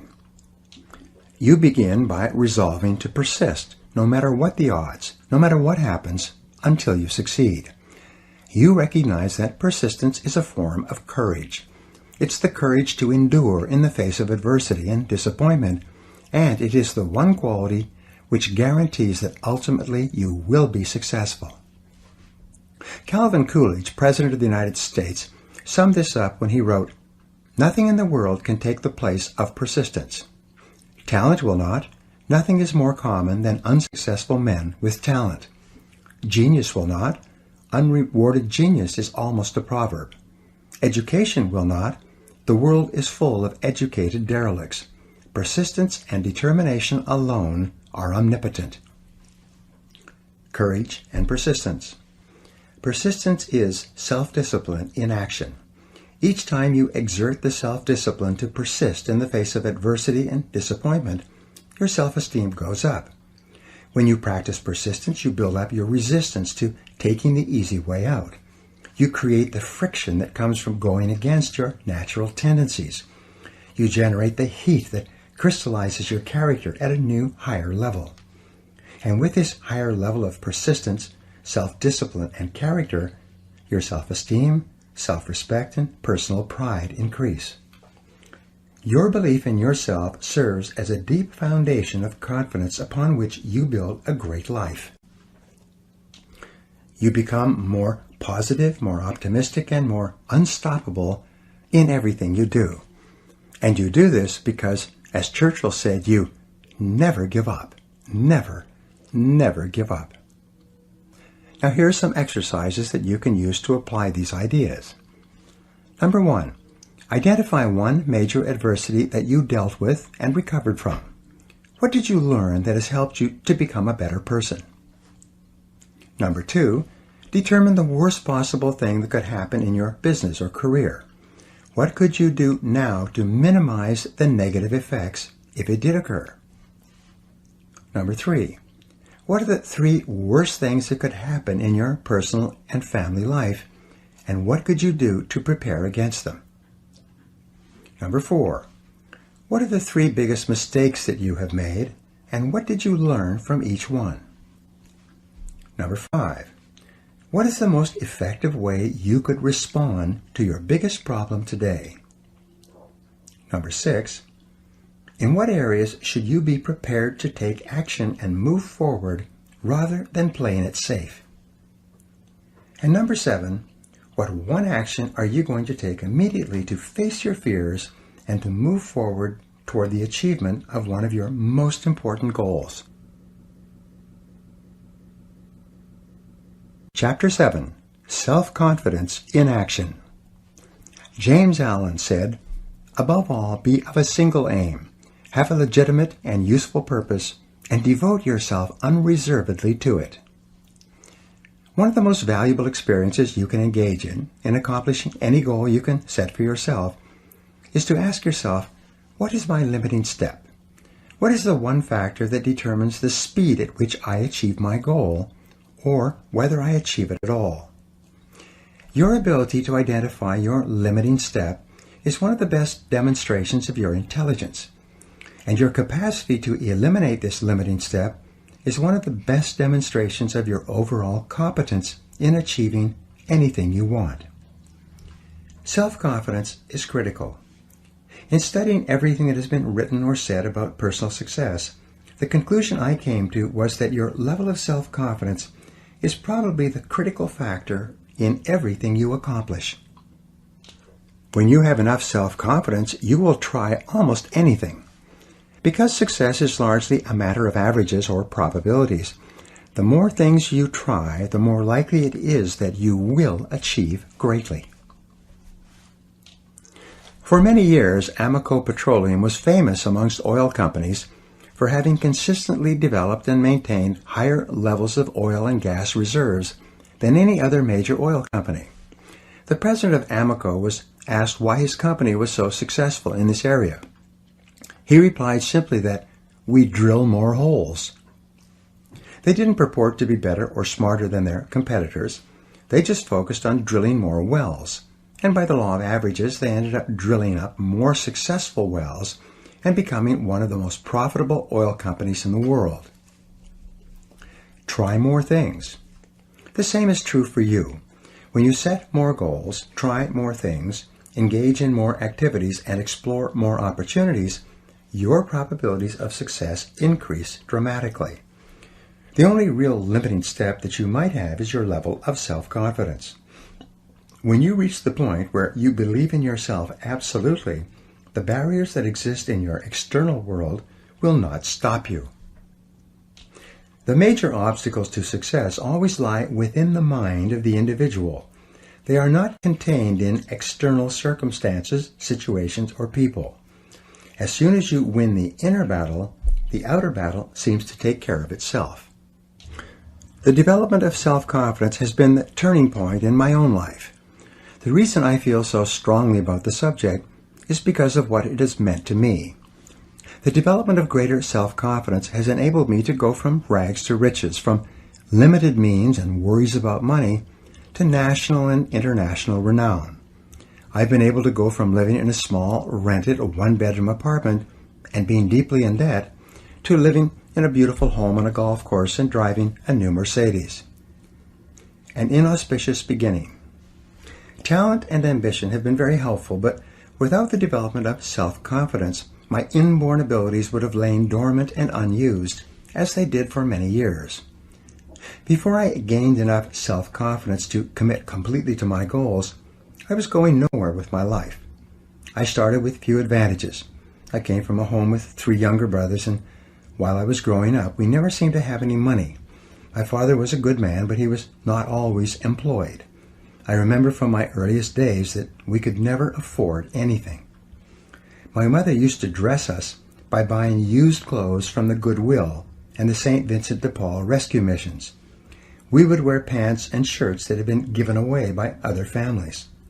Sometimes the kids at school recognized that the clothes I was wearing were their old clothes that their parents had given away. Christmases and birthdays were not occasions of great celebration. We had little to give and little to share. Early behavior problems. I became a behavior problem at an early age. I see now that I was just rebelling against my upbringing, but at the time I was a real problem for everyone around me. I was constantly being kicked out of classes for misbehavior. I was suspended or expelled from 4 schools during my junior high and high school years. I had the sorry distinction of being the worst behaved kid in school, with more detentions, demerits, and failed classes than any other kid in the 9th, 10th, 11th, and 12th grades. I learned later that my teachers had voted me the most likely to end up in prison. I began working at a young age. I worked at a part-time job and then full-time jobs to earn my own money, buy my own clothes, and eventually get my own car. I worked as a dishwasher in a small hotel for 8 to 10 hours a day during my 12th grade year, and although I didn't drop out of high school, I failed out. Failure from the beginning. I continued going to school until the year was over, but I failed 6 out of my last 7 courses. During the graduation ceremonies, they allowed me to go up on the stage in a gown in front of the audience and receive a certificate from the principal. The person in front of me received a diploma. The person in back of me also received a diploma, but what I got was a leaving certificate. A leaving certificate is just a polite way for the school to say, "Goodbye, please don't ever come back." Laboring jobs. While many of my friends who had graduated from high school went on to university to complete their educations, I began working at laboring jobs. Over the next few years, I worked as a dishwasher and a kitchen helper. I worked in sawmills and factories. I worked on construction crews and as a laborer. In one job, I dug wells. That's where you start from ground level and work down rather than up. I worked at washing cars and as a galley boy on a ship. I worked in gas stations and as a mechanic's helper. When I answered employment ads in the paper, I never even got a reply from anyone. My job applications were just thrown in the wastebasket. When I was 23 years old, I was an itinerant farm worker, sleeping on the hay in the farmer's barn and getting up when it was pitch black to eat with the farmer's family before the workday started. Selling from door to door. In my mid-20s, I was still drifting, and in order to eat, I began selling office supplies from door to door. I did poorly. From there, I went to selling other things. I remember making calls for an entire month without making a single sale. I lived on loans and charity from family and friends. I had virtually no possessions, very few clothes even, no money, no high school diploma, no marketable skills, and no experience of any real value to anyone. I was going nowhere fast. Meanwhile, all around me, I saw people my own age and younger who were doing well. They were wearing nice clothes, driving nice cars, and working at well-paying jobs. They were moving onward and upward in their careers. They had offices, and some of them had staffs. Several of them had gotten married and had homes and families and cars and furniture and what appeared to be pretty good lives. The big question. From the age of 15, I had been wondering why it was that some people were more successful than others. While I wasn't making much progress on the outside, I continued to read and search for the answers to this question, and I began to experiment with some of the ideas I discovered. My first turning point came when I realized that my problems at school and in getting along with other people were as a direct result of my own personality. I realized that if I wanted things to change, I would have to change. I began to understand that my unhappiness and anger and frustration at my childhood experiences had caused me to develop a negative personality that turned many people off. And I accepted that any change that was going to take place had to begin with me and was up to me alone. No one was going to do it for me. No one would help me. No one else really cared. If I wanted to be successful and popular with others, I would have to go to work on myself and become a different person. The big turning point. The second turning point for me came when I was poor and 20 years old, living in a one-bedroom apartment and working at a laboring job during the day. I realized that I was completely responsible for my life and for everything that happened to me from then on. If I wasn't happy with my income or my work or my education, or my future prospects. It was up to me to go to work on myself and make the necessary changes. They wouldn't happen by themselves. The importance of goals. The third turning point came for me when I discovered the importance of setting goals and of making clear decisions about what I really wanted in each area of my life. When I first stumbled across the subject of goals, I thought they were something that they had in sports. The idea of setting them for myself wasn't quite believable. I had so many problems and excuses that I felt that goal setting was really just an exercise in futility. It might be a pleasant entertainment, but nothing would come of it, considering my situation. Because I had low self-esteem and limited self-confidence, the first goals I set were not very high. They were consistent with what we talked about in the second part of this program. But I looked upon the exercise as more of an entertainment than as an important stepping stone to success. I remember sitting in someone's cheap hotel room many years ago. I took out a piece of hotel stationery, wrote out a series of goals, put deadlines on them, and then made a simple plan for accomplishing them. I promptly lost the sheet of paper, but exactly 31 days later, just as I had written, and as a result of a remarkable series of coincidences, my goals were all achieved. I was in my 20s at the time, and I still remember the feeling of astonishment I had at that time. I felt that I had learned about a secret power that I could use to accomplish almost anything. 3 great ideas. I had learned 3 important ideas. First, accept complete responsibility for yourself and for everything that you are and ever will be. Second, accept that you can change your situation only by going to work on yourself and learning the things you need to know to be better. And third, set clear goals with timelines for the things you want and then work every day to bring those goals into reality. For the next few years, I used these ideas sporadically.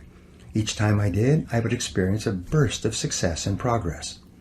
As soon as I achieved a modicum of success, I would abandon these ideas and go back to simply reacting and responding to whatever happened on a daily basis.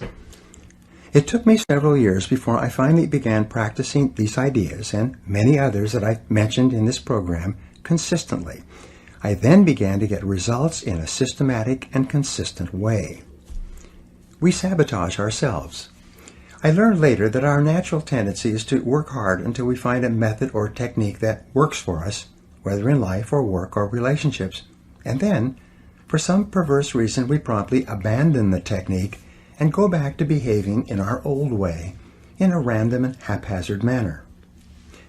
A mental exercise program, like goal setting and positive thinking, is very much like a physical exercise program.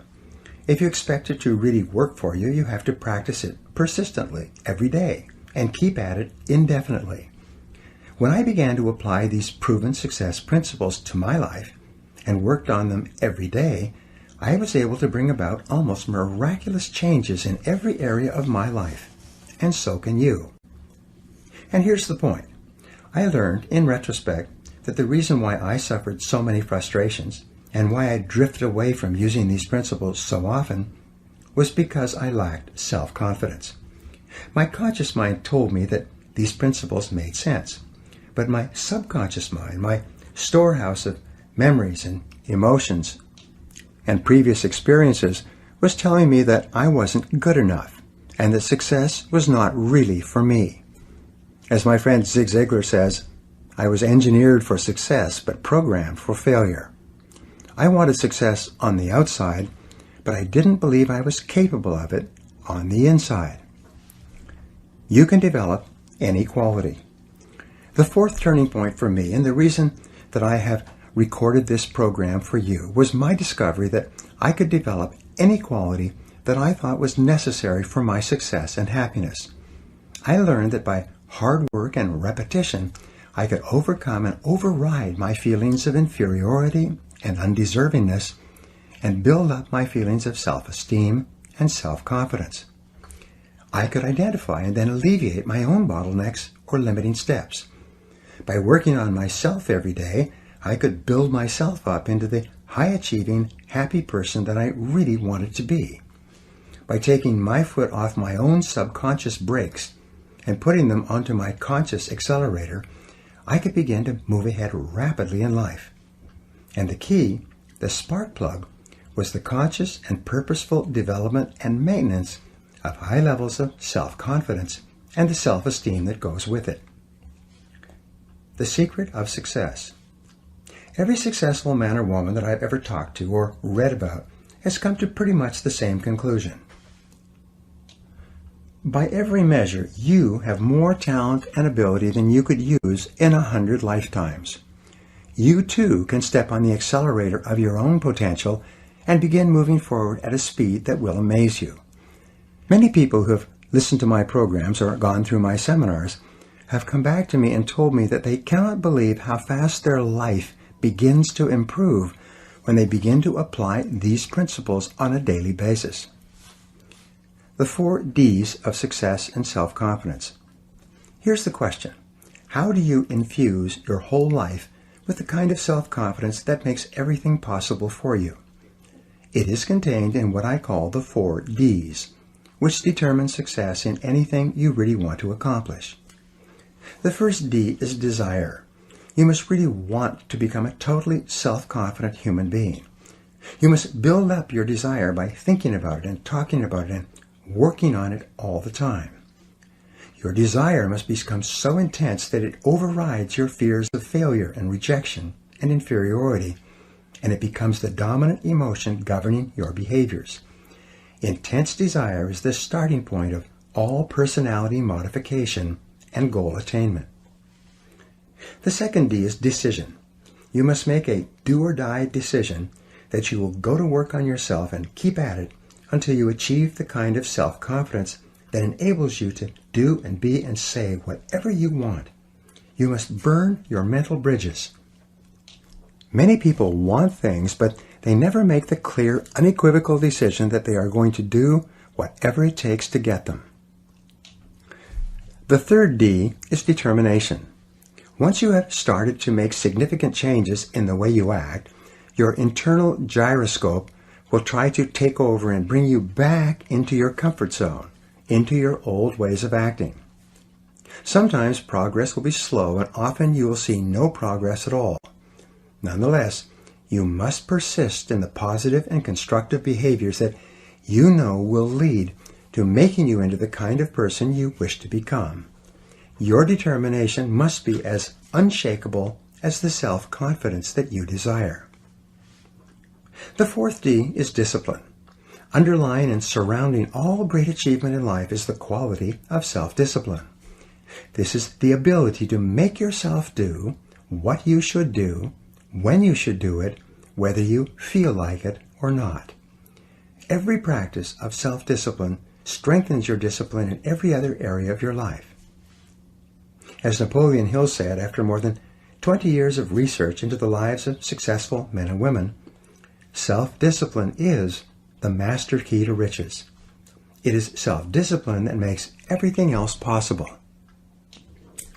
If you have the desire to change, the decisiveness to take action, the determination to persist on your forward track, and the discipline to make yourself do whatever you need to do, your self-confidence and your success are inevitable.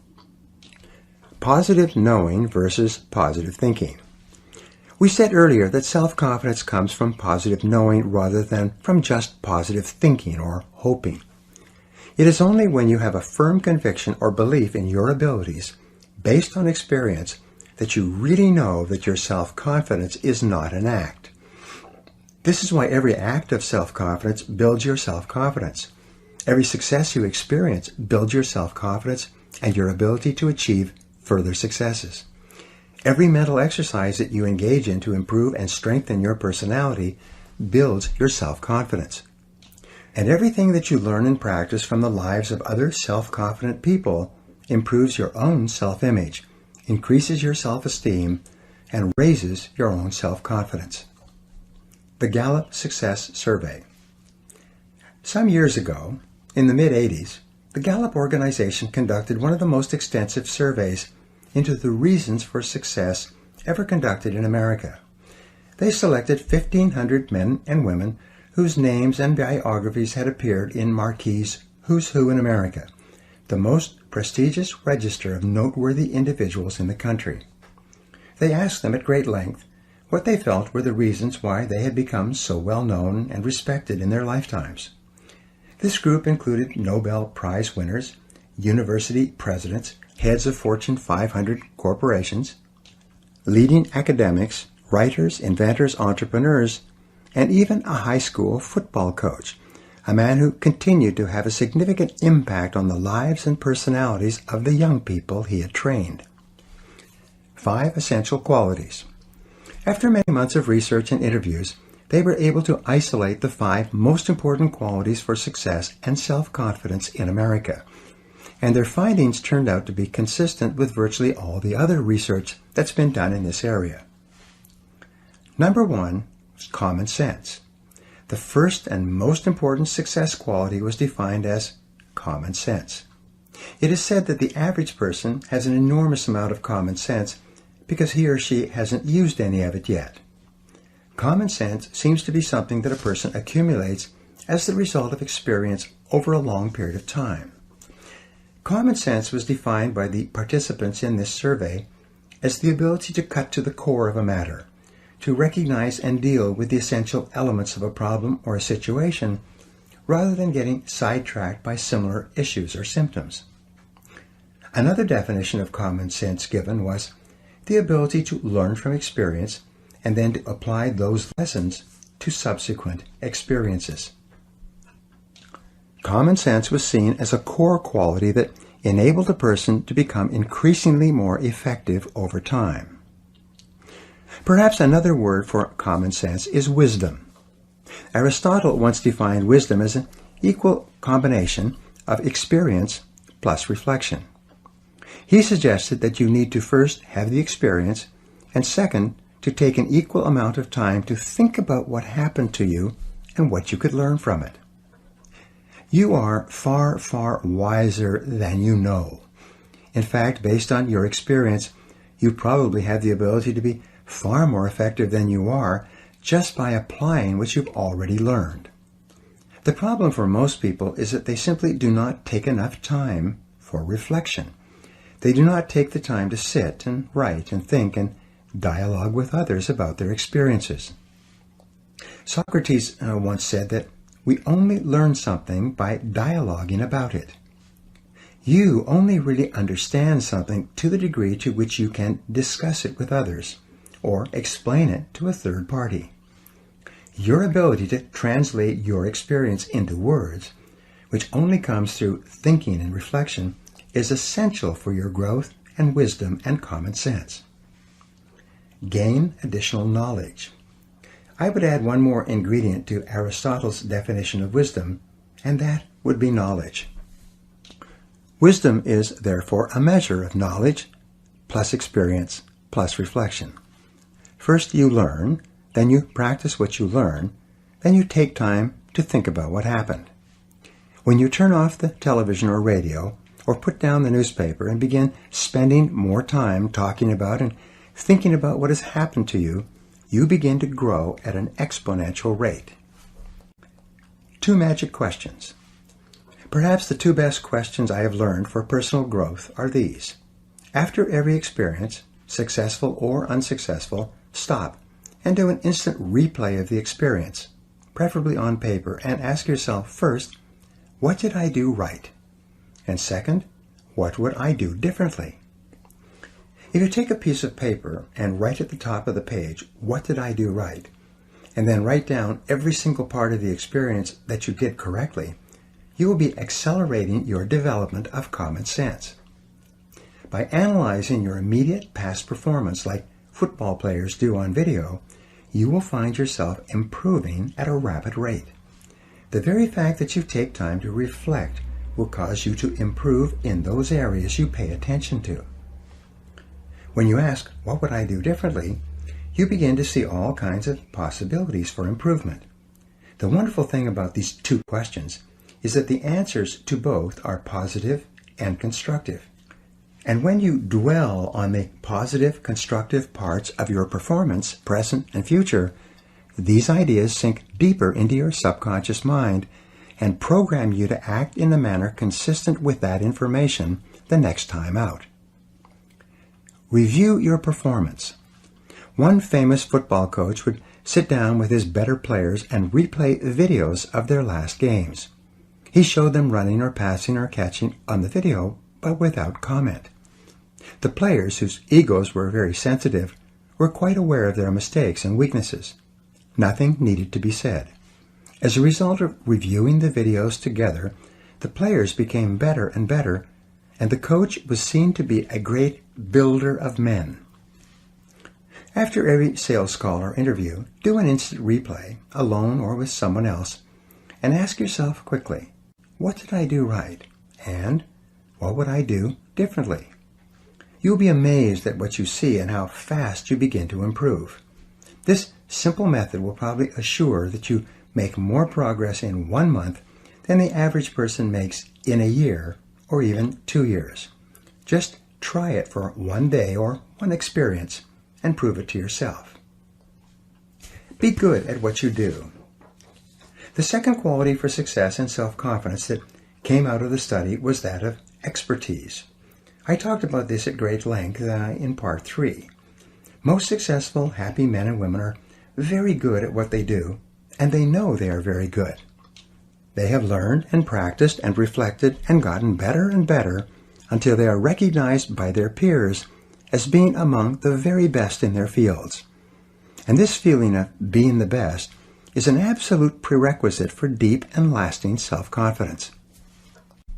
Self-reliance. The third quality identified in the study was that of self-reliance. Men and women who are respected by others tend to look primarily to themselves for the answers to their questions and for the solutions to their problems. They are highly self-responsible. They do not blame others or make excuses when things go wrong. They look upon themselves as the primary creative forces in their own lives. They volunteer for tough assignments, and they are willing to take charge when something needs to be done. Intelligence is more than IQ. The fourth success quality identified was that of intelligence. Intelligence seems to be a key requirement for success and self-confidence in any field. But when they looked at this subject, they found that intelligence was not necessarily measured in terms of IQ. Many of the most notable men and women alive today had done poorly in school. They had gotten low grades or no grades, and many of them had not completed university or even high school. One gentleman in the study could not even read or write, and yet he had gotten all the way through university by covering it up and getting others to do his assignments for him. Income and IQ. In a recent survey in New York, they selected 1,000 adults at random and tested them for IQ. They found that between the person having the highest IQ and the person having the lowest IQ, there was a difference of only 2.5 times. But between the person earning the greatest amount of money and the person earning the least amount of money, there was a difference of more than 100 times the income. And the person earning the most was by no means the person with the highest IQ. How is intelligence defined? If intelligence is not necessarily IQ or grades or years of schooling, what is it? In my estimation, intelligence is really a way of acting. If you act intelligently, you are intelligent. And if you act stupidly, you are stupid, irrespective of your IQ or your education. Smart people take the actions necessary to get the results they want. They are effective in whatever situation they find themselves in. Intelligence is more a matter of doing the right things rather than doing things right.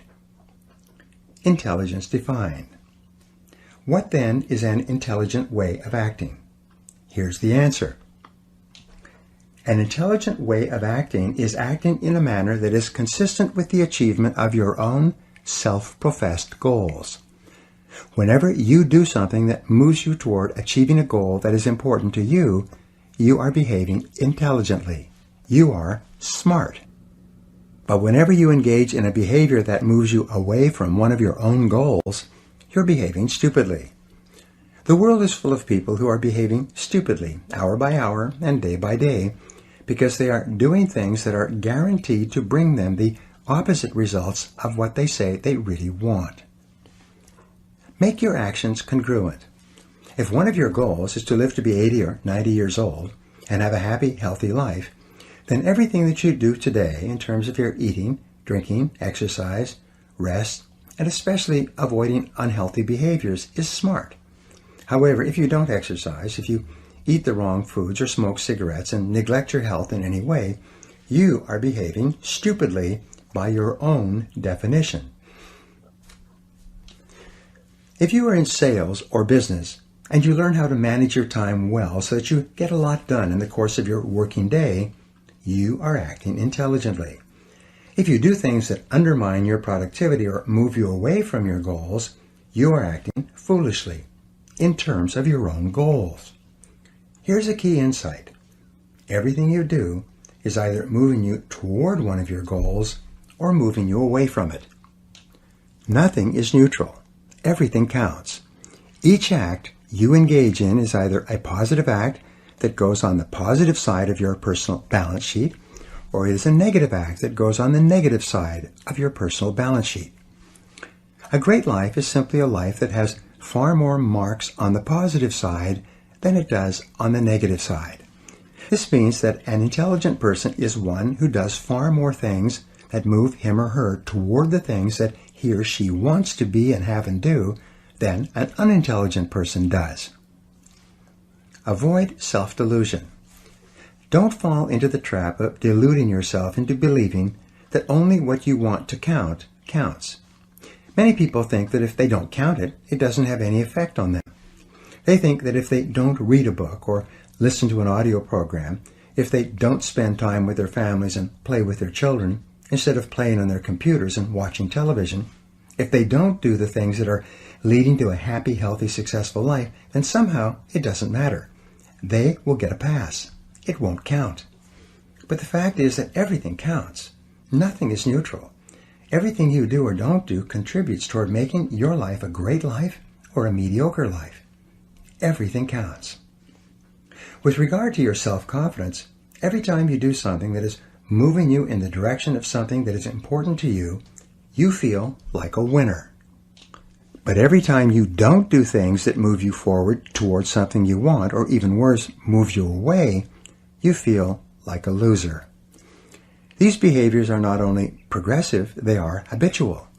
The more you engage in one behavior or the other, the easier and more automatic that behavior becomes.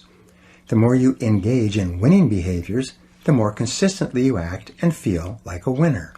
The higher will be your self-confidence, and the greater will be your belief in yourself and in your goals. Your actions shape your character. Getting the job done. The final quality of success identified in the study was that of result orientation. This means that you know that you are capable of getting the results for which you are responsible. All highly respected men and women are recognized as being the kind of people who can get the job done, whatever it is.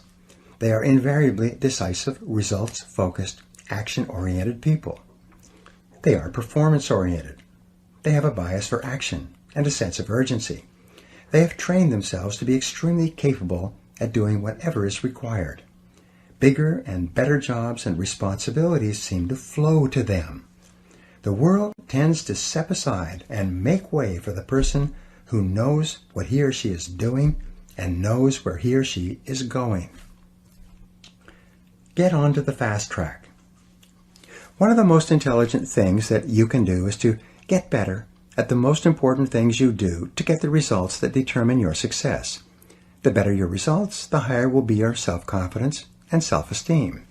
You'll be promoted more often and paid more because you will be producing a higher quality and quantity of work. You'll receive more and better job offers. You'll be immune to economic downturns because your services will be so valuable. By becoming intensely result-oriented, you will guarantee yourself a future of success and prosperity. Do what the top people do. You will notice that everything that we have talked about in this program somehow impacts on the 5 qualities for great success in America. I explained earlier about the importance of selecting your values and organizing your entire life around what you believe to be right and good and true. As long as you know that you are living consistent with your highest principles, your self-confidence rests on an unshakable foundation. I have talked throughout this program about the importance of setting clear goals and deciding exactly what you want in every area of your life. You know that big, important, challenging goals, clearly defined, with written plans for their accomplishment, improve your overall self-concept and build your self-confidence. Plan your work and work your plan. When you plan your work and work your plan and dedicate your energies to completing high-value tasks, you start to make rapid progress toward the attainment of your goals, and your self-confidence goes up. Every time you resolve to go the extra mile, to do more than you're paid for, to put in more than you take out, to go beyond what is expected of you in your job and in your relationships with others, you feel terrific about yourself. You feel more like a winner. Your level of self-confidence increases, and you feel motivated to contribute even more of yourself to what you are doing. When you dedicate yourself to becoming better and better at performing the important tasks in your life, you feel an enhanced sense of mastery and competence. Your belief in yourself deepens, and your ability to get the results that are important to you increases. The development of excellence or expertise in what you do is a wonderful form of positive knowing that leads inevitably to higher self-confidence. Do your work quickly and well. There is virtually nothing that will bring you the respect and esteem of the people you respect faster than being result-oriented and doing your job in an excellent fashion. In study after study, it's been shown that lasting recognition from the important people in your work only comes from being very good at what you do. It is only excellent performance in your job that raises you above politics and gives you the kind of power and influence that really makes a difference in any organization. Dedicate yourself to continuous learning. Your ongoing commitment to personal and professional development gives you a feeling of continuous growth. Whenever you feel yourself growing as a person, you feel internally motivated and energized to achieve even more. And the more you learn, the more you can learn. The more you develop yourself, the more capable you become of further development. By the law of correspondence, as you become better and more capable on the inside, the outer aspects of your life improve as well. As you see and feel your life getting better, you feel more positive and in control of your own destiny.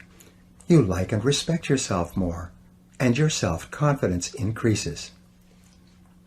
Take continuous forward action. Any positive, constructive, and self-determined action that you take in the direction of your dreams improves your self-image and raises your self-confidence. When you discipline yourself to do exactly those things that lead you in the direction of what is most important to you, you develop a sense of strength and self-assurance that is evident to all the people around you. Every positive action generates the positive emotion that goes with it. When you keep your thoughts and your actions consistent with your highest aspirations and your most valued goals, you are progressively building the unshakable kind of self-confidence that enables you to accomplish almost anything. Be your own cheerleader. When you get up each morning, say to yourself, "This is going to be a great day." Make the development of a positive personality your overarching goal and organize all your behaviors in that one direction. Remember, you are demonstrating the highest intelligence when everything you do contributes toward generating the feelings of self-confidence and self-esteem that you desire. Talk to yourself positively all the time. Say to yourself, "I can do it, I can do it." Or say, "I feel healthy, I feel happy, I feel terrific." In your conversations with others, keep your words positive and upbeat. Get away from people who complain and criticize. Make it a game to find something nice to say about everyone and everything. Positive words lead to a positive mental attitude. Create a positive, suggestive environment around yourself. Create clear mental pictures of the person you want to be and the things you want to have. Read books that expand your mind and increase your abilities. Listen to educational audio programs in your car. Get around positive people and get away from negative people. Control your mental pictures. Prior to every event of importance, mentally rehearse and see yourself performing at your best in the upcoming situation. Recall and relive a previous excellent performance. Before falling asleep, think about the things you did right during the day and the things you are going to do better in the days to come. Soak your mind in positive images of you at your personal best. What you see is what you get. Whenever something happens that throws you off balance, stabilize yourself by thinking about your goals. Because of the law of substitution, you can only think one thought at a time, and if you think about your goals, your mind will instantly become positive again. Make a game of rising above the petty frustrations of people and traffic and unexpected setbacks. Say to yourself, what can't be cured must be endured. And get back to thinking about your goals and about what you can do right now to move toward them. Develop discipline and courage. Whenever you have the choice of doing what is fun and easy rather than what is hard and necessary, force yourself out of your comfort zone in the direction of your dreams. Consciously resist the temptation to go easy on yourself. Remember that the comfort zone is the greatest enemy of human performance and human potential. It is only in the area of challenge and risk where you force yourself just beyond what is comfortable and easy for you that the possibilities of success await. Each act of courage and boldness on your part not only builds additional courage and boldness, but it also builds your self-confidence. The more often you dare to go forward, even in the face of uncertainty, the more likely it is that this type of courageous behavior will become a habit for you. You can gradually act yourself into feeling unafraid in almost all situations. There will be very little that you won't risk or try. You will develop such confidence in yourself that you absolutely believe in your ability to succeed, even against difficult odds. And because success is based on the law of averages, you will ultimately succeed and succeed greatly. Take excellent care of yourself. Be sure to take good care of yourself physically every hour and every day. Eat the right foods, drink lots of fluids, get lots of sleep, and exercise regularly. If you're not happy with your physical appearance, go to work to improve it. Set a series of goals to be at your perfect weight, to wear the ideal clothes for you, and to be perfectly groomed in every respect. Your self-confidence is strongly affected by your self-image. Your self-image, on the other hand, is largely determined by the way you think that other people see you. When you work hard on yourself and take the time to produce an image that you know that is attractive to other people, you feel wonderful about yourself and your self-confidence goes straight up. And it doesn't matter where you're starting from, your main job is to decide where it is you want to go and then make a plan to get there. Speak up with confidence and clarity. In your conversations with others, be sure to speak up clearly and express yourself openly and honestly. In one-on-one conversations, in meetings, or with groups, the more competent you are at speaking out, the more competent and more confident you will feel. If shyness is a problem for you, set it as a goal to get over it. Take a Dale Carnegie course on human relationships, or join Toastmasters and learn to speak on your feet. Either one or both will make you a far more positive, outgoing, and self-confident person. Practice no-limit thinking. You can develop unshakable self-confidence if you really want to and if you put your mind to it. You can develop within yourself any personality characteristic that you really want. You're always free to choose.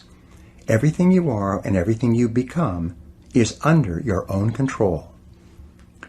The final key to self-confidence was put forth by Dorothea Brande in 1935 when she said, "The high road to success is to act as if it were impossible to fail, and it shall be." The real difference between the winners and losers in life is the difference between taking action and making excuses. It is between the people who do and the people who talk about doing. It's between the movers and shakers on the one hand and those who just watch the world go by on the other. Perhaps your greatest responsibility to yourself is to become a person of action, to act yourself into feeling the emotions that are consistent with high performance. Your primary job is to make any effort, overcome any obstacle, and scale any height to become the dynamic, unstoppable, irresistibly self-confident person that you are capable of becoming. And when you have developed in yourself this unshakable, irresistible quality of self-confidence, everything else will be possible for you. Now here are some action exercises to put these final ideas to work in your life. 1. Resolve today to act as if you had all the self-confidence in the world. Say what you think, ask for what you want, and persist until you succeed. Number 2. Write down your 3 most important goals in life right now.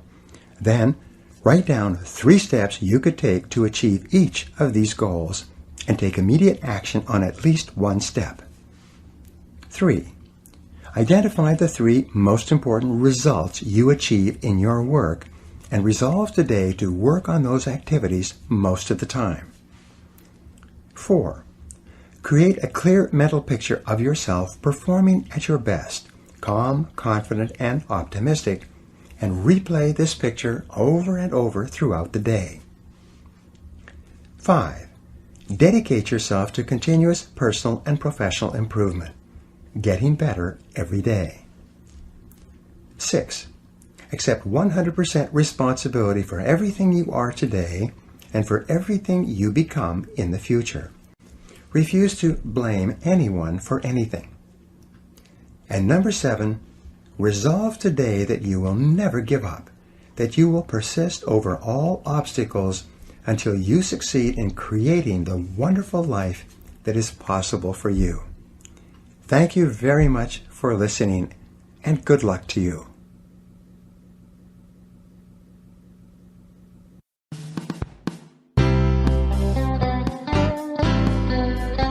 This has been a Gildan audio production. For more affordable, life-changing audio programs, visit our... Good morning, good afternoon, or good evening to everyone, depending on where you're joining us from today. Welcome to Engineering for Change, or E4C for short.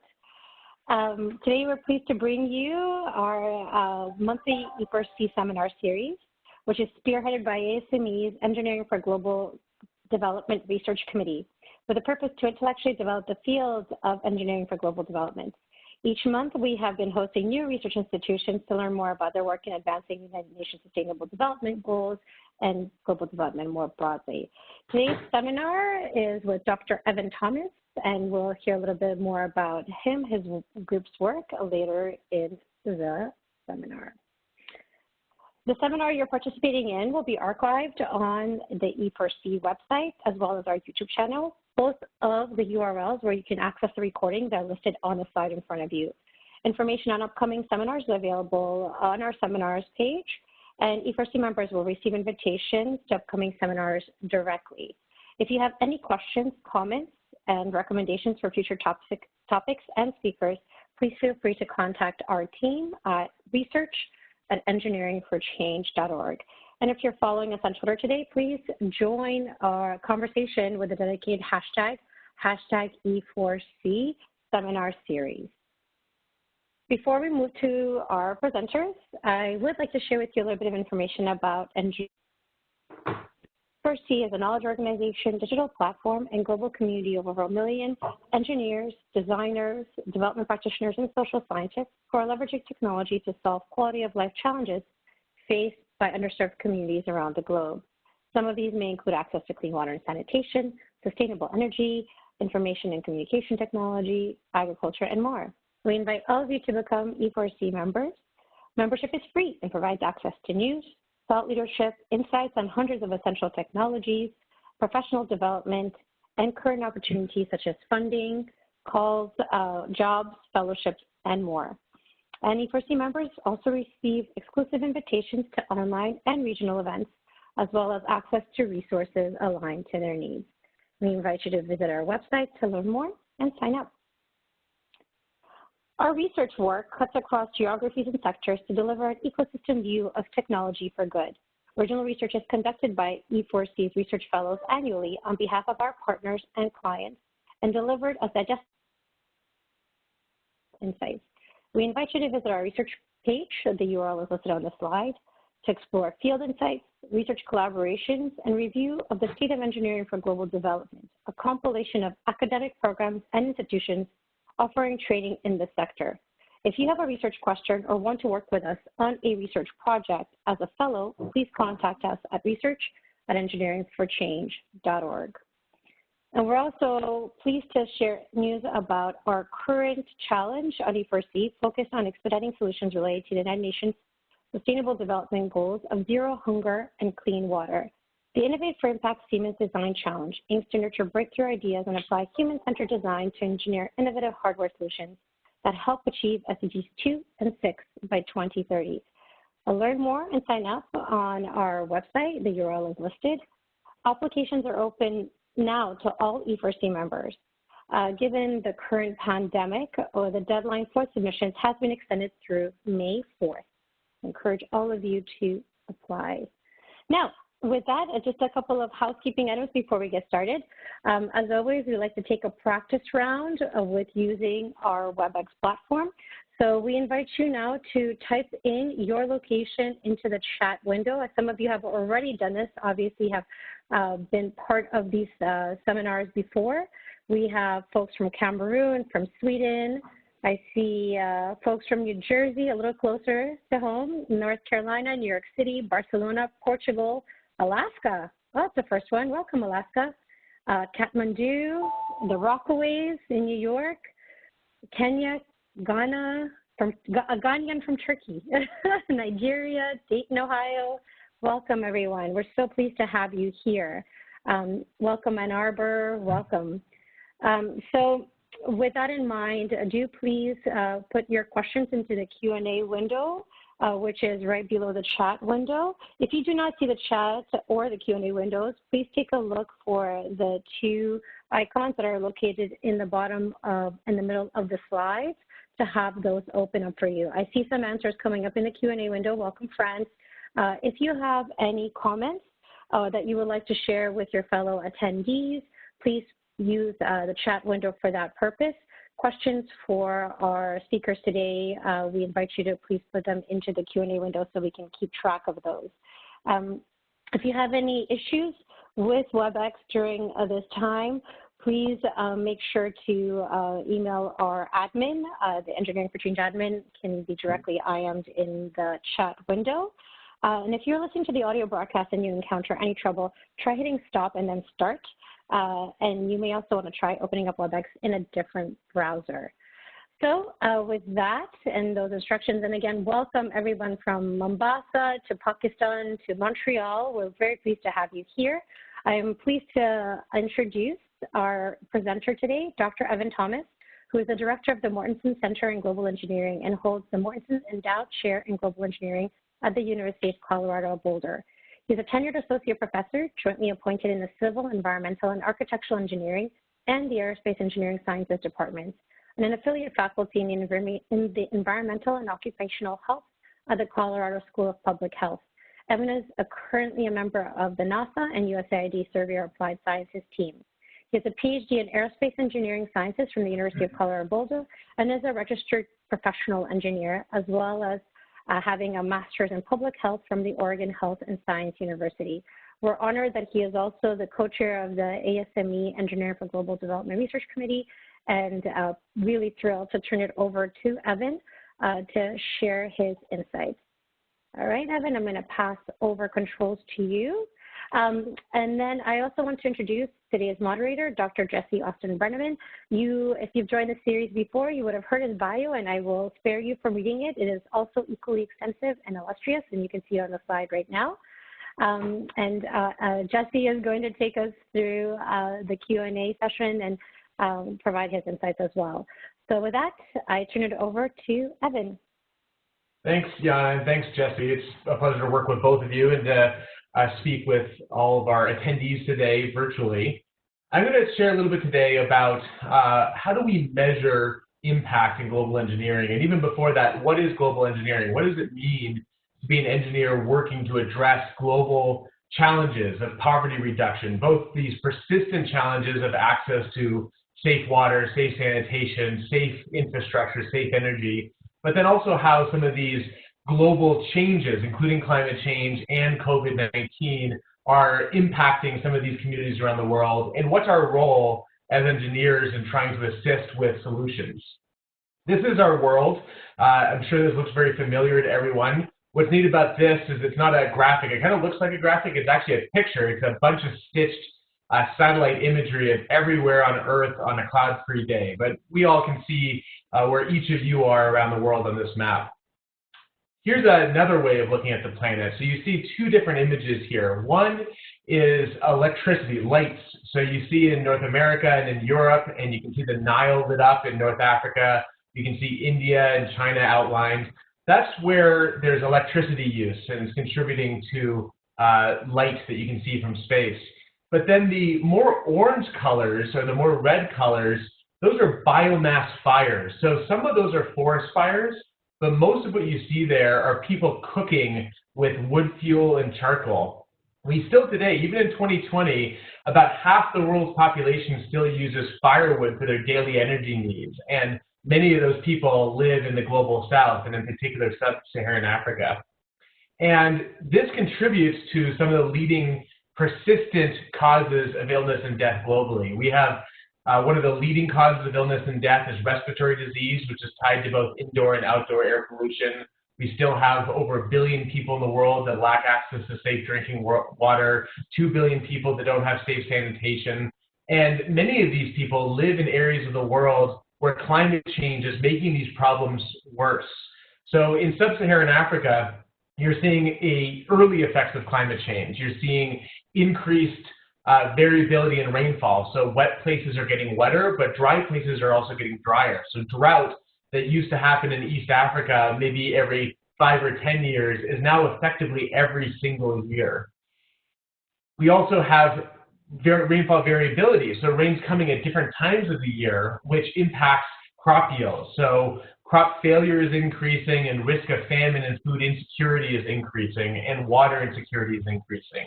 Climate change is also impacting disease. Malaria has killed more people in human history than any other single cause. And the one saving grace of malaria is that the parasite, which lives inside mosquitoes, couldn't live above about 5,000 feet. So population centers like Nairobi, Kenya, actually evolved, came into being because people realized they weren't sick from malaria. And now, just within the past few years, as the average mean surface temperature warms, there's now persistent and chronic malaria in Nairobi and other major cities around the world. So we're actually seeing disease patterns being resurgent and changing. This is another way of looking at the planet. These are aerosols. So you see here in Africa, a lot of these aerosols are associated with biomass cook stoves and charcoal stoves. In North America, a lot of those will be forest fires. In North Africa, those are dust storms. And out in the ocean, you see typhoons and hurricanes. So one question that we have often as engineers and as development practitioners is simple. Is development working? Is the entire field of global development, which includes nonprofit organizations like Engineers Without Borders, all the way up to multilaterals like the World Bank and UNICEF, or national entities like USAID, all of this energy and activity and professional work poured into poverty reduction, is it working? Are people getting healthier? Are they getting wealthier? Are we strengthening economies? So one thing you look at is disease and morbidity and mortality. So this chart here is global mortality among children under 5 over the past basically 25 years. And you can see that for every cause, mortality has decreased over the past 25 years. So respiratory infections have dropped precipitously, diarrhea diseases, neonatal and preterm issues, malaria, HIV and AIDS. Even though there's some bumps in the 2000s, overall, those major causes of mortality among children are decreasing. So often you can look at this kind of data and say development is working. But the benefits are disproportionate. And I want to highlight that here up front because, you know, while it's important to be optimistic and it's important to want to contribute to some of the solutions, it's also important to be realistic about where these changes are actually happening and where chronic poverty is not necessarily being addressed. So here's another way of looking at the planet. These are CO2 emissions per capita. So you can see that the United States, even though China recently passed the United States as the biggest single emitter globally, by far the United States is the single greatest emitter per capita. Here in the United States, we use more CO2 and energy per person than anywhere else in the United States, in the world. Plus, we've used more energy and had more CO2 emissions as a country in aggregate of any country in the world. But you can see that China, Russia, Europe, North Africa, North America, Australia are big users of energy and the associated emissions per capita. And sub-Saharan Africa has practically no emissions per capita. So this is energy use. Here's another map. This is the global burden of disease today. So these are the people in the world that have the greatest burden of disease per capita.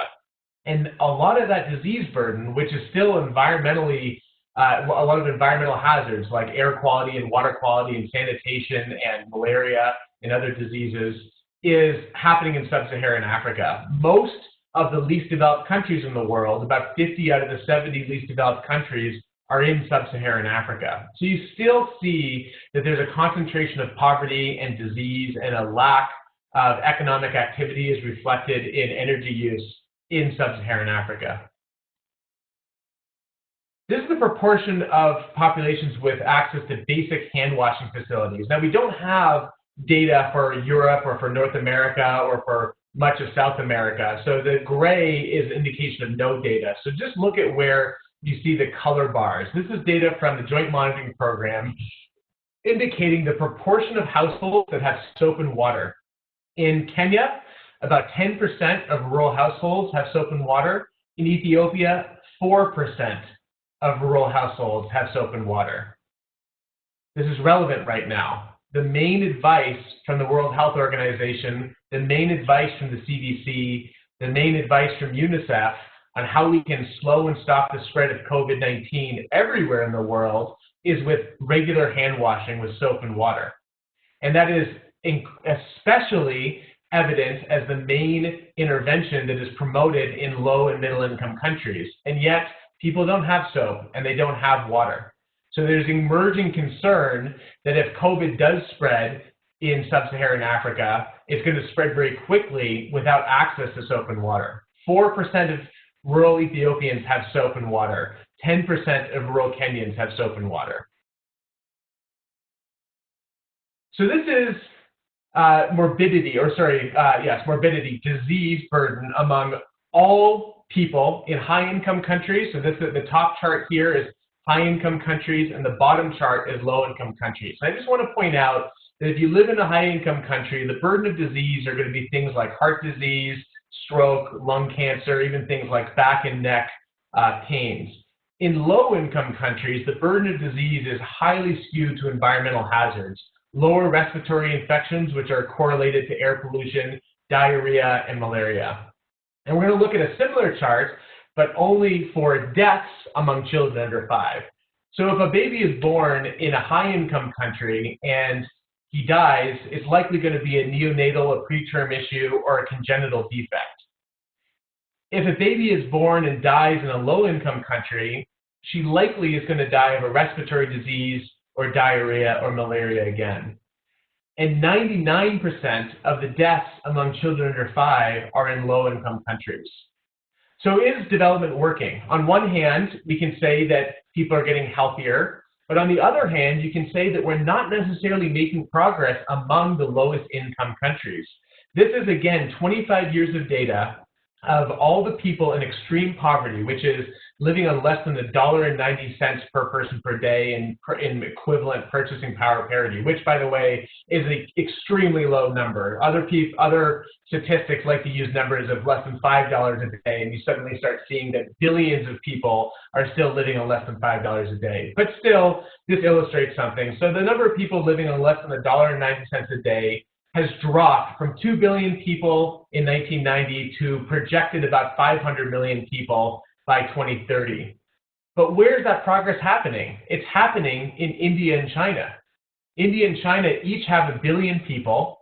For the vast majority of that progress are national economic activity and economic policies which have brought people into the middle class and has been reflected in decreasing disease burden and increasing wealth. Sub-Saharan Africa is increasing in the number of people in extreme poverty, and is projected to continue to increase over the next 10 years. So I think it's very important that as development practitioners, we focus specifically on the question of whether or not our interventions are directly impacting poverty reduction. While as a world, as a planet, the number of people in poverty has been decreasing and wealth has been increasing, the focus of development priorities in large part remains in sub-Saharan Africa, where we have a stubborn 500,000 people living in extreme poverty. So this is the world today. Some of you might have seen this chart before from Gapminder. We've used terms like low and middle income countries, or global north and global south, or an old term was third world countries. Of course, we don't use that anymore. None of those terms really make a lot of sense when you look at the spread of income and life expectancy in the world. So on the bottom is a log scale of income, per capita income, and on the X scale, or on the Y scale, sorry, is life expectancy. And if you've seen Hans Rosling's animation of this data, the main case that he makes is that 200 years ago, everybody in the world and every country in the world was clustered in that lower left-hand corner, that everybody is poor and died young, and that over 200 years, everyone has moved up to that level 4 area where you have high income and high life expectancy. But I want to point out in particular, look in that level 1 category, in level 1 and 2. It's sub-Saharan Africa again. You still have that stubborn cluster of South-Saharan African countries that are stuck in poverty. And again, this has been such the target of development policy and development practice that I think we need to evaluate if these interventions are contributing to this overall goal of increased health and wealth. One way of looking at this question is how much money is actually going into sub-Saharan Africa. So this is data of financial flows into and out of sub-Saharan Africa over the past 10 years. And up in this top chart, everything above 0 are the total added up sources of money. So you can see in purple, it's remittances. These are people living outside of their home country, sending money home. In that lighter blue, it's foreign aid. So this would be the World Bank and UNICEF and USAID. In darker blue, it's foreign investment. So it's corporations investing in industry and in economies. And then you can barely see it. That little green bar on the top, that's philanthropy. That's the Gates Foundation and everybody else like the Gates Foundation giving direct philanthropy to initiatives in Africa. I think there's a couple things that are striking about this chart. Remittances are just as big as foreign aid, and philanthropy is actually pretty small. So even though foundations like the Gates Foundation have enormous influence in the development sector, their contribution is actually a tiny fraction of the financial flows into Africa. But that's flows of money into sub-Saharan Africa. On the bottom, the below 0 in orange, this is debt interest payments. These are just interest on debt, not capital repayments, but just interest on largely World Bank debt repaid, getting repaid based on debts incurred in the 70s and 80s in Africa. So it almost basically wipes out foreign aid, is having to send money back to the World Bank again. And then you have trade misinvoicing. That's in red. Trade misinvoicing and tax avoidance. These are those foreign corporations using tricks of the tax code to avoid paying taxes in these countries. And the overall effect of that is that while there might be a lot of economic activity, a lot of that activity is not being translated into income to national governments to provide basic services. So government's not able to provide water, sanitation, energy, infrastructure, transportation, healthcare, education without a tax base. And that tax base is minimized through tax avoidance and trade misinvoicing. So if you take the net of all of these inflows and outflows, you get to about $20 billion a year going into Africa. Now that might sound like a lot of money. It's a lot more money than I have, but $20 billion a year is about $20 per person per year as the net investment of the rest of the world in Africa. It's really not very much money. It's about the budget of NASA or the EPA or USAID. So in aggregate, even though there's a lot of heat, there's not necessarily a lot of fire around economic development and investment in sub-Saharan Africa. So that's a little bit of context setting. That's the world that we live in today. So what is the role of engineers in trying to address these chronic challenges? Historically, engineers have liked to work on a project or a product level. We like to invent a new water filter or invent a new cook stove or do a project in a village like rainwater catchment. And that's been our contribution, at least over the past 20, 30, 40 years, is project and product level focus. But these are not solving these chronic underlying problems. A product is not solving the root cause of poverty in a village. And inventing another water filter does not address the reason why people don't have clean water. So as engineers, we need to elevate our contribution. We need to be more concerned with the determinants and causes and ultimately try to address solutions to global poverty. So what do we mean by that? This is a non-comprehensive list, just a list of examples of where engineers can contribute. One is standards development, something that the professional societies like ASME have a really great history in, is engineers coming together and saying, this is the criteria for water treatment. We're not going to let everybody invent a new way of doing this. We have to have certain standards for water quality, certain standards for air quality, certain standards for structures.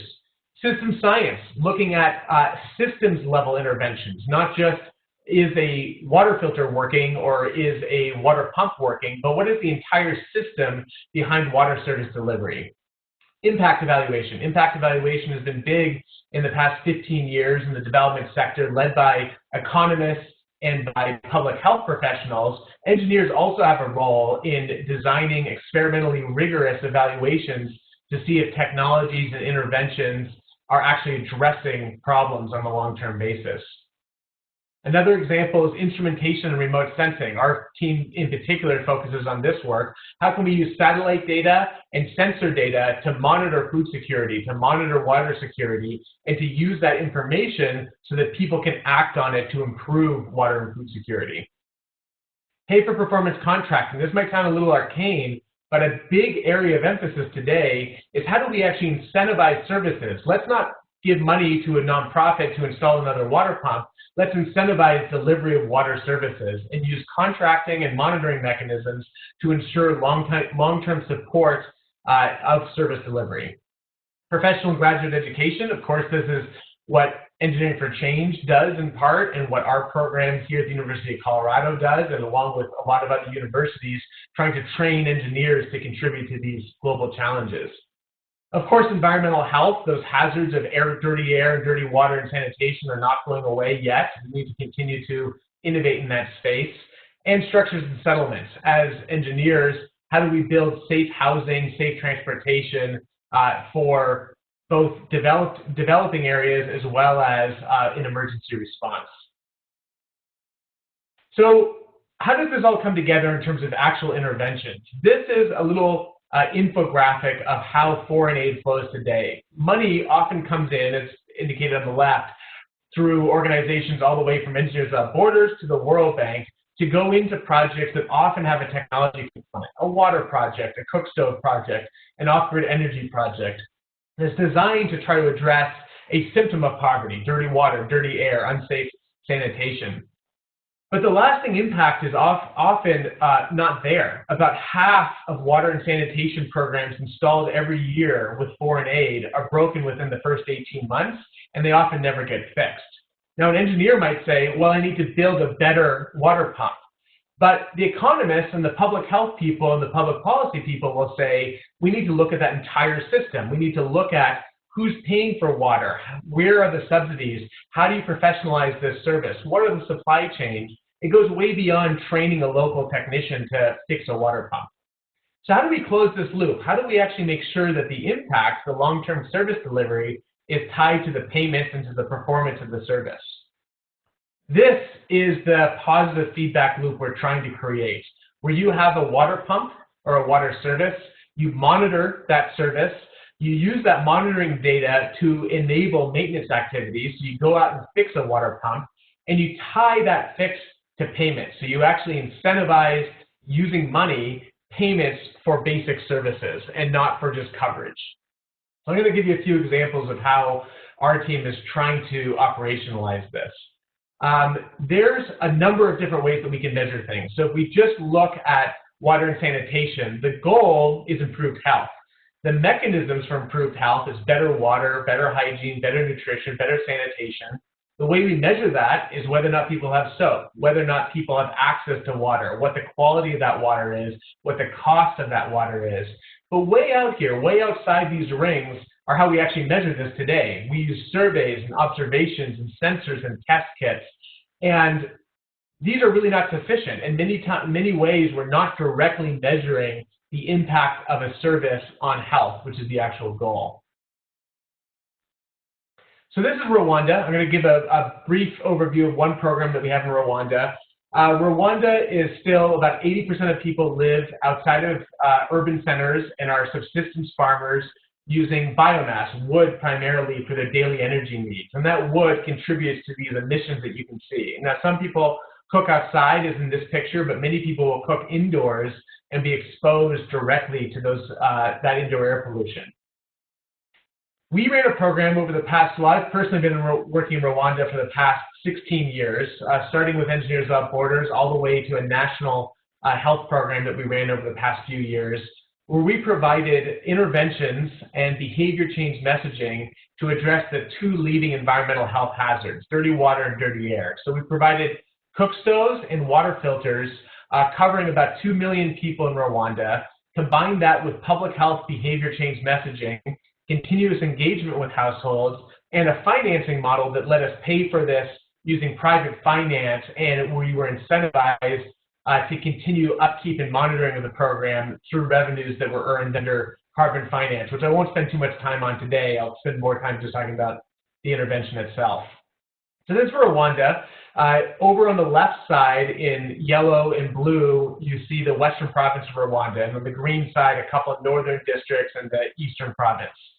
In 2014 through 2016, we reached about 2 million people with water filters and cook stoves, covering the entire western province of Rwanda and the eastern province of Rwanda, the poorest households in each of those regions. And we ran a randomized control trial to evaluate if the program impacted water quality, air quality, and health. So over in the western province, the districts in yellow didn't receive the interventions at first, and we compared environmental health in both, compared between the yellow areas and the blue areas. So this is a cook stove. It's the EcoZoom Dura. It's a biomass cook stove that reduces wood fuel use by about 50%, reduces indoor air pollution by about the same amount. By itself, that's not enough. The cook stove by itself actually doesn't reduce emissions enough to have a health benefit, nor is it viable if you don't combine it with behavioral messaging to discontinue use of the previous stove. So even something as simple as a stove actually needs regular engagement with households so that you don't accidentally or unwittingly increase emissions and increase fuel use. Many people will get a new stove like this and use it in addition to their baseline stove, which can have the effect of increasing emissions, increasing fuel use. Plus, if you use the stove indoors, you don't really reduce indoor air pollution enough to have a health benefit. So we had to do a lot of messaging to get people to use the stove exclusively and to get them to use it outdoors. And this is the water filter, the LifeStraw Family 2.0. Great water filter. It eliminates microbial contamination to the highly protective rating of the WHO. But by itself, that's not enough. It needs maintenance. It needs regular cleaning. It also needs to be used exclusively. If people combine use of clean water from the life straw with dirty water that they're getting from other sources, you can actually lower a natural or an acquired immune response and make people sicker. So again, a water filter by itself is not necessarily a break-even proposition. It can cause problems if you're not careful. So this is how we ran the distributions. This is a partnership between us and the Ministry of Health in Rwanda. It was called Tebeo Neza. It means to live well. We had about 900 community health workers working with us across 7,500 villages, distributing these products and engaging in households. We had a radio signal on the radio stations that everybody knew across Rwanda for a couple of years. So this was all part of our behavior change messaging.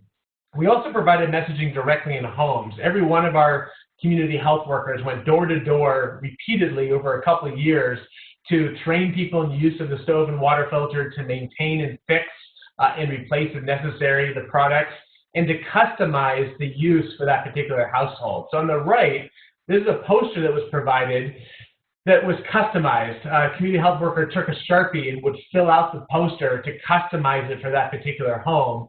And the home signed a contract between themselves and their local elected cell secretary, agreeing to participate in the program and to use the products and to not sell them or give them away. We also measured use using innovative methods. So this is one of our sensors that we installed directly inside both the stoves and water filters. And what we were interested in doing is measuring if people actually use the stoves and filters. Plus, we wanted to know if the sensors themselves caused any reaction among households. And for the water filters, we saw a pretty dramatic impact. Using survey data, which is currently the most common and most widely used method for evaluating things like water filter interventions, people report using about 1.5 liters per person per day, which is also exactly the right answer. When people know a sensor is watching them or is in their water filter, they're using about 1 liter a day. And when people don't know that a sensor is there, which is our best estimate of actual behavior, it's only about 0.5 liter a day. So we see big reactivity. We see a disparity between survey data and what people actually do, but we also see a big difference between what happens when people know a sensor's there versus when they don't know a sensor's there.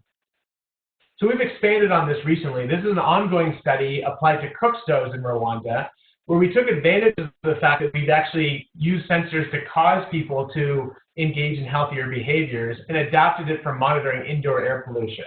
This on the right is a indoor air pollution sensor, a PM 2.5 sensor that monitors air quality, and it shows that air quality as a kind of a barometer in the child's lungs here on a scale that goes up to the WHO 24-hour mean exposure for particulate matter.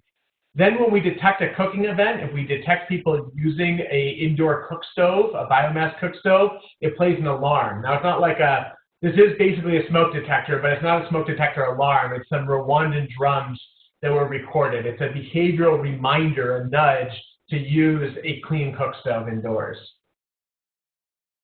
So in aggregate, this program had a big effect on health in Rwanda. We nearly doubled the number of households with clean water. We reduced indoor air pollution by 73%.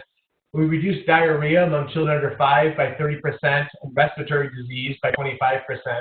And in aggregate, we're able to estimate that about 90 children, we avoid their death every year that the program is running, and we save 7,500 disability-adjusted life years. So 7,500 years of avoided illness in aggregate across the program. So there's a few other mechanisms that I'm going to explain now that we've used in other contexts. So we've tied things like interventions, environmental health interventions, to payment systems, carbon credits, health credits, pay-for-performance impact bonds, as well as instrumentation, using things like sensors to monitor an intervention and to try to create that closed loop where service delivery is incentivized. I'm going to go through just a couple other quick examples of where we've done this. We've used sensors to monitor latrines. This is Sanergy's operation in Kenya. They're a franchise-based sanitation model in urban areas in Nairobi. We put sensors in these franchise toilets to monitor fill rates of the toilets and to help franchise operators communicate with Sanergy to ask them to come and service the latrines. We've used these same sensors in India to try to monitor behavior and to try to correlate that to health outcomes. And we found over and over again that what people actually tell us they do is not really what they do with sanitation behaviors. We've also linked this type of data to sanitary inspections. Sanitary inspections are a survey tool to monitor, to estimate risk of exposure to microbial contamination at water points or at other kinds of wash interventions. We've actually shown that sanitary inspections have almost no predictive power for water contamination. So we're trying to influence the measurement tools that are used in the sector today. And we're using this across infrastructure as well, not just environmental health, but environmental resilience. This is a program where we are evaluating, run by Bridges Prosperity. Bridges Prosperity puts in pedestrian footbridges that link isolated communities to things like clinics and schools and hospitals, and most importantly, markets. And we are running the impact evaluation where we're looking at things like health. So we're measuring health in homes, we're measuring market access, we're measuring livelihoods like increased wage earnings. We're even measuring bridge use. So we have cameras monitoring bridge use, and we're correlating that to these health and livelihood outcomes.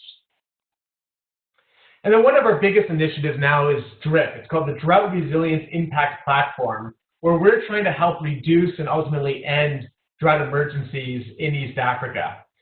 About a quarter of the world's population is facing increased water insecurity, and as I mentioned earlier at the top of the presentation, in East Africa in particular, drought is essentially an annual occurrence now, and they're becoming more severe and more frequent in part thanks to climate change. This is a very arid region of the world where people used to use surface water, but are now increasingly reliant on groundwater sources. So they're drilling holes in the ground to extract water as a resilience effort during times of extreme drought. So that's what you see here. These are from northern Kenya.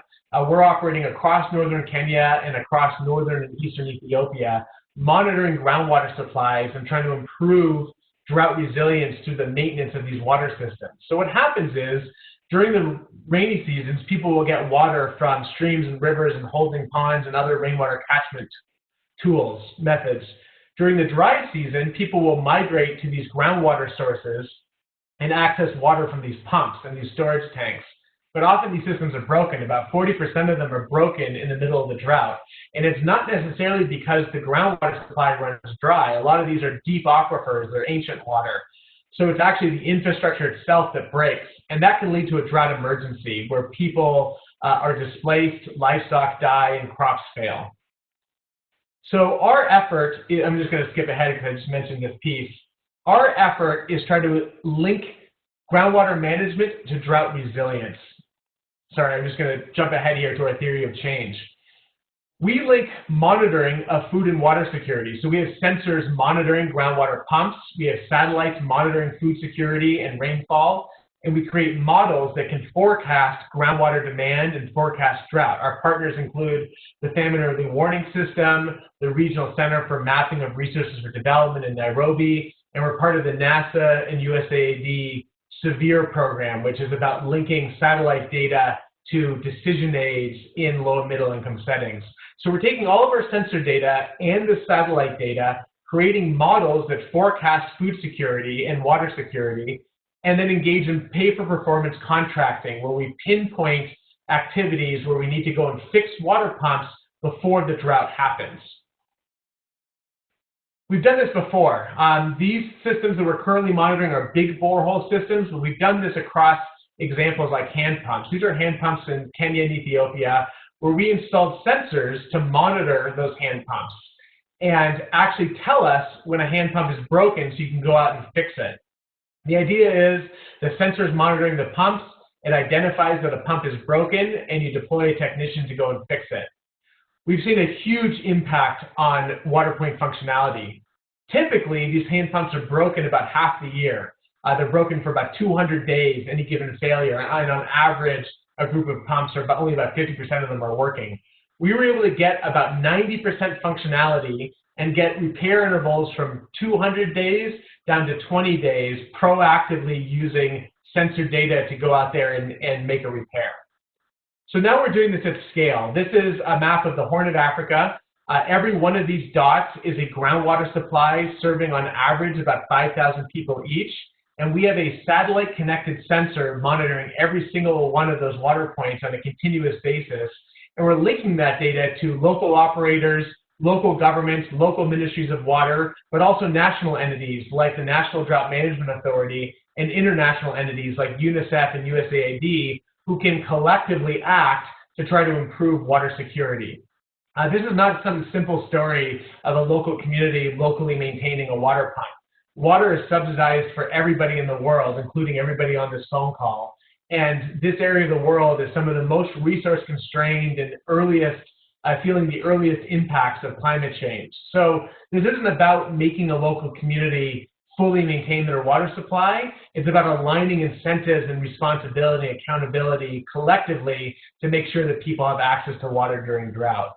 The colors that are underneath the map are the famine early warning system's food security classification for the same region. So we also see the direct relationship between climate change, rainfall, and groundwater demand. We've seen this across the region. We're currently monitoring about 3 million people's water supplies on a daily basis for the past 4 years. We have about 250,000 site days of data over the past 4 years. It's a big data set, and we're able to compare the use and function of those groundwater pumps to climate variability like rainfall. And we see that as rainfall decreases, there's increasing demand on groundwater resources. So that's where we are putting our focus. So just in conclusion, so we have time for questions. The point of measurement, and improved and continuous measurement, doesn't exist in a vacuum. You know, data by itself is not that interesting unless it's actionable, unless it's acted upon. And for it to be acted upon, you also have to care about the incentives. So I am an engineer, and I like working on things like sensors, but I have to know about contracting. I have to know about policy. Our team has to be engaged in those conversations. We don't just throw it over the fence to an economist or throw it over the fence to a policy person, who, by the way, are also domain experts. This idea that engineers should stay in our engineering lane is kind of silly when the economists like to talk about engineering and the public policy people like to talk about public health. We need to be at those same conversations, at those same tables, bringing in our expertise, but also calibrating our contribution against what is actually needed to address the underlying causes of poverty, not just the symptoms. All right, thanks. I'm happy to take some questions. Thank you, Evan. It's very valuable. Jesse, I invite you to take us to our discussion. So just as a note, I've been taking some notes on the questions that have been coming in the Q&A. As I'm asking, so I'm going to try and synthesize those into a few questions for Evan right now. Evan, thanks again for really an inspiring talk. I always read your papers, and then just to see it all in this one sort of comprehensive, bigger picture view is really great, especially within the context you said at the beginning. A lot of the questions, so as I'm asking, please continue to write in the Q&A, and I'll try and address those as we move forward.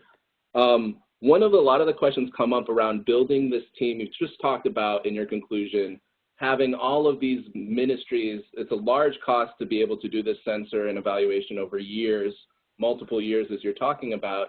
How do you build that team and convince that team, or at least get consensus among the team that this type of evaluation is necessary, or what is the best way to do it? Right, so you talked about both disciplines, but also across organizations, right, and countries. So what does that process look like for you? So everything I described today is our consortium efforts. Each of the examples I provided have many different organizations involved. You know, I'm just speaking about some of those projects, but you know, we're not doing all of that work as just our organization.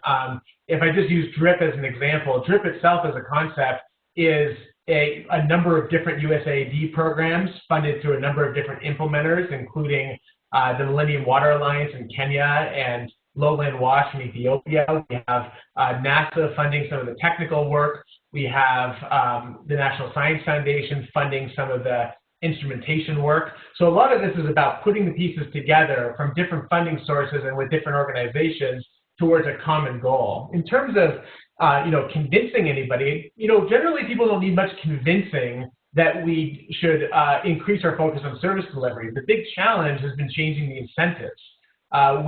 When historically big funding agencies fund infrastructure, you'll have smart professionals and engineers who are there saying, yeah, I know I'm building a pump that's going to break in 2 years, but that's the contracting mechanism. So it's less about convincing people that these are challenges and more about trying to offer collaborative ways to change the status quo. So introducing new ideas, introducing instrumentation, introducing pay-for-performance contracting. And, while we have had some successes in our team and there's lots of great promising work out there, everything here is a work in progress. We have not ended drought emergencies in the Horn of Africa. We're monitoring a lot of water supplies right now. I can't prove to you that we've improved water security yet.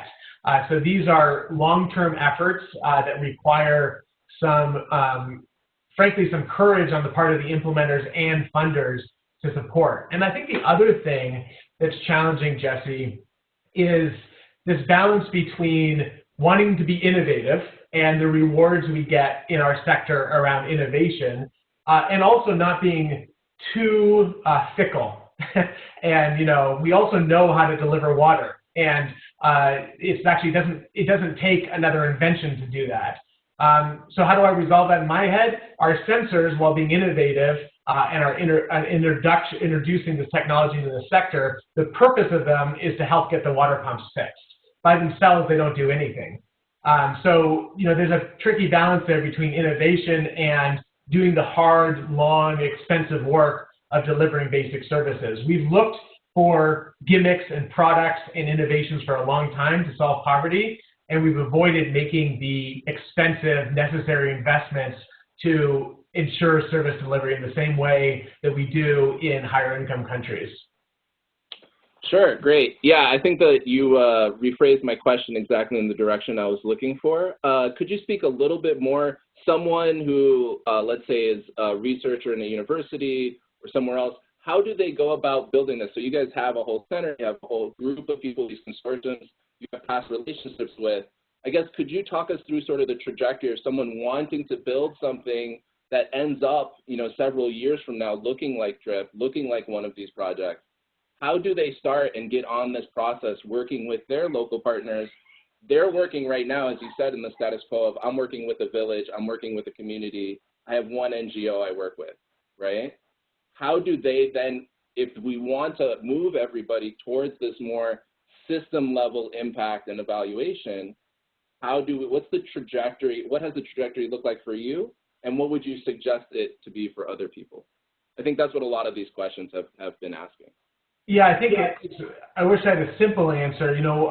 I think that there's a few different things that come to mind. One is different institutions are good at different things. So, in our program, sometimes we are the university, sometimes we're a small company, sometimes we're a nonprofit, sometimes we're partnered directly with government.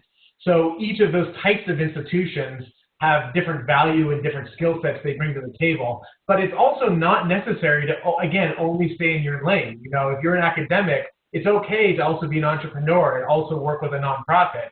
And in fact, the counterpoint is that it can be quite limiting to only stay within your domain. If you're only going to stay in your world, you're not adding a lot to those other worlds. So it's important to not necessarily be a dilettante, but at least be conversant and have relationships in those other areas and be able to work with them. The other thing is that it takes a long time. I mean, any entrepreneur will tell you this. Like, you come up with an idea, the starting point of an idea to address a problem in an actual product or a solution is way longer than anybody thinks. It's not one cycle of the iShow. It's not one cycle of an SBIR from the government. It's not one funding round. It's not one project. It takes a long time. SweetSense is our sensor spin-off company. We founded it in 2012. It's now been 8 years that this company is still in startup mode. It might be because we're terrible at it, and it might also be because this stuff is kind of hard, and it takes a long time. And that iterative process sometimes also bumps up against the other modalities of foreign aid development, where USAID wants you to write down your 30-step milestone Gantt chart 2 years before you start a 5-year project. And that's not really how innovation and iteration works. And both of them have strengths and weaknesses, and they're both appropriate in different places, but sometimes you have to figure out how to play that game a little bit of different types of organizations contributing in different places. Now I'm forgetting the question, but hopefully I addressed part of this.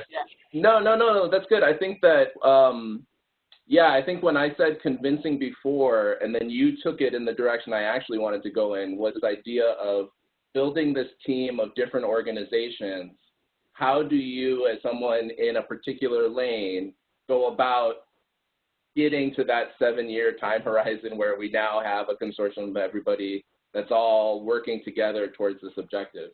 I agree that everyone has the same objective. I think that you guys have been very successful in building these teams.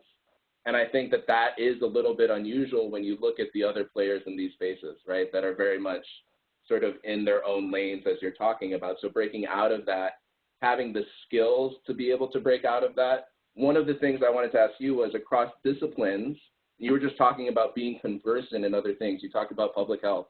You talked about development economics. How does someone who's a research engineer, let's say myself, and wants to work with these other groups, they're asking different questions, they use different methods. How do I begin to become conversant in those other ways? What is the way you have found to be able to get these teams to work effectively together?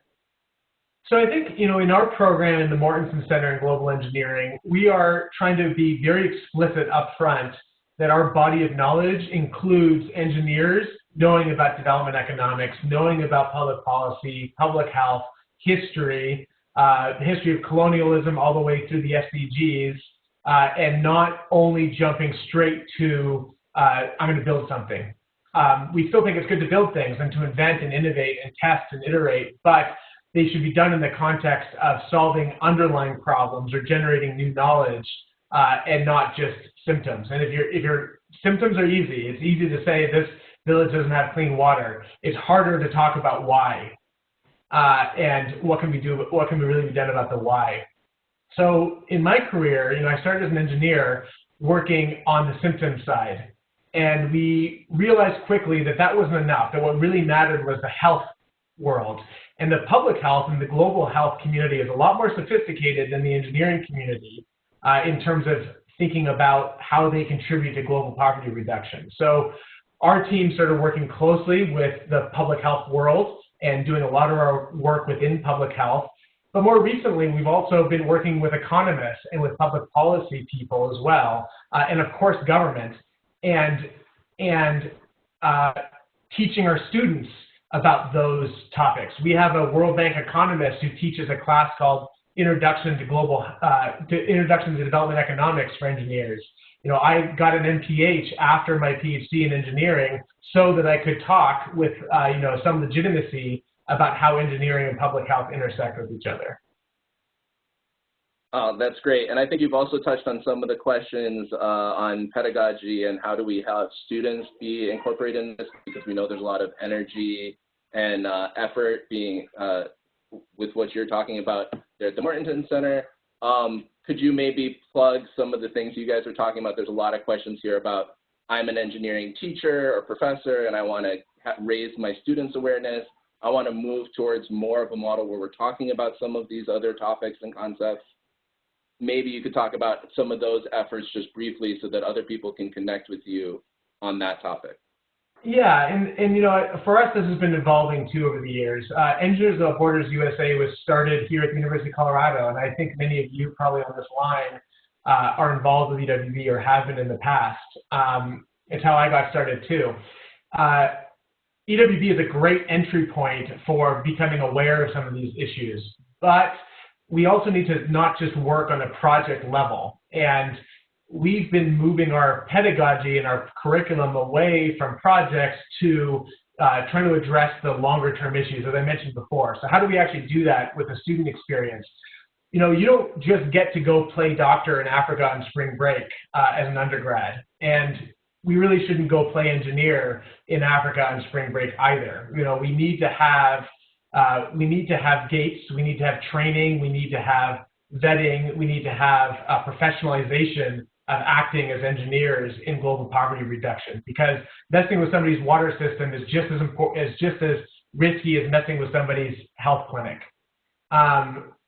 To do that, we embed our graduate students with development agencies. So at the graduate level, a requirement of our program is a field practicum where all of our students, or nearly all of our students, are embedded with an international NGO or social enterprise or multilateral, usually for 3 to 6 months, to actually get work experience. And on the one hand, it kind of looks like an internship. On the other hand, it's a field experience. And it's very different than designing and running your own project. You know, before you're ready for that, we need to actually understand the state of the art and best practices in the sector. So that's a piece of what we're trying to do. Now, at the same time, we don't want to run off students. You know, we're taking over here at the University of Colorado a freshman level residential program next year. We're going to have about 150 freshmen who are learning about these things for the first time. And the goal is not to say, you know, to scare them into not doing anything. It's to try to put them on a track where they can best use their privilege and their technical skills towards addressing these long-term problems we have as a planet. That's amazing. Thank you so much for that. Yana, I think we're approaching the end here. We are. I'd like to thank myself again for your answers to the question, and I'll switch it over to Yana for the response. I'm actually going to, if you allow me the liberty, there is one question that came in that I think is a tricky one, and you addressed to some extent, Evan, but this particular listener asks, for nonprofits, how do you balance this long-term process of change with the need to show supporters that progress toward impact is being made? I think that is such a difficult balance. And Evan, any reflections for us to close out the seminar on that particular front?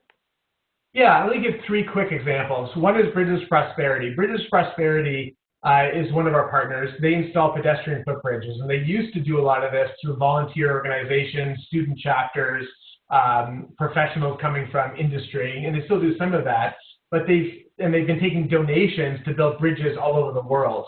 Avery Bang, who's the CEO of Bridges Prosperity, and Christina Barstow, the Chief Operating Officer, they pivoted in the past couple of years to try to focus on pay by results, pay for performance contracting in a narrower geography so that they can go to scale. So today they're trying to go to scale in Rwanda, putting in 300 pedestrian footbridges across Rwanda, with the government paying for 40% of those costs, investors paying for some of those costs, and donors paying only after the bridges are not only completed, but have been proven to have an impact. So actually paying for the impact and the performance of those bridges.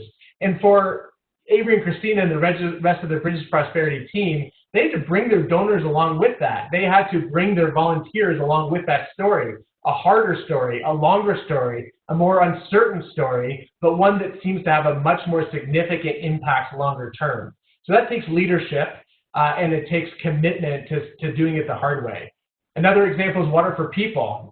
Eleanor Allen at Water for People, and even in the recent history of that organization, pivoted from the same thing, projects all over the place that were focused on technical solutions, to focusing on district level sustained water services. So they're working in fewer geographies, fewer places, with longer term commitments to make sure that there's district scale water access.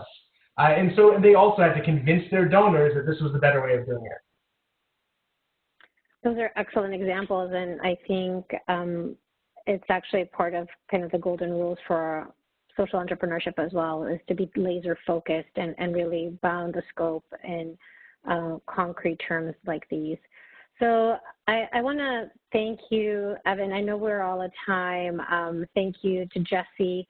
And I want to give a shout out to our upcoming seminar. Next month, we'll be joined by Professor Amy Bilton from the Department of Mechanical and Industrial Engineering at the University of Toronto.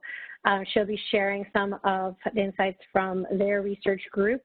They are also doing phenomenal work in this space, and I encourage all of you to join us for that presentation. Thank you to everyone who has joined us today from all around the globe. I know there's many questions that we didn't get to address directly. We will share them with our presenters, and certainly feel free to reach out to us or to the presenters. They shared their contact information. And with that, I'd like to wish you a good morning, good evening, or good afternoon. Please stay safe, wash those hands, get access to soap if you're in a region where there is lacking, to stop the spread of COVID. And we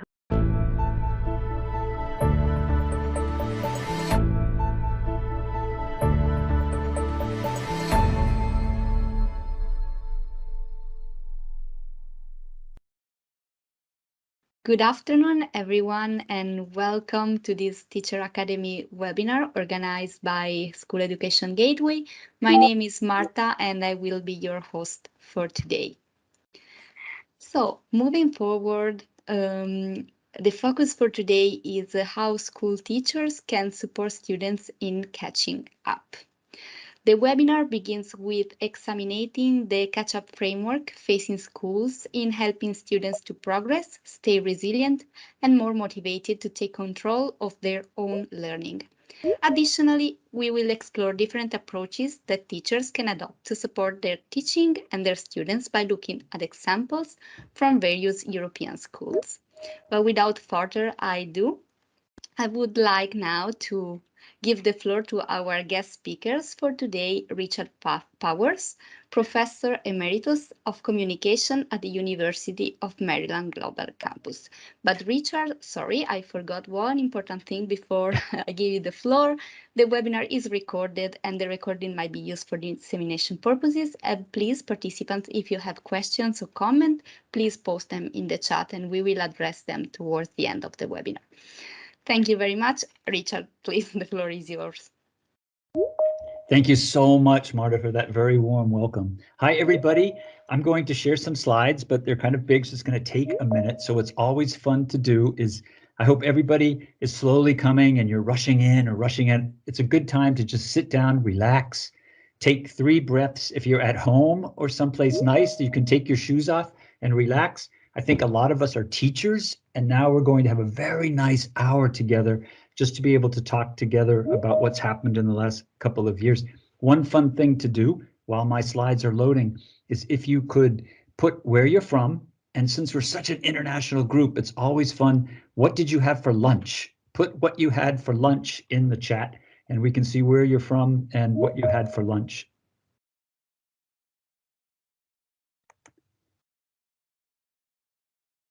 The results are coming. And I will probably, for people who didn't have lunch, now will get you very hungry. Richard, meanwhile, I don't see your slides are loading. Yeah, second to load. Well, just let me know if you have any kind of issues and I can upload them for you. And you can just take control. No, they're coming. It's really... Okay. Okay, no worries. Marta, can you stop sharing in the meantime?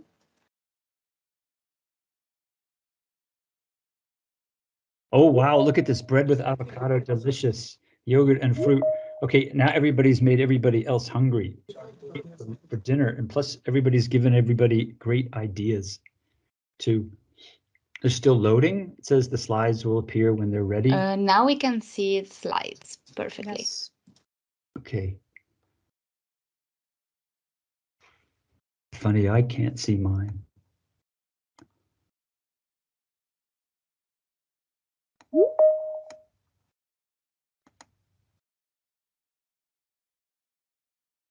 As always, a little technical thing. It says we're having no worries. difficulty You loading. cannot see the slides on the screen. Right, you can wait a little longer or try reloading. So yeah, maybe you can try reloading and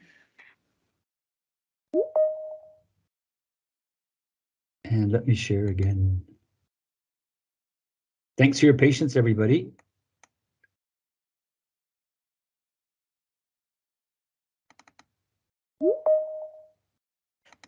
It's a nice chance to relax and get yourself situated.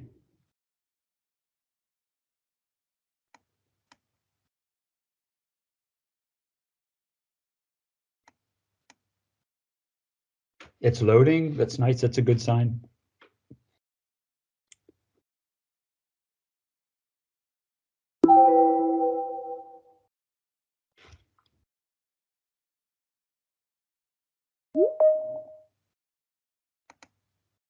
We can see them. Yeah, Yeah. I can see you too. Great. And maybe everybody had a chance to get a drink of water or to kind of relax, kick those scissors, because now we have some time to talk amongst ourselves. Today's topic is how school teachers can support students in catching up. And as Marta said, I'm a professor of emeritus of University of Maryland Global Campus, and right now I'm a learning designer working with teachers in training, student teachers at the Professional School of Education, Stuttgart, Ludwigsburg. Kind of a blast from your past. This is kind of a full circle moment for me in a little bit, because back in March of 2020, maybe some of you were there, I gave 4 webinars just when COVID had started breaking out, had come, and there wasn't a vaccine, schools were closing, people were dying early. It was a terrible, terrible time. And that seminar is titled, Keep Teaching, Planning and Delivering Remote Instruction to Your Students During This Hard Time. And the funny part about that is when I was looking through those slides, this was the highlight from March of 2020. We all felt in those days that Maslow's hierarchy of needs was more important right then than Bloom's taxonomy. And that was a simple way of saying normally as teachers we're interested in outcomes, academics, performance, test scores, all of those things. And at the time, taking care of our students' social needs, their emotional needs, whether or not they had access to going to school, all of that was much more important. So it's interesting to think 2 years ago where we were and where we are now, and all of you, we are all on that journey together. So if you're out there listening now, give yourself a big hand. Congratulations. What you've done, if you start seeing the last 2 years in your mind, the hurdles you've overcome, how you've been able to keep students learning and going, it's just kind of remarkable testament to your resiliency. Today, we're going to talk about these things just to kind of show that it's not over, right? All that resiliency and the hard work that people have done for 2 years, the new approaches, the new educational technology systems that have come in, trying to keep students learning during that time. We still have challenges and obstacles to overcome. Today, we'll talk about survey findings. We'll talk about present classroom challenges that you might be undergoing. And we'll also talk about different approaches. You know, traditional teaching has a lot to do with the teacher and the focus on the teacher, textbooks, tests, standardized tests. These new types of approaches, UDL, PBL, and SEL. Sounds so funny, right? Lots of acronyms there. Universal design for learning, project-based learning, social emotional learning. A lot of theories you've probably heard about and approaches that maybe we're starting to see a lot of more successes and open-minded for using them as we're going through. First of all, some context, right? The UN, right, back in 2020, referred to what was happening in our schools as a global generational catastrophe. And they're pretty much right. Remember those days, it was 1.4 billion students were suddenly out of school. And to show how that's not really ended, it's the second point where it says UNICEF in their March 2022 report still notes that 23 countries haven't opened schools. Now, many of these are not in Europe. Many of these are in Africa and the Far East, Middle East, schools and countries that still have the virus predictions and things moving forward. But it just shows you that the pandemic is still there. The pandemic's not over. Many of us right out there are still coping and maintaining with the virus. There's this huge wave, perhaps in your country too, the way it is in Germany. Lots of people who hadn't had COVID are now getting it. It's 2 or 3 days, doesn't seem to be as heavy, but they're experiencing feelings of fatigue, disruptions, staying out of school. So all of those things too. And then the aspects about mental health that are affecting people too, the traumas and the things that have gone through the past 2 years and things going on. So Human Rights Watch 2022 in their most recent report, their main finding was that pupils lack equal and inclusive access to online and remote education. At least that was the other issue that's coming up out of this pandemic. What would be nice now is if we had a little bit of interaction in the chat. I'm going to read through these things, and it would be interesting if you thought about your country, your culture, where you are right now, which of these major points that I'm going to talk about affects you right now the most. Okay? Disruptions, absenteeism from students, quarantines, canceled classes, teacher and staff shortages, teacher and staff competences that need to be developed in new areas, loss in teaching and learning time, anticipation of another pandemic wave in the fall, right? Colds and flu season is traditionally, and now people think this is coming up.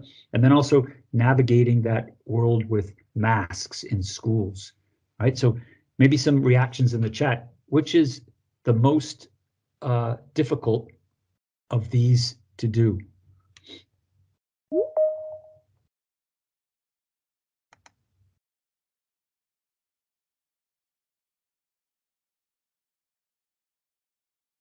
Oh, okay. People are having issues with the screen.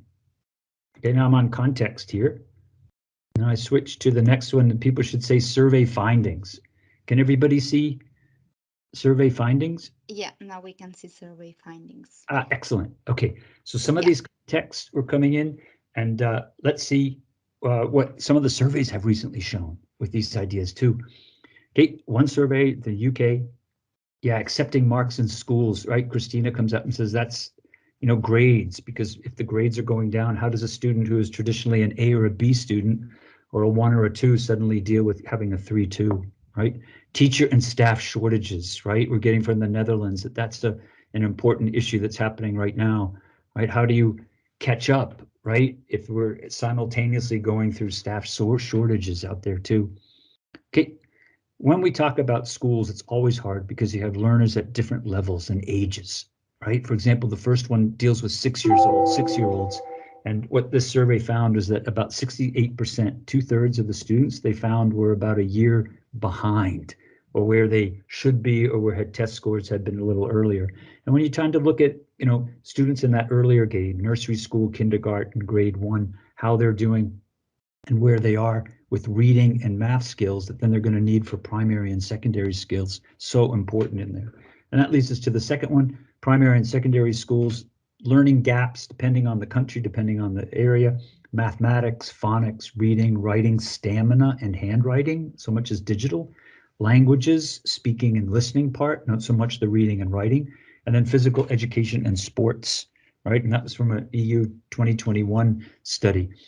Christine is also mentioning that professors are just worried about carrying out what the students missed.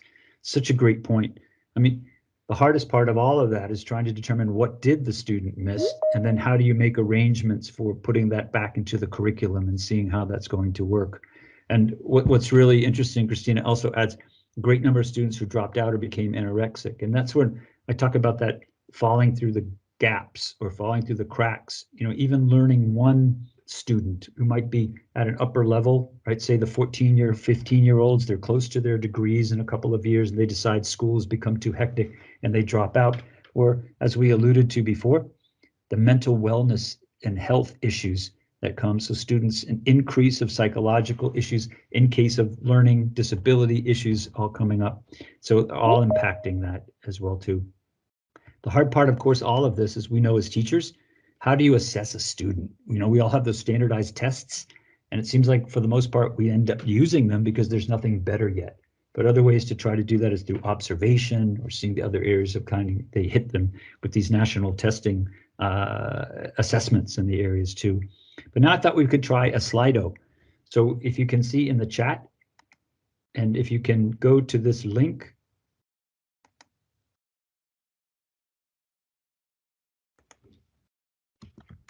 slido.com.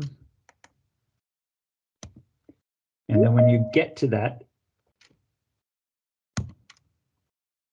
right? Yeah, absolutely. And then you can just impact teacher as the hashtag, as the code to come in there. And then it would be great if you could see the answers and then start responding to it. How do you feel today about the students catching up because of the disruptions due to the pandemic? You know, are you motivated? Students can do this. Or are you neutral? Not sure students can do this. Or discouraged? You know, it's impossible for students to catch up. And we're seeing some interesting stats. 78% are saying motivated students can do that. That's wonderful, wonderful. Neutral looks like it's about 25. Oh, the numbers are changing a little bit too. Nice. So take a minute. We have about 30 more seconds for it. If you can find the link, slido.com, and then enter teacher is the code.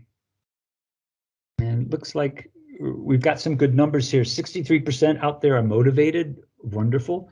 Neutral, about 26%, and 11% say, discouraged. It's impossible for students to catch up.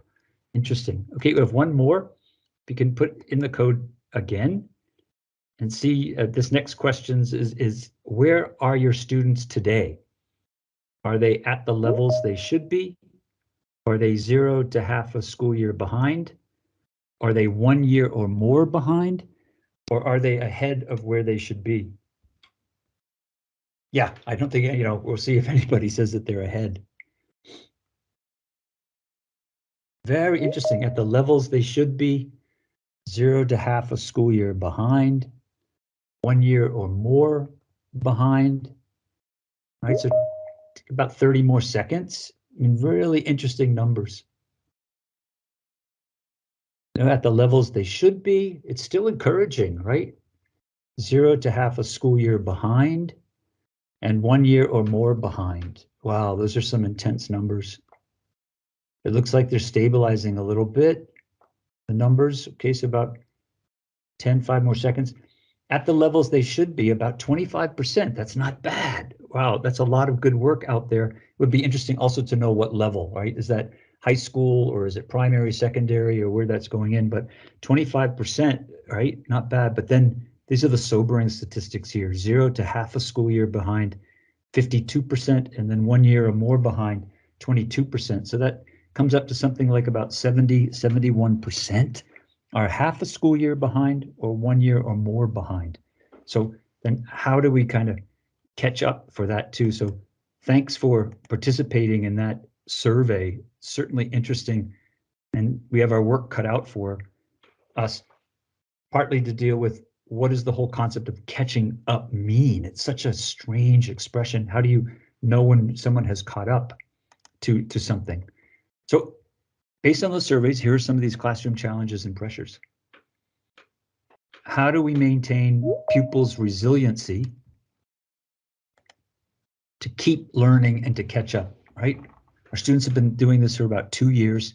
Maybe you've got great tricks and techniques that keep them motivated and encouraged when they come in.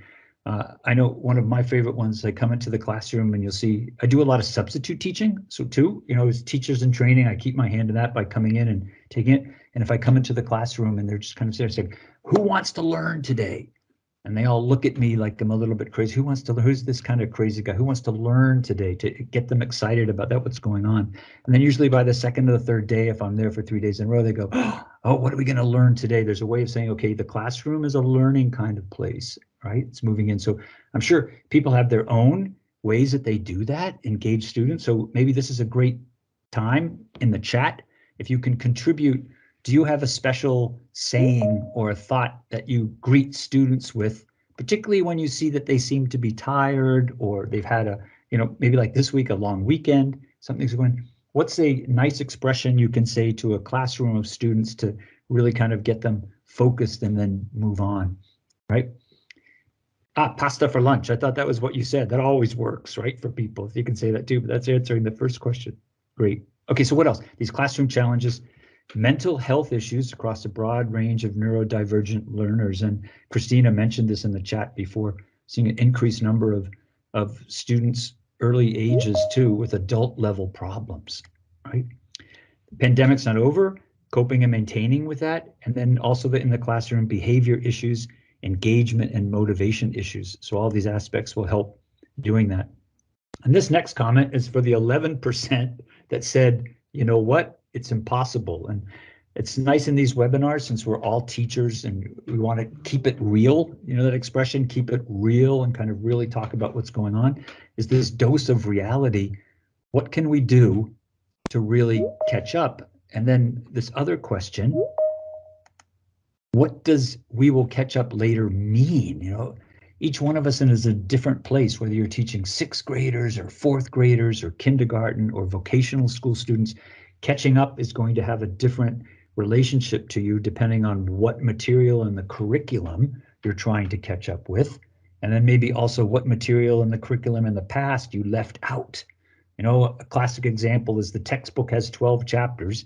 you decided you couldn't do chapter 8 and chapter 6. So whatever was in those chapters, it didn't work. Or you do geography, but there wasn't time to do geography of South America. Now, how do you catch up and then do this geography of South America or the chapters that are missing? And for other, skills-based programs such as math, shortcuts to learning are hard because they're foundational. You can't move on to algebra before you have a nice basis in integers and in variables, that type of language that build blocks. And if you miss that one, as you know, then you're going to kind of miss that and keep that whole thing together. So here's this dose of reality slide is the next one. It's a mountain. And really, to be honest, I side with the 11% that said it's impossible, it's risky and pointless to try. I mean, that's with my head. Because I just sit back and think, okay, how do I catch up? People have said a year behind, 6 months behind. The first reaction is, okay, students should repeat the year. They should go back. It's to their benefit. It's really good when they go back and then they learn. But then you have all those social issues. The parents might not want them repeating. They have their own agendas, the things that are going on. So while it is impossible, I mean, we're teachers. We can't just say, forget it and throw in the towel, right? So I found this personified kind of quote.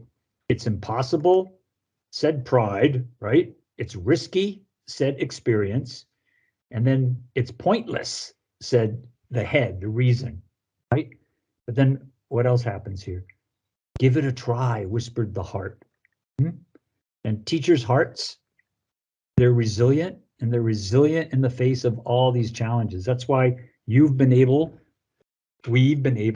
to keep students learning over the past 2 years. It was impossible situations, but we kept going and moving through it.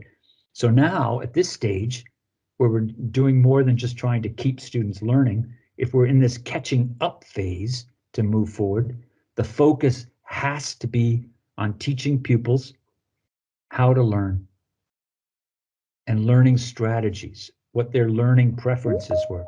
Maybe some of you are like me when we went to school. They talked about learning styles. What's your learning style? Are you audio, visual, haptic, right?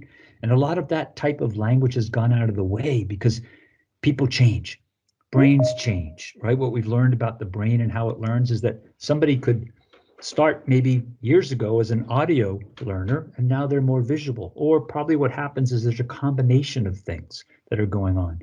So more than talking about somebody's learning style, these days it's about the learning preferences. And maybe a good conversation to have with your students, your pupils, no matter the age. What do you need to learn? What are your conditions? Do you like music? Do you have to have an organized desk? What are the best ways that you like to learn? Do you like video tutorials? Do you like reading a book? Do you like group work? Engage students with what are the best ways to learn, so that what happens to the students, they begin to think of themselves as learners, not so much as a student or a pupil, but I'm a learner, a lifelong learner. And when I want to learn something, this is what I need to do and how I move forward with it. So rather than all that standardized drills and standardized tests and memorization, all of those types of things, maybe teachers, we can be showing students how to learn, and they're able to tell you, how do you learn? What do you need to learn? What are your options? Instead of just this one way that fits all. Okay, there are some great sources out there too for this Foundations Learning Network that UNICEF has provided. It's fln.com. There is the hub. And UNICEF partnered with these organizations, and they support resources with ministries, with districts. And then here down at the bottom, that's our group with institutions in there too. So certainly great resources in there. What I really liked that I thought was good to talk about today to us is to discuss the categories in the FLN Hub organization.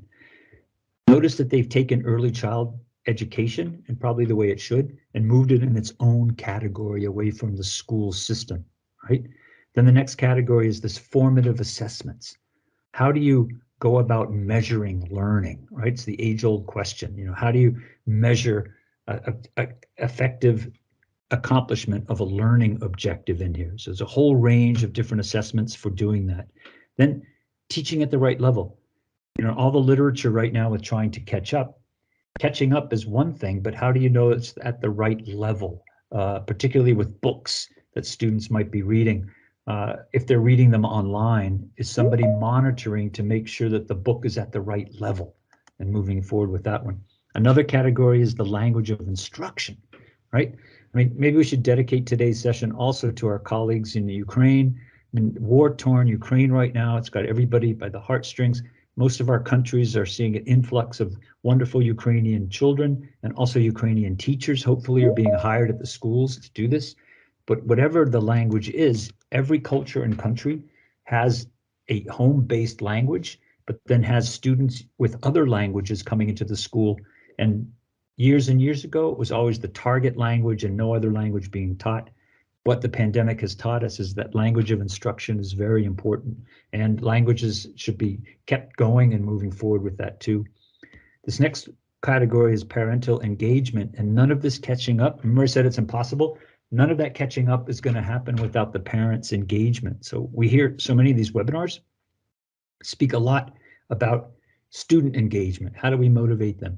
But now how do we do with parents? And some of you might experience up to 25% of the parents aren't supporting children at home or are busy and don't have time to look at the homework or monitor what's happening in there. So helping parents become more engaged with the learning process is certainly something that's important there too. And then also, oh yeah, thank you for putting the link in there, flnhub.org, right? And then this last category of digital learning. So that was a long way of saying why I like this organization. You might be in a task force at your school. And if you're on a task force at your school working with these areas, those are nice categories to divide up and then have subcommittees working in those particular fields. Trying to catch up is such a nice expression. We have to catch up, but then when it has to be particularized and put into project management types of categories, these might help. And maybe think about your school and what's happening now at your school. Are there task forces that are involved with these things, or is it kind of hodgepodge and moving through it? I know we have Marissa makes a very nice comment. I think we can assess real learning if we put students in the condition to use their knowledges and abilities to create a product. Wow, so much better than that test, right? Because that test, multiple choice where they're filling in with a pencil, one type of learner is going to do well on that test, right, Marissa? Better if the outcome is made by a group. It's wonderful, right? Activating and assessing collaborative skills at will, right? Really lifelong skills that you need everywhere on the job market or as people and are moving forward. So it's a wonderful, wonderful comment. In fact, some of this came out. These are these general policy recommendations out of European studies. Monetary resources and expensive tutoring additional hours are there. And most of us, if you're working at a country in Europe, you're relatively well off. Money has been relatively easy to see coming, but what to do exactly with these vast amounts of money and how the students get them, how the schools get them, and then what is done with this money. So in other countries where money is not, tremendously wealthy at all, it's a real issue. Where are the funds coming for? How's the money coming in? Most of the recommendations of post-COVID, just about in every country in Europe, says additional money has to be earmarked and moved forward, and then a lot of the governments are able to support that part. And then what that money is usually spent for, tutors, additional hours from teachers, maybe student teachers are then hired to come in, substitute teachers, spending money for tutors, so that money is trying to make up for extra work coming in there. Maybe not the best use of the money. We'll have to talk about what people think, what's happening at your school and particularly with how the money trickling down, and if the infrastructure, for example, and the Wi-Fi is working pretty well. Okay, another recommendation came with flexibility and expectations for curriculum goals, right? Changing goals and curriculum. There's a request for improving homeschooling options, but you might be in a country where homeschooling is forbidden. It's not part of the landscape, but making homeschooling an option if you have a parent who feels like, wow, my student's getting a better education at home with me than perhaps going to school right now. We talked about the reading books and making adjustments for pupils not able to use home learning or online learning, right? There's a certain percentage of students in your country, in your school, that can't use online resources, and then navigating this whole repeat years for pupils. I mean, have the repeat years increased at your particular school of students that are held back a year? And is there any kind of social stigma with that related to it too? And then figuring out how to assess students' learning, and everybody's looking for, okay, 2023, the new PISA results will come up. Okay, so today's impulses, right? Saying that you can't catch up by more traditional teaching methods, just like Marissa said. Textbooks and exercises are not going to cut it to try to just pound more hours into a student's life. Teachers, we can't do it for pupils. We can't open up heads and put in the knowledge in there. So the trick or the strategy is to motivate and engage pupils to do it themselves. Key point here is maybe see yourself in the role you already do, right? But when somebody asks me, hey, Rich asks me, what do you teach? I said, well, I teach English, I teach instructional design. And I've learned to change that around so that I'm saying that, well, I teach learners English. I teach learners how to learn English, or you teach learners how to learn math, teach learners how to learn writing, you teach learners how to read science, how to, teach how to learn science. This whole concept of not teaching a subject as much as you're showing somebody how to learn it so they can learn it on their own. And then this is the million-dollar question too. How do we get pupils to be as enthusiastic about school and catching up as they are about music, right? Pupils love music. They're connected to it. They really engage with it. I still think it's possible to do that with school. An engaged teacher and a learning environment in the school all come together to get them just excited as that way. And then I'm going to throw these acronyms at us today again to do a lot of what Marissa was saying. Bring in new pupil-centered approaches instead of the teacher. UDL, PBL, SEL, probably can remember what they are, right? UDL, PBL, SEL, and then online ed tech for that too. This last little phrase, it's part of a UDL background too. UDL, Universal Design for Learning, does a study where lots of schools have paid lots of extra money for tutors and spent a lot of money. And what they were finding was that it didn't really motivate the student to stay after school or to do extra work. But they were finding that students that they were behind, having someone look them in the eye and telling them, you can do this, I believe in you, especially at that moments when this pupil or the student is tired, comes to you, I can't do this, trying to change that I can't to a I will try, right? That's a key learning movement when they begin to believe in themselves. And that's, my recipe today for success of trying to catch up. It's not so much the extra work, the extra Bloom's taxonomy, it's just the feeling that the student wants to catch up, and how do you engage that, and how that has to come from the student. UDL, a few words about it. There are major, it comes out of cast.org, right? You can find that website very easily. A lot of you know this framework. You use it already with your classes. It's really an approach more than it is laws or rules. There are 3 principles: engagement, representation, and action and expressions. And it comes from the 1980s out of architecture and universal design. And now they apply it to universal design for learning. At the same time, all this new work was being done with the brain and how it learns. So it simplifies it, UDL, a little bit. The brain is much more complex than this, but it throws networks into our brains and says, okay, you've got the affective networks, certain parts of your brain that deal with the why of learning, the curiosity. So if you can get students to be interested in something, that stimulates that part of the brain, and then they're engaged. The what of learning is the representation. It's usually the content, how the material comes to a student. Traditionally, it was a textbook or a book. Today, it could be a video tutorial, it could be a movie, it could be an observation of a case study, it could be a debate. Lots of different ways to suddenly move this around and get the representation in there. Also, representation is important for images. So if everybody in the picture book is white male, for example, that's not really helping with the diversity and representation of what's out there.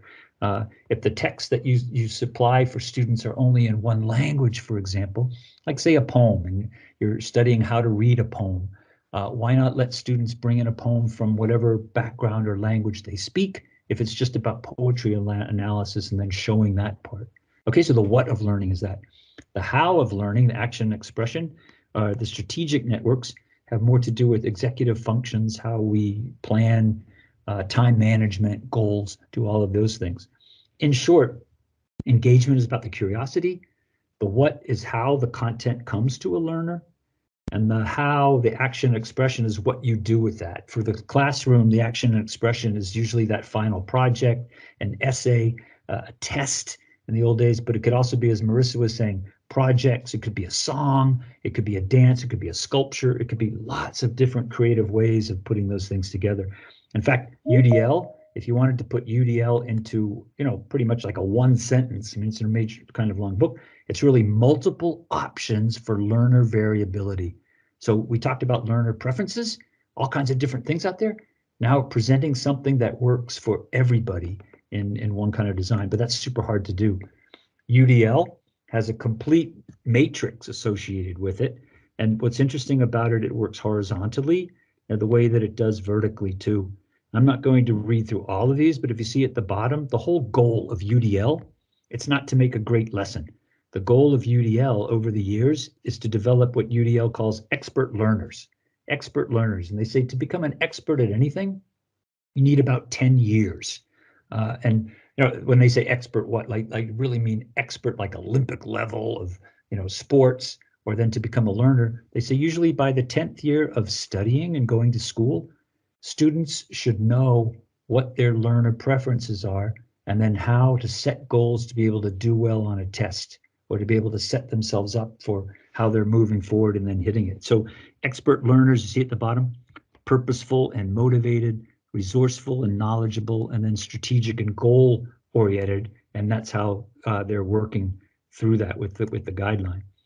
There's some more tips, right? Engagement, representation, action, and expression. Why I think they're important for us, trying to catch up is important, is the action and expression is important so that students can set goals, that they have a part in their learning. Like the teacher, we might know, okay, you need to catch up on this area. Now tell the student and allow them to help set their own goals of how they plan on getting to that point. If they want to go to this next level, how do you do that so that they can kind of see what's happening for that? The engagement part is to become curious about the subject, not, okay, we were talking about like the geography of South America, for example. How do you stimulate interest in that so that they want to learn about it? You say, hey, we did all of the geography of the world last year, but we haven't done South America. And kind of build it. Who's interested? Who knows something already about South America or something? So that the interest is there and the curiosity moves forward. And then appealing to them, would you like to watch a video about it, a film? Here's a textbook. So there's some kind of choices about the resources that they use to learn about it. Okay, and then the R is for access. Right? That's kind of the equity part of putting it all together. But these things, you probably read them faster than I could speak. Scaffolding is in there. Text to speech tools, right? Translators. So if German, for example, in our country, if German isn't the first language, is there a translation that's available to help the learner work through the aspects of what they're trying to learn, especially for math, where maybe language isn't that important for that part. Okay, what is UDL? What isn't UDL, right? UDL is not accessibility. Sometimes people think, okay, it has to do with accommodations or people who have problems or areas for something, and it really doesn't. And this is a neat way to see it. If you talk about universal design for learning, it really comes out of universal design. Does everybody know sliding doors? You go somewhere, they just automatically open, right? Sliding doors, and then ramps. Once those started to be in use, they became interesting for everybody, not just people maybe in roll chairs or people in wheelchairs or couldn't turn the handles because they weren't strong enough. A universal design like a sliding door that helps everybody. If I'm carrying books or people are carrying children, it just opens. So it has this notion of universal design, access for all. It doesn't matter the condition or the situation of mobility. And there's a little bit of difference between accommodation and universal design. And this is also important for learning. An accommodation is an extra thing that's put there to help people who can't. For example, can't use stairs. Now there's a ramp. Whereas universal design from the beginning, when you first start building it, you think, okay, who are all the possible users? Let me take all the barriers and I only need one thing that's coming in there. So with universal design for learning, that's what that's about. What are all the barriers that could be out there for students? Learning preferences, maybe writing and reading issues, and how do I design a task or a project that is applicable for all instead of having separate and different types of assignments. Okay, some UDL thoughts are also kind of interesting. It's not about changing students. There's nothing wrong with students. It's about changing the school.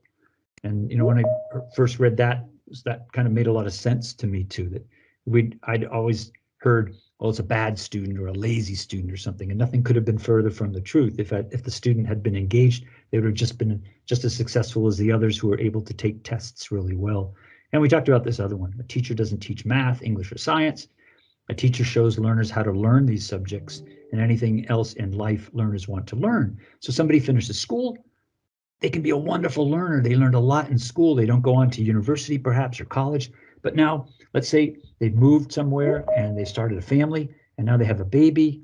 They want to learn how to take care of it. They know how to do that. I can teach myself how to do the things that I need to do. And then that's what an expert learner would be. An expert learner is not somebody who has a PhD or has gone through college. An expert learner is somebody who knows how to learn something when that need is there. And a great skill that teachers can give. All right, switching gears a little bit, kind of moving up towards our time. Project-based learning is another approach alongside with UDL. That's a lot what Marissa was talking about too, using projects in the class, but not assigning them. So the first part of this, of course, is align them to the curriculum and what your learning objectives are. Active learning. The difference maybe between doing a project and project-based learning is that some kind of real-world long-term problem, right? So those of you who know eTwinning really well or Erasmus Plus, popular topics like climate control, population, smart cities, those topics that are hard for adults to answer and prove, let children in school work at them, right? That might become more stimulated by thinking of a real world problem in their community than something that's just in the textbook coming in. So what happens? Pupils formulate questions. It's up to them to decide what questions when they work collaboratively across the disciplines in different subjects. It's all about the process. So if they don't produce some kind of brilliant result in the end, that's what did you learn going through it? So lots of reflection. What did you learn? So when you go out in the real world and troubleshoot and problem solve, all of these things make a lot more sense that you can't do it alone. You need research and collaborative work coming in. And then when you finish the project, whatever it might be, is that it's supported by a real world audience. You know, for example, if the students are working on a video about a current event, right, in their hometown or their village, and now they've, you know, an election was recently done or something that's a sports day and they put together a short video for, then they would be allowed to send it to the TV station or a journalist. You know, maybe the journalist, thank you, I really can't use it, but they see that school isn't this kind of bubble, that things that they produce in the school then can be used and then maybe make the world a better place in that aspect. And maybe some of you in Germany right now, lots of money is going into maker spaces and fab labs. So students are creating things, 3D printers, virtual reality, those types of things are happening in the school. So if you're fortunate enough to have those kinds of grants and programs coming in, those are all great activities to kind of advance PBL and moving forward. PBL is not, just the way we looked at UDL was not accessibility. PBL is not doing projects, and you can read through this list faster than I can go through it, certainly, right? Projects on one side, the teacher gives you this, you go do it, right? The project-based learning, okay, what are you going to pick for your project? You know, collaboratively, working it together, student-centered, and have those things coming in. So lots of great resources out there to PBL and find that about too. Okay, this third one I wanted to talk about today, we had UDL, Universal Design for Learning, PBL, and now social emotional learning. Maybe the image speaks best for it. See the heart with the brain? You know, for years, academic intelligence, that's what you have in school, and oh, not emotion. But now starting to learn that the brain works well with social and emotional intelligence. So being able to understand emotions, I mean, control them is kind of hard, but as students, especially in those early years, nursery school and kindergarten, learn to control perhaps anger or tears or frustration as they move in, being emotionally intelligent and aware of how that works in us, especially with the studies done with neuroeducation showing that an intimidated brain, a brain that's trying to learn out of fear, or a brain that's trying to learn out of in a traumatic experience, something's going on at home or something, all those things have to kind of go by the wayside, or space has to be given kind of a check-in. You probably noticed they did that initially. Hi, everybody, take 3 breaths, relax, kick off your shoes, kind of like a check-in, so that the Unterricht, the lesson, doesn't really start right when the bell goes off, but there's a 5 or 10 minute phase and it's an important time. You might think, oh, I can't take away the time from the learning, where you're checking in and people are saying, how do you feel today? What's going on? And then clearing the air so that there's a central learning space, and then the learning can begin. Okay, so learner and culture variability, emotional states then become important areas to talk about. These types of techniques, positive reinforcement, good work, helping pupils find the language to how are you feeling about, how did that make you feel, formative feedback, cyberbullying and bullying and all of these different things that are going out. So there's a lot of love with social emotional learning, a lot of being kind. So some schools might have like a Be Kind Day or a diversity week that talks about feelings and people's coming from it too. And it's got all about empathy, kindness, and the respect for humanity. So one of the premier organizations for this is the Mahatma Gandhi Institute for Sustained Educational Development, MICHIP, and they've got a wonderful framing space, learning area for these with courses that are free to the public that you can take. And it's really different from teaching SEL skills, right? If you move forward, most of us do this as teachers anyway. We're teaching students these skills, but SEL learning is really having that kind of environment around that's a safe space for the realization that the emotions are just as important as the brain when one is trying to learn, and then trying to get into that place where the brain is not actively focused on an area. And many of you probably do this with your students too. They say, hey, my homework's going to be late because I've had something going on in my life. Being flexible enough to say, yes, okay, take the time. The course will always be there. When you're ready, come back to it. And maybe not always a luxury in your cases of when students have to turn in work or you're trying to be fair, right? It's also kind of an issue in there too. But these social emotional skills, just being very different from the way the school could work with them too.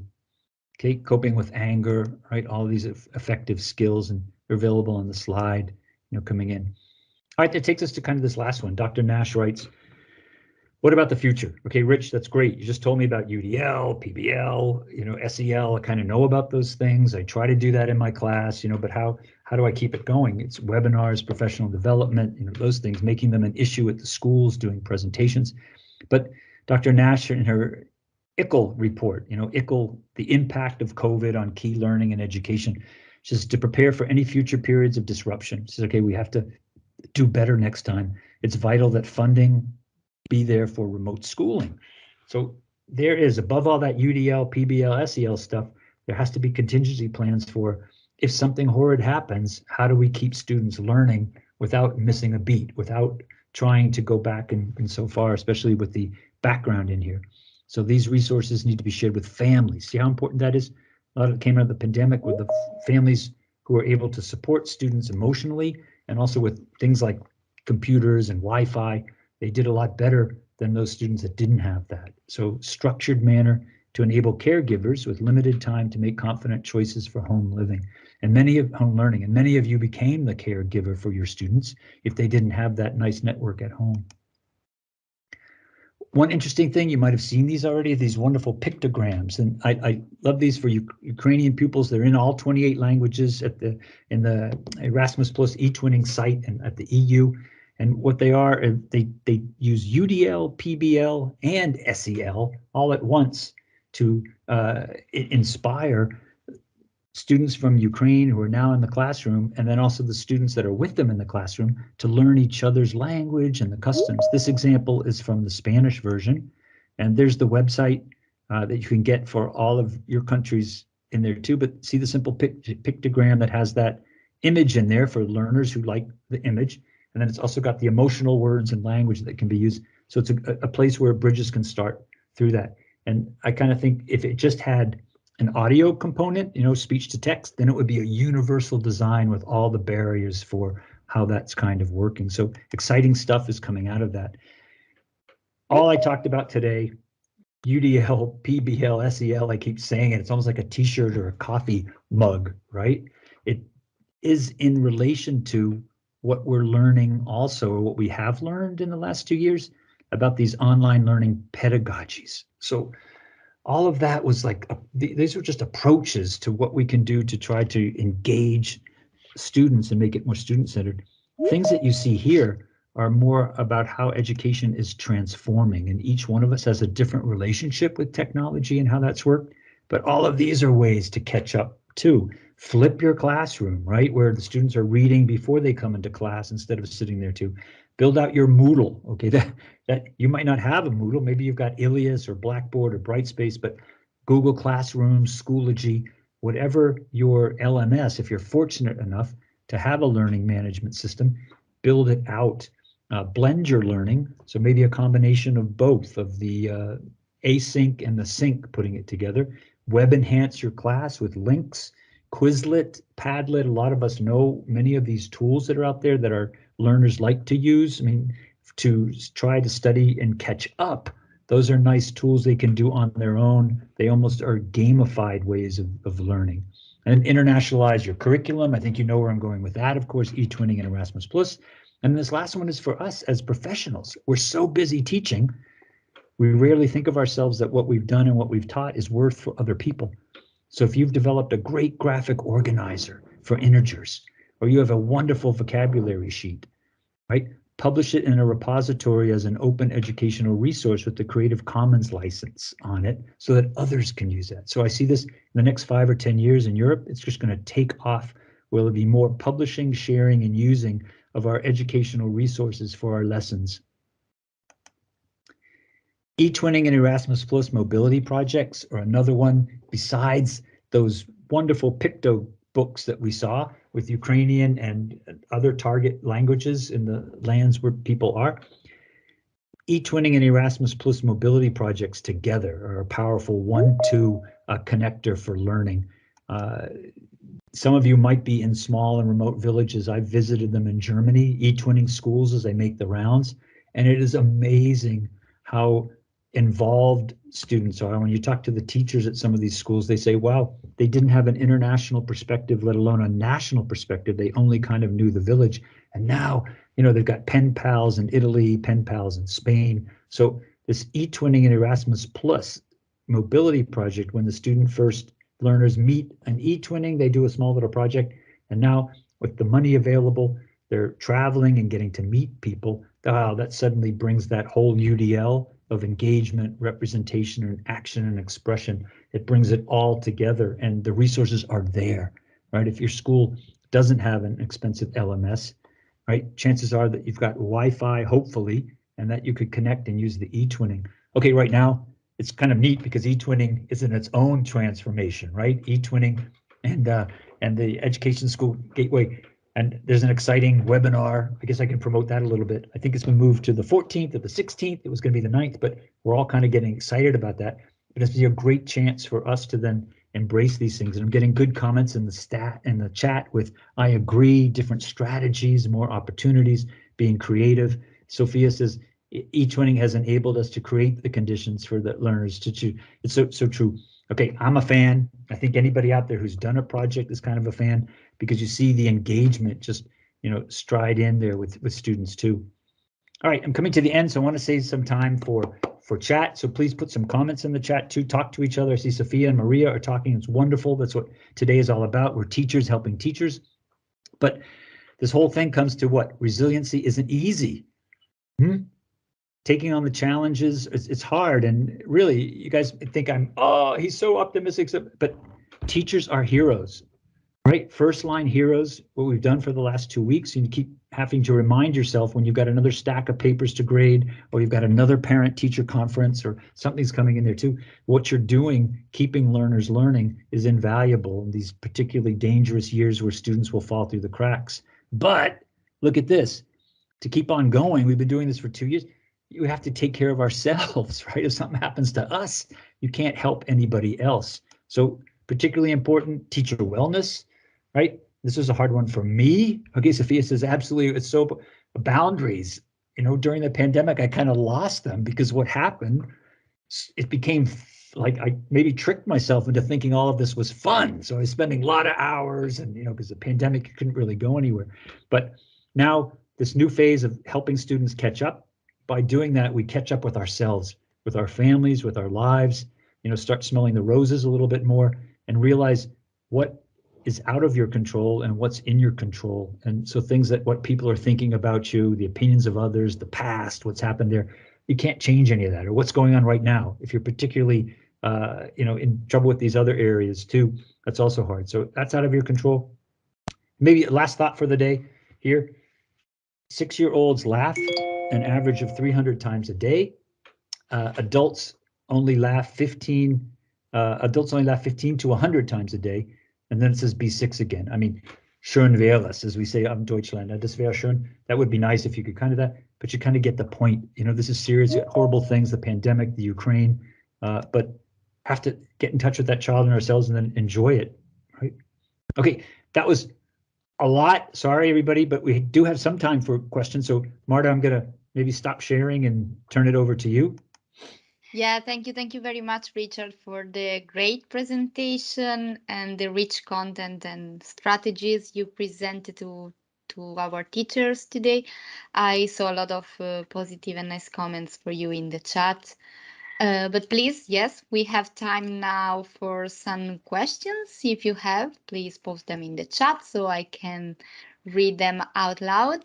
Meanwhile, my colleague Eleonora will post in the chat the feedback form, so remember to save the link. You can also fill it in after the webinar, but please just save the link now. While we are waiting for some possible questions, I think it's worth it maybe to read a comment from Marisa in the chat. Let me just retrieve it. It was okay. Yeah, Marisa was saying before, I think we can assess real learning if we put students in the condition to use their knowledges and abilities to create a product. Better if the outcome is made by a group, so activating and assessing collaborative skills as well. I don't know, Richard, maybe if you want to comment a bit the comment that Marisa posted in the chat. It's wonderful. And Marisa, I want to thank you because we were like you were a co-moderator with me because you have so many great ideas. And I can already see that there's a lot of people from the chat too that we think the same, right? We're just tired of those tests and then standard kind of achievements. And we see the classrooms come alive when students can work on projects, when they're real world projects. And I really truly believe, it might sound naive, trying to catch up. The only way that's going to be done is with these super cool adult related learning skills of collaboration and working together on projects where they can figure out what they want to do, what they want to use, what tools, and working all together rather than doing 3 more exercises from a book that was written 3 years ago. It's not sorry, everybody. If you're a textbook publisher, I didn't mean that to offend at all. But we all know those books, they're written some years ago and then they're published. And there's just a whole real world of problems and issues out there that sparked, our students' minds. So, even students that the product, I love what Marisa says because I've got students working on an e-twinning project right now. They want to write a song together. They said that's what, and they're all so inspired. At first they were like, e-twinning, what's this? And blah, blah, blah. It's a textbook. And now I can't get them to stop sending me emails and WhatsApps and can you listen to the song?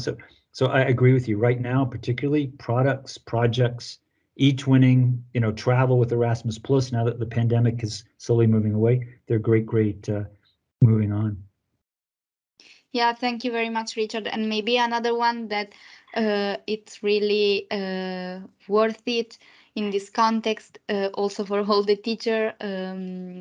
Christina was saying, this webinar made me feel better. I'm a primary school teacher. Unfortunately, most of my daughter's professors do not care about the importance of collaborative skills. So I think in this sense was really important. All the presentation you have just done also to feel the teachers better and in a really collaborative environment and make them feel understood as well. And they can count on some help from our side, even though it's only maybe through these webinars, but really I think it's already a thing and it's really important for them. Yeah, well, teachers, I'm a big fan, of course, because I am one. It's the best profession you could have. I'm biased, and I think every once in a while we forget we should give ourselves a clap on the shoulder and just say, great job, and keep it up. Yeah, thank you. So great job, everyone. Okay, we are moving towards the end. I would like to thank you again, Richard, for being with us today. I think it was really inspiring for all the teachers here. There are a lot of thanks in the chat for you. And thank you, of course, to all the participants who joined us today. Please remember to fill in the feedback form and remember that no certificates are issued for this webinar. So we need to close now. It's 5 p.m. We all need some rest. I wish you all a good evening and thank you very much again for joining us today. Bye-bye, everyone.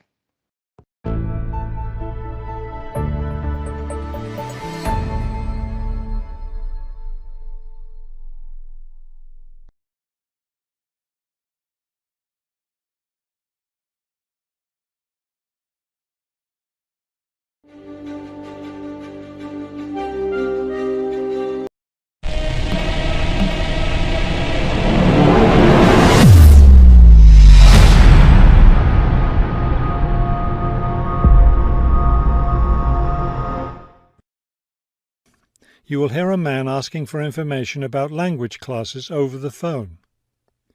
First, you have some time to look at questions 1 to 4.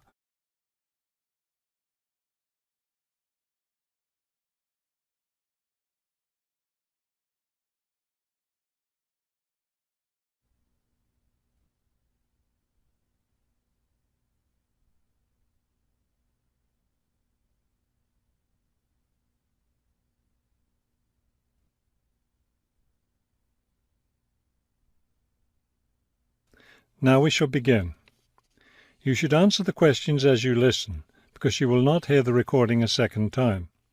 Listen carefully and answer questions 1 to 4. Good morning, Globetrotters Language School. How may I help you?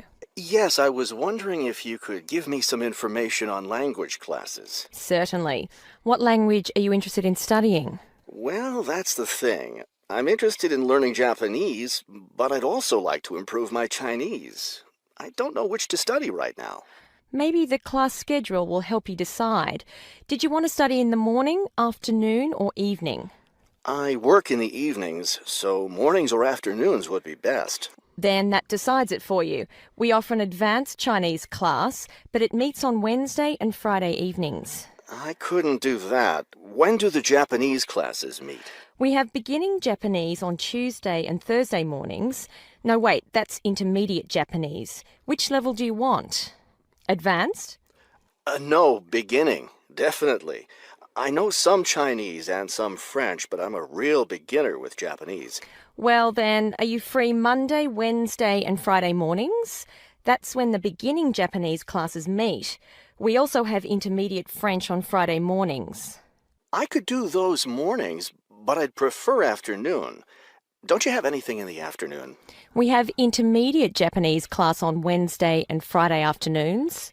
I really need a beginner class, so I'll take the morning Japanese class. Could you give me an idea of the cost?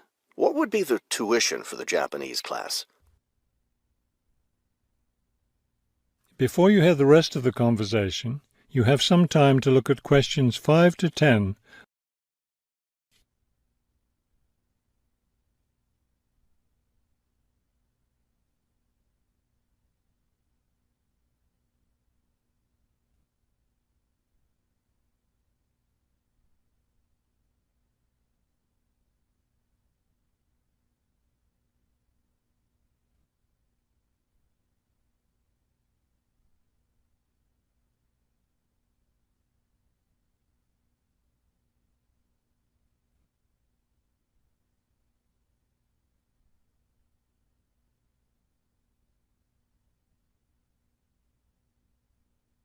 Now listen and answer questions 5 to 10. The beginning level classes meet 3 times a week, so they cost a bit more than the other levels. For a 6-week course, the cost would be $575. That's a bit steep. If it's hard for you to pay that much, you could sign up for just 4 weeks of class and pay $410, or you could pay for 1 week at a time at $125 a week. That comes out to be much more expensive once you add up all the weeks. That's true. You can save money by registering for 2 levels together. For example, pay for your beginning and intermediate classes now, and you'll get 12 weeks of class for just $1,050. That's not a bad deal, but I can't come up with that much money at once. I'll just pay for the 6-week course. Fine. That class begins next week, so you need to register right away. Can't I register over the phone? No, I'm sorry. We don't take phone registrations. What you'll need to do is visit the school office today or tomorrow. Bring a cheque for the tuition and a photo ID. Is that all? Yes, we'll give you a registration form to complete, or you can save time by visiting our website and downloading the form there. Complete it and bring it into the office with your cheque. Great. I'll stop by this afternoon. Fine. When you arrive, ask for Mr. Lindsay. He's in charge of student registration. I'm sorry, Mr. Who? Mr. Lindsay, spelled Lindsay. Thank you for your help. Thank you. We'll look forward to seeing you in class. That is the end of part 1. You now have half a minute to check your answers.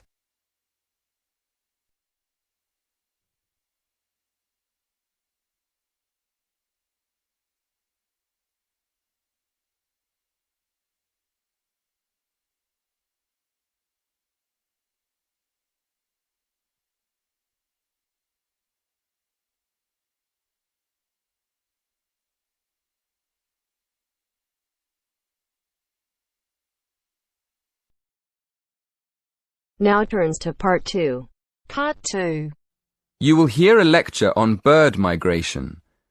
First, you have some time to look at questions 11 to 17.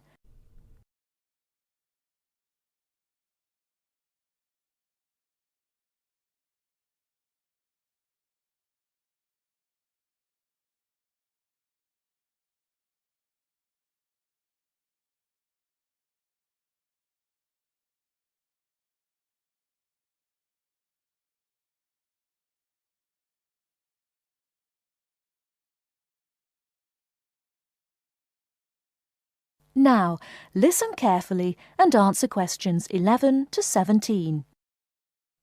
My lecture this evening will focus on the migration of birds. That is, how birds fly in big groups from different parts of the world at certain times of the year. In the first part of the lecture, I'll talk about the reasons why birds migrate, when they migrate, and which parts of the world they migrate from and to. To start with, why do birds migrate? Well, there are 2 main reasons.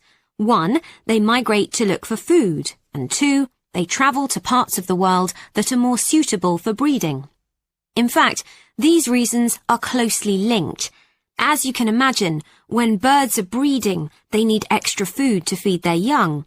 And in the spring, in the cooler climates of Europe, there is a lot of food for birds, especially insects. So, generally, during the spring, birds fly up from the tropics, which are hot, to cooler climates in the north. They stay there for a few months to bring up their young. And then, when the weather in the north gets cold in the winter, they fly back to warmer climates in the south. Now I'd like to talk a bit about how global warming has affected bird migration. One of the effects of global warming has been to make the spring come earlier in the northern regions of the world. When spring comes early, the plants and insects that birds need to bring up their young are also available earlier.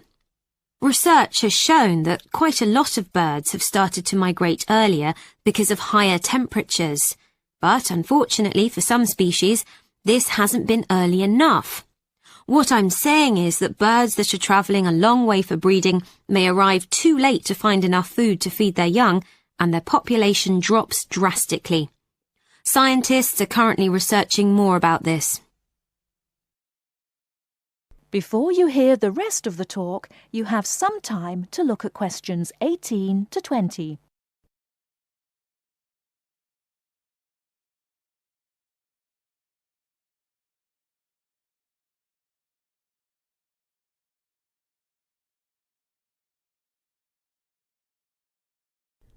Now listen and answer questions 18 to 20. Now, I thought I'd finish by just briefly describing a few different patterns of migration. Migration varies with the type of bird and the area they come from. For example, one kind of migration is partial migration. This means that some birds in a particular species will migrate and others won't. It usually depends on how the weather affects food supplies, and very often happens in the tropics. In another migratory pattern, a bird called an Arctic tern migrates the whole length of the globe, from the North Pole to the South. The Arctic tern travels between 12 and 15,000 kilometers each way when it migrates in a complete circle around the world. It's quite amazing. Right, and lastly, I'd like to mention a pattern which isn't nearly as spectacular, but is very interesting. And this is the way many birds migrate across North America. In this pattern, the birds fly northwards in the west of the country and then back south again in the east. So, if you imagine it, they're actually migrating in a circular pattern, like the hands of a clock, not in a straight line, as we might think. That is the end of part 2. You now have half a minute to check your answers.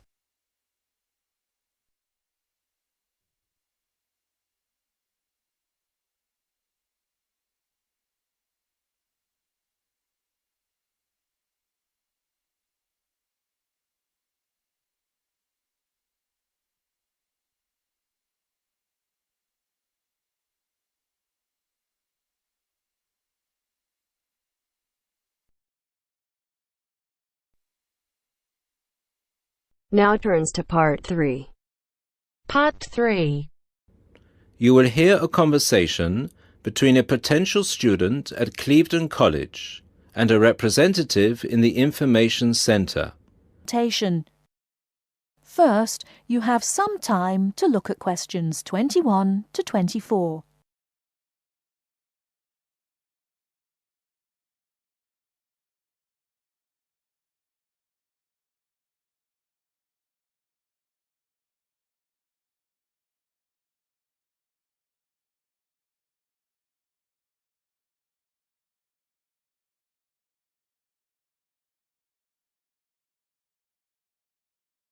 Now, listen carefully and answer questions 21 to 24. Good morning, Clevedon College. Can I help you? Yes, please. I'd like some information about evening courses this term. Okay. Which subjects are you interested in? 2 subjects, actually. Languages and computer skills. Okay. What languages are you interested in? Actually, I'm not sure. I have to fulfill a language requirement for school, but I haven't really decided what language to study. How many language courses do you run each week? We have 2 every night, from Monday to Friday. I'm sorry, but would you mind going through the schedule for me? Which language on which days? Not at all. Monday to Wednesday are modern European languages, French, Spanish, German, Dutch and Polish. Thursday night, we offer ancient languages, Latin and ancient Greek. And on Friday, we finish off with the Asian languages of Hindi and Bengali. Monday to Wednesday, modern European. Thursday, ancient languages. And Friday, Asian. Can you spell Bengali, please? Yes, it's B-E-N-G-A-L-I. Great. And how much do the courses cost? Each course costs £25 per person per term. But if you want to do 2 language courses, there's a 10% discount, but only if you book for 2 terms. So the 10% discount is if I take 2 courses for 2 terms. Is that right? Right. Before you hear the rest of the talk, you have some time to look at questions 25 to 30.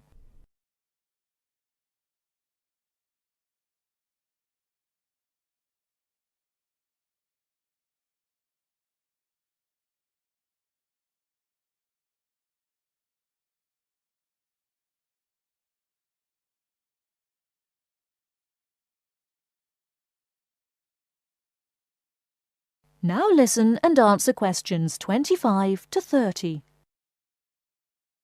Would it be possible for me to book my classes right now? No, sorry, the computer's down. What I suggest you do is call extension 9694. Oh, no, sorry, 6994 after 6 p.m. and ask for Mrs. Johnson.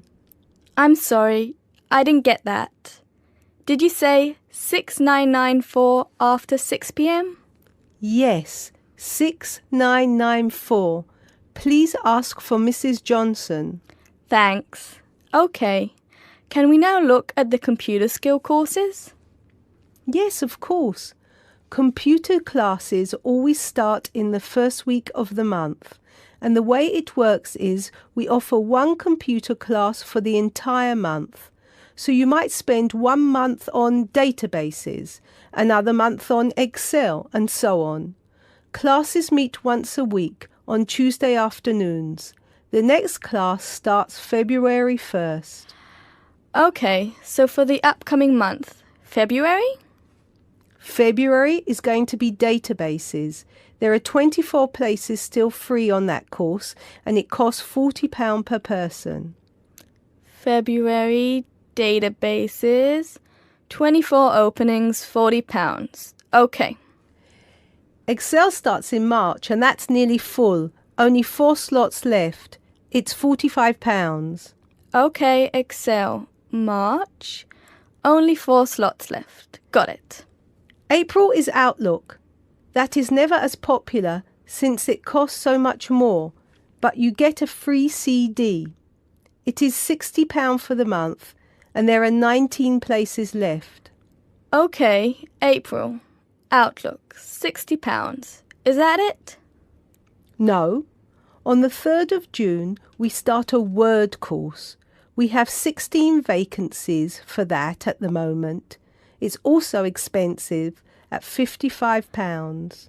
3rd of June, Word, 16 vacancies, £55. Now, do I call the same number to book a place in one of these classes? No, you have to call Mary Jones, I think. Yes, Mary Jones. Extension 9623. Sorry, could you repeat that number? Yes, extension 9623. Please call her before 6 p.m. Okay, many thanks for all your help.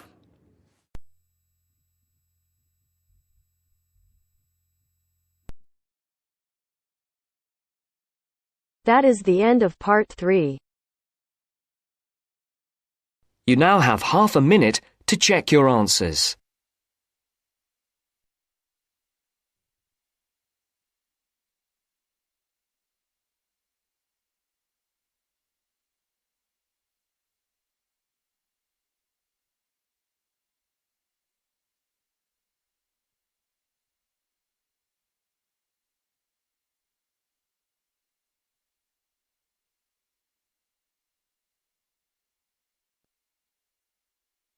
Now turns to part 4.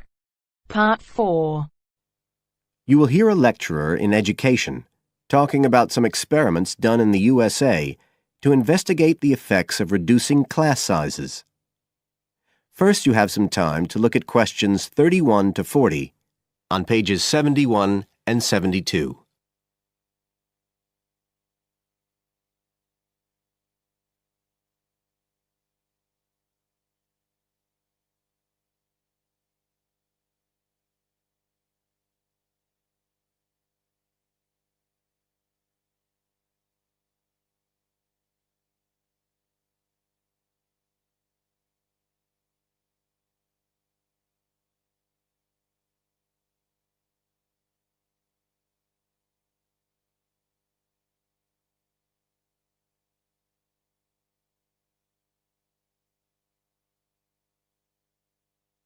Now listen carefully and answer questions 31 to 40. All over the world, there are passionate arguments going on about how educational systems can be improved. And of all the ideas for improving education, few are as simple or attractive as reducing the number of pupils per teacher. It seems like common sense. But do these ideas have any theoretical basis? Today, I want to look at the situation in the USA and at some of the research that has been done here in America on the effects of reducing class sizes. In the last couple of decades or so, there has been considerable concern in the United States over educational standards here, following revelations that the country's secondary school students perform poorly relative to many Asian and European students. In addition, statistics have shown that students in the nation's lower-income schools in the urban areas have achievement levels far below those of middle-class and upper-middle-class schools. So would reducing class sizes solve these problems? Well, we have to remember that it does have one obvious drawback. It's expensive. It requires more teachers and possibly more classrooms, equipment, and so on. On the other hand, if smaller classes really do work, the eventual economic benefits could be huge. Better education would mean that workers did their jobs more efficiently, saving the country millions of dollars. It would also mean that people were better informed about their health, bringing savings in things like medical costs and days off sick. So what reliable information do we have about the effects of reducing class sizes? There's plenty of anecdotal evidence about the effect on students' behavior, but what reliable evidence do we have for this?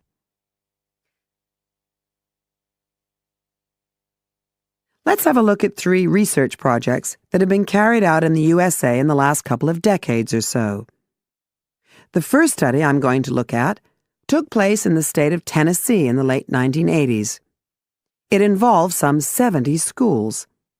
In its first year, about 6,400 students were involved, and by the end of the study, 4 years later, the total number involved had grown to 12,000. What happened was that students entering kindergarten were randomly assigned to either small classes of 13 to 17 students or regular-sized classes of 22 to 26. The students remained in whatever category they had been assigned to through the 3rd grade, and then, after that, they joined a regular classroom. After the study ended in 1989, researchers conducted dozens of analyses of the data. Researchers agree that there was significant benefit for students in attending smaller classes, and it also appears that the beneficial effect was stronger for minority students. However, there's no agreement on the implications of this.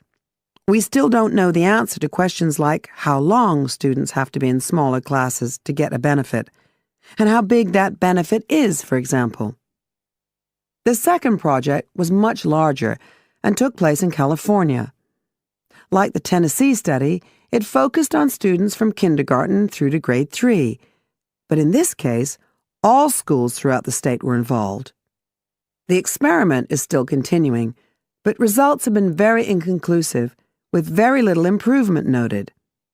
And the project has, in fact, also had several negative aspects. It meant an increased demand for teachers in almost all California districts. So the better-paying districts got a lot of the best teachers, including a fair number that moved over from the poorer districts. And there were a lot of other problems with the project. For example, there weren't any effective procedures for evaluation. All in all, this project stands as a model of what not to do in a major research project. A third initiative took place in the state of Wisconsin at around the same time as the California project began, and it's interesting to compare the two. The Wisconsin project was small. Class sizes were reduced in just 14 schools, but it was noteworthy because it targeted schools at which a significant proportion of the students were from poor families, compared with California's one-size-fits-all approach. Analysts have found that the results are very similar to the Tennessee project, with students making gains that are statistically significant, and that are considerably larger than those calculated for the California initiative. Now, I'd like to apply some of these ideas to the latest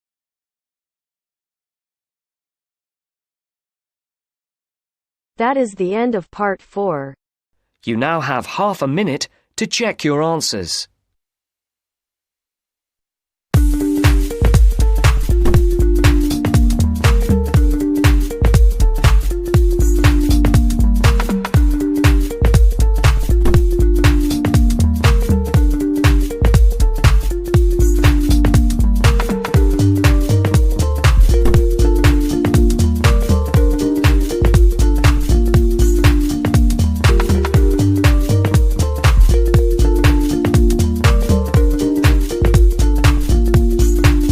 Recently, I decided to do a crazy experiment with the IELTS test. I went down to Dublin about 2 hours from where I live, and I did the real IELTS test because I wanted to test something that has been bothering me for many, many years. Do me a favor, don't skip ahead and look at the results, all right? Don't skip ahead and look and think, oh, you got that result. Well, you know, a native English speaker who teaches IELTS for a living should be getting a band 9. So, you know, it's kind of like Lewis Hamilton doing the driving test and passing the driving test.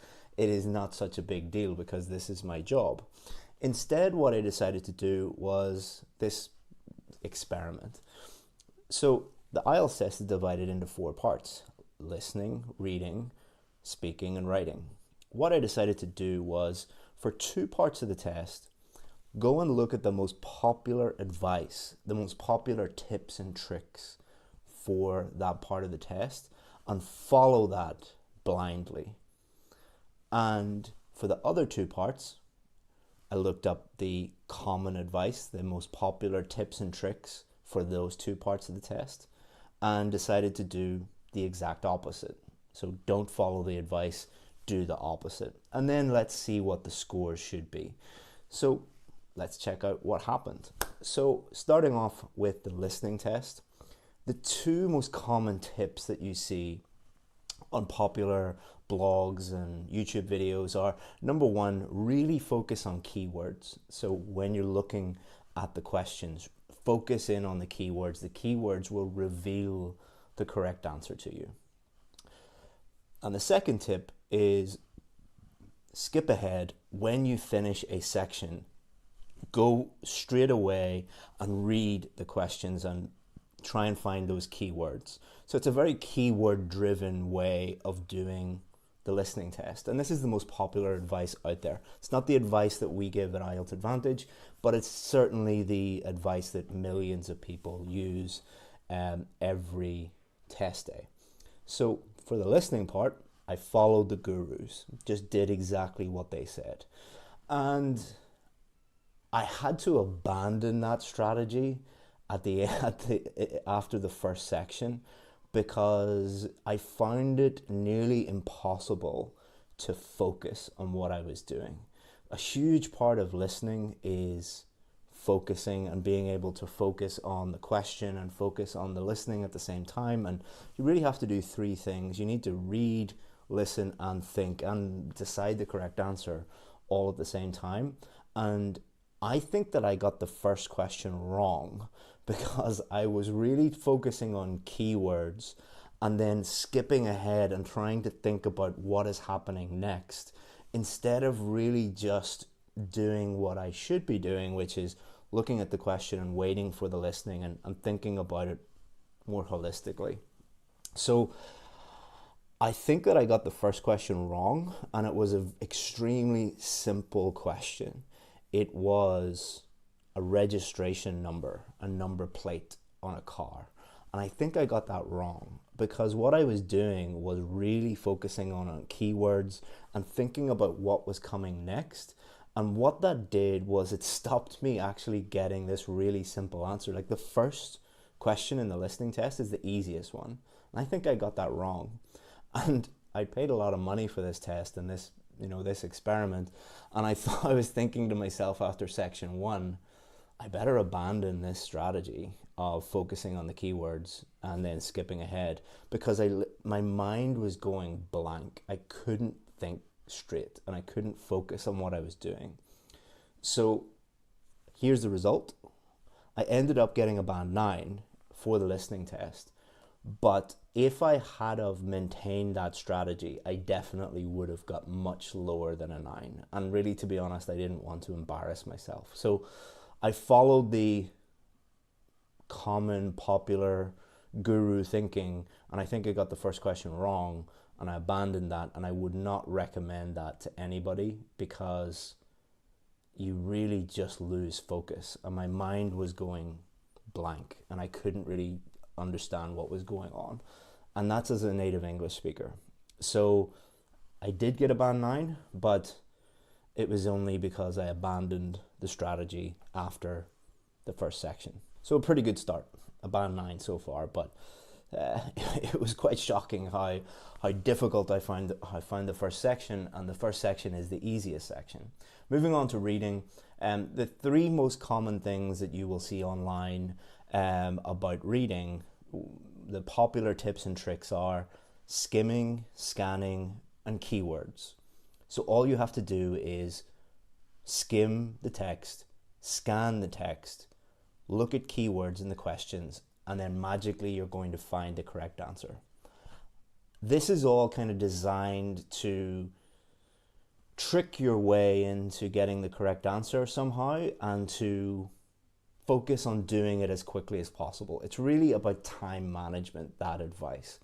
And I totally disagree with that advice, because it is not a time management test. It is a reading test. So what I did instead was basically the opposite of that. I didn't do any skimming. I didn't do any scanning.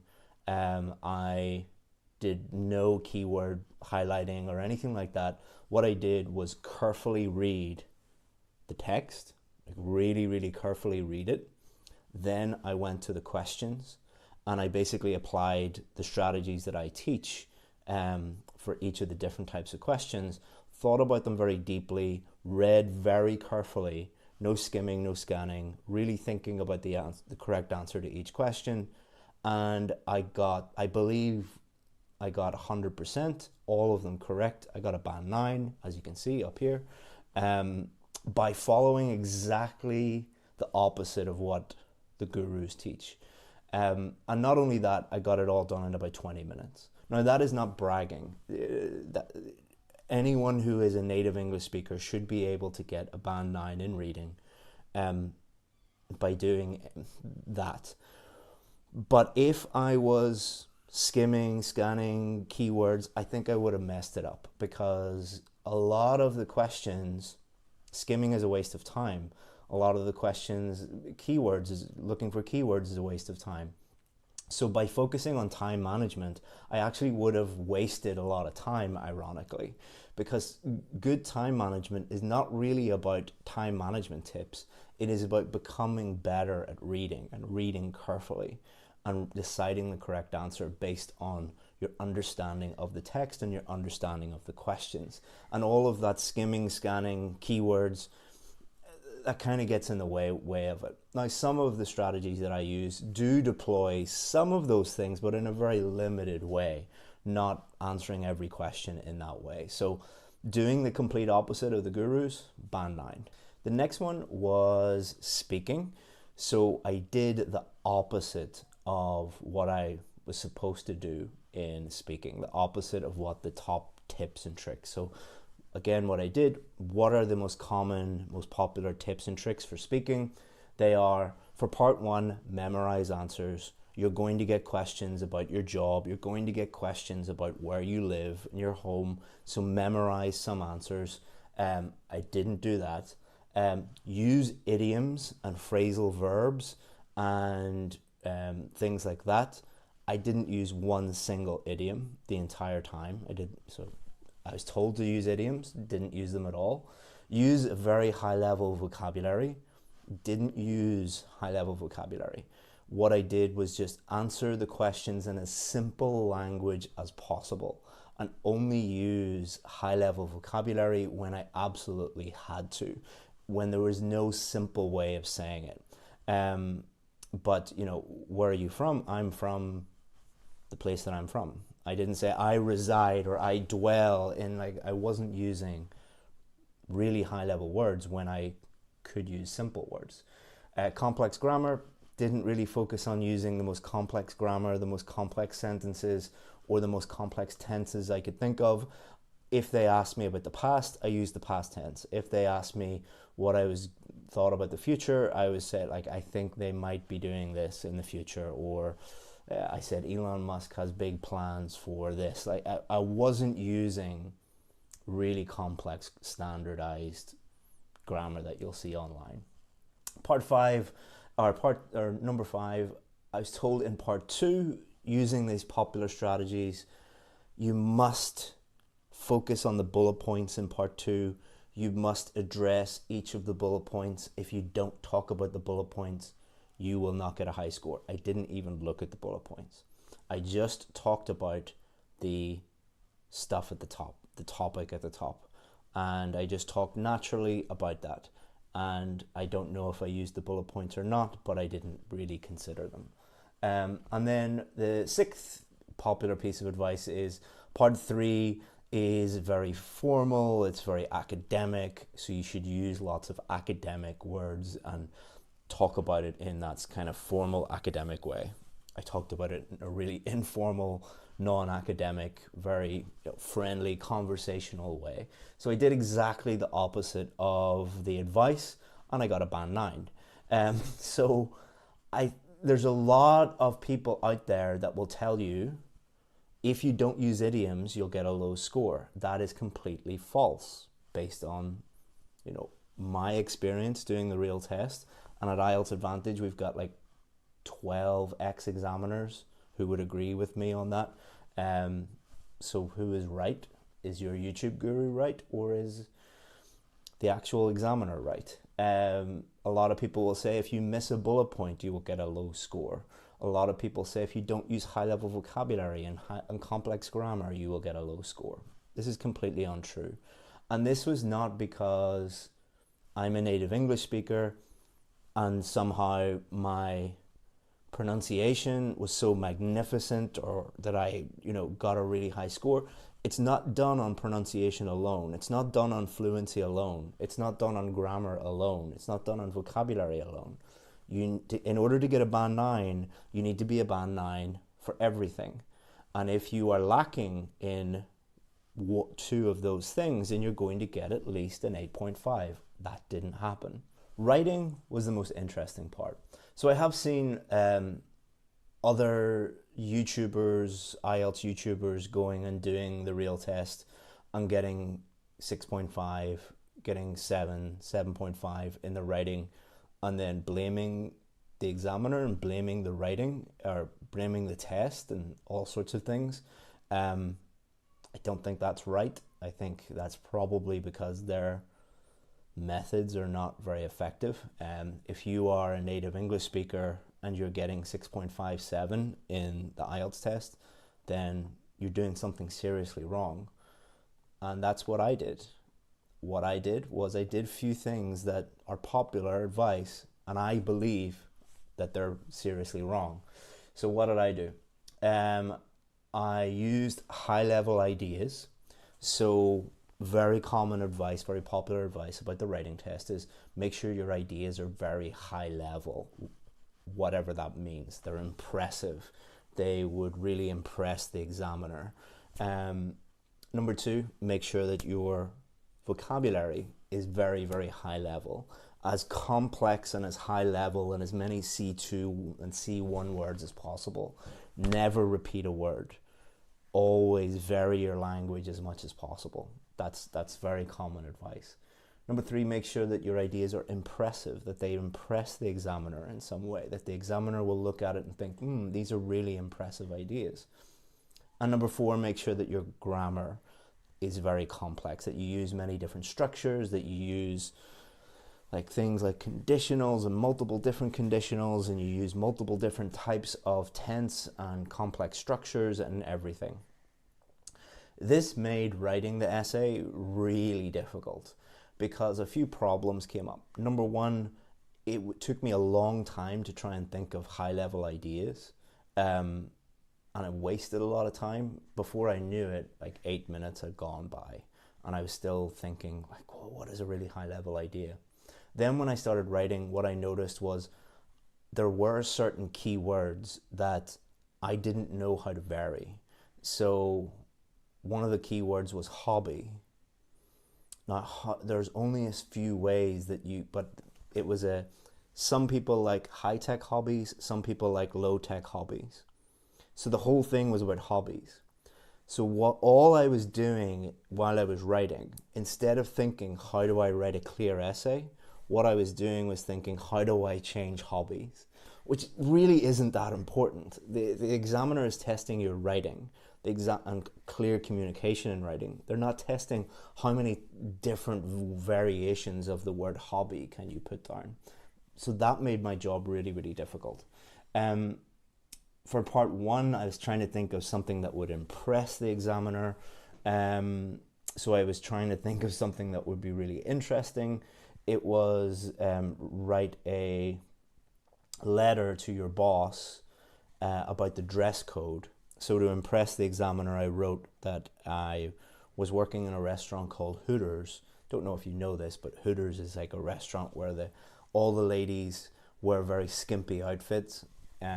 So I pretended to be a Hooters girl and complain about my outfit, and the men were harassing me and everything. I thought that was funny, impressed the examiner that way. And I tried to use really complex grammar. So what I was doing was actually deleting good, simple sentences with really effective, simple grammar in it and trying to make it more complex. So everything that I did by following the common advice, the popular advice, that made my job much more difficult. And I got a band 8. So I should have got a band 9, but because my job was made so much more difficult, I was a full band below where I really should be. And that's something that you should really think about. You probably deserve a much higher band than you are currently getting. But if you are doing even one of those things, you're not bad at writing. You're just making your life more difficult by following popular advice on YouTube and on blogs that doesn't really help you get a high score. Because what you should be doing is, instead of thinking of high-level ideas, try and think of simple ideas. Simple ideas are easy to write about, easy to think about, easy to explain, easy to think of examples for. High-level vocabulary actually lowers your vocabulary score because you're trying to think of ways of varying your vocabulary and making it more complex and making your job more difficult, and probably your writing less clear. Impressive ideas, it's just an extra thing that you need to think about. You're running out of time. You don't have time to check your work because you were spending all that time trying to think of impressive ideas. And you're probably making grammar mistakes because you're making your grammar more complex. So have a think about that. By following the advice and listening, I nearly messed up my listening test. By doing the opposite, I got a band 9 in reading in 20 minutes. By doing the opposite in speaking, I got a band 9. By doing what the gurus tell you to do, or most of the gurus, not all of them, there's some good coaches and trainers online, not criticizing all of them. I know you guys think that I'm overly critical, but the reason why I'm overly critical is I spent €200 plus €100 getting my writing rechecked. So that's €300 in test fees. I spent €160 on a hotel. I spent €50 on food, breakfast and dinner, because I had to go down and stay there. Spent another €20 on petrol. I took half a day off work. That cost me probably about €500. So I'm close to €1,000 in just doing this test.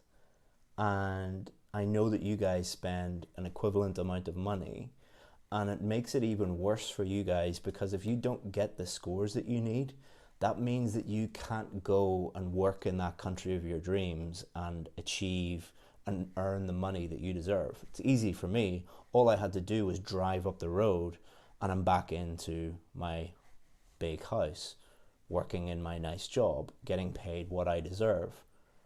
most people doing the test, when they follow this advice, don't have that choice.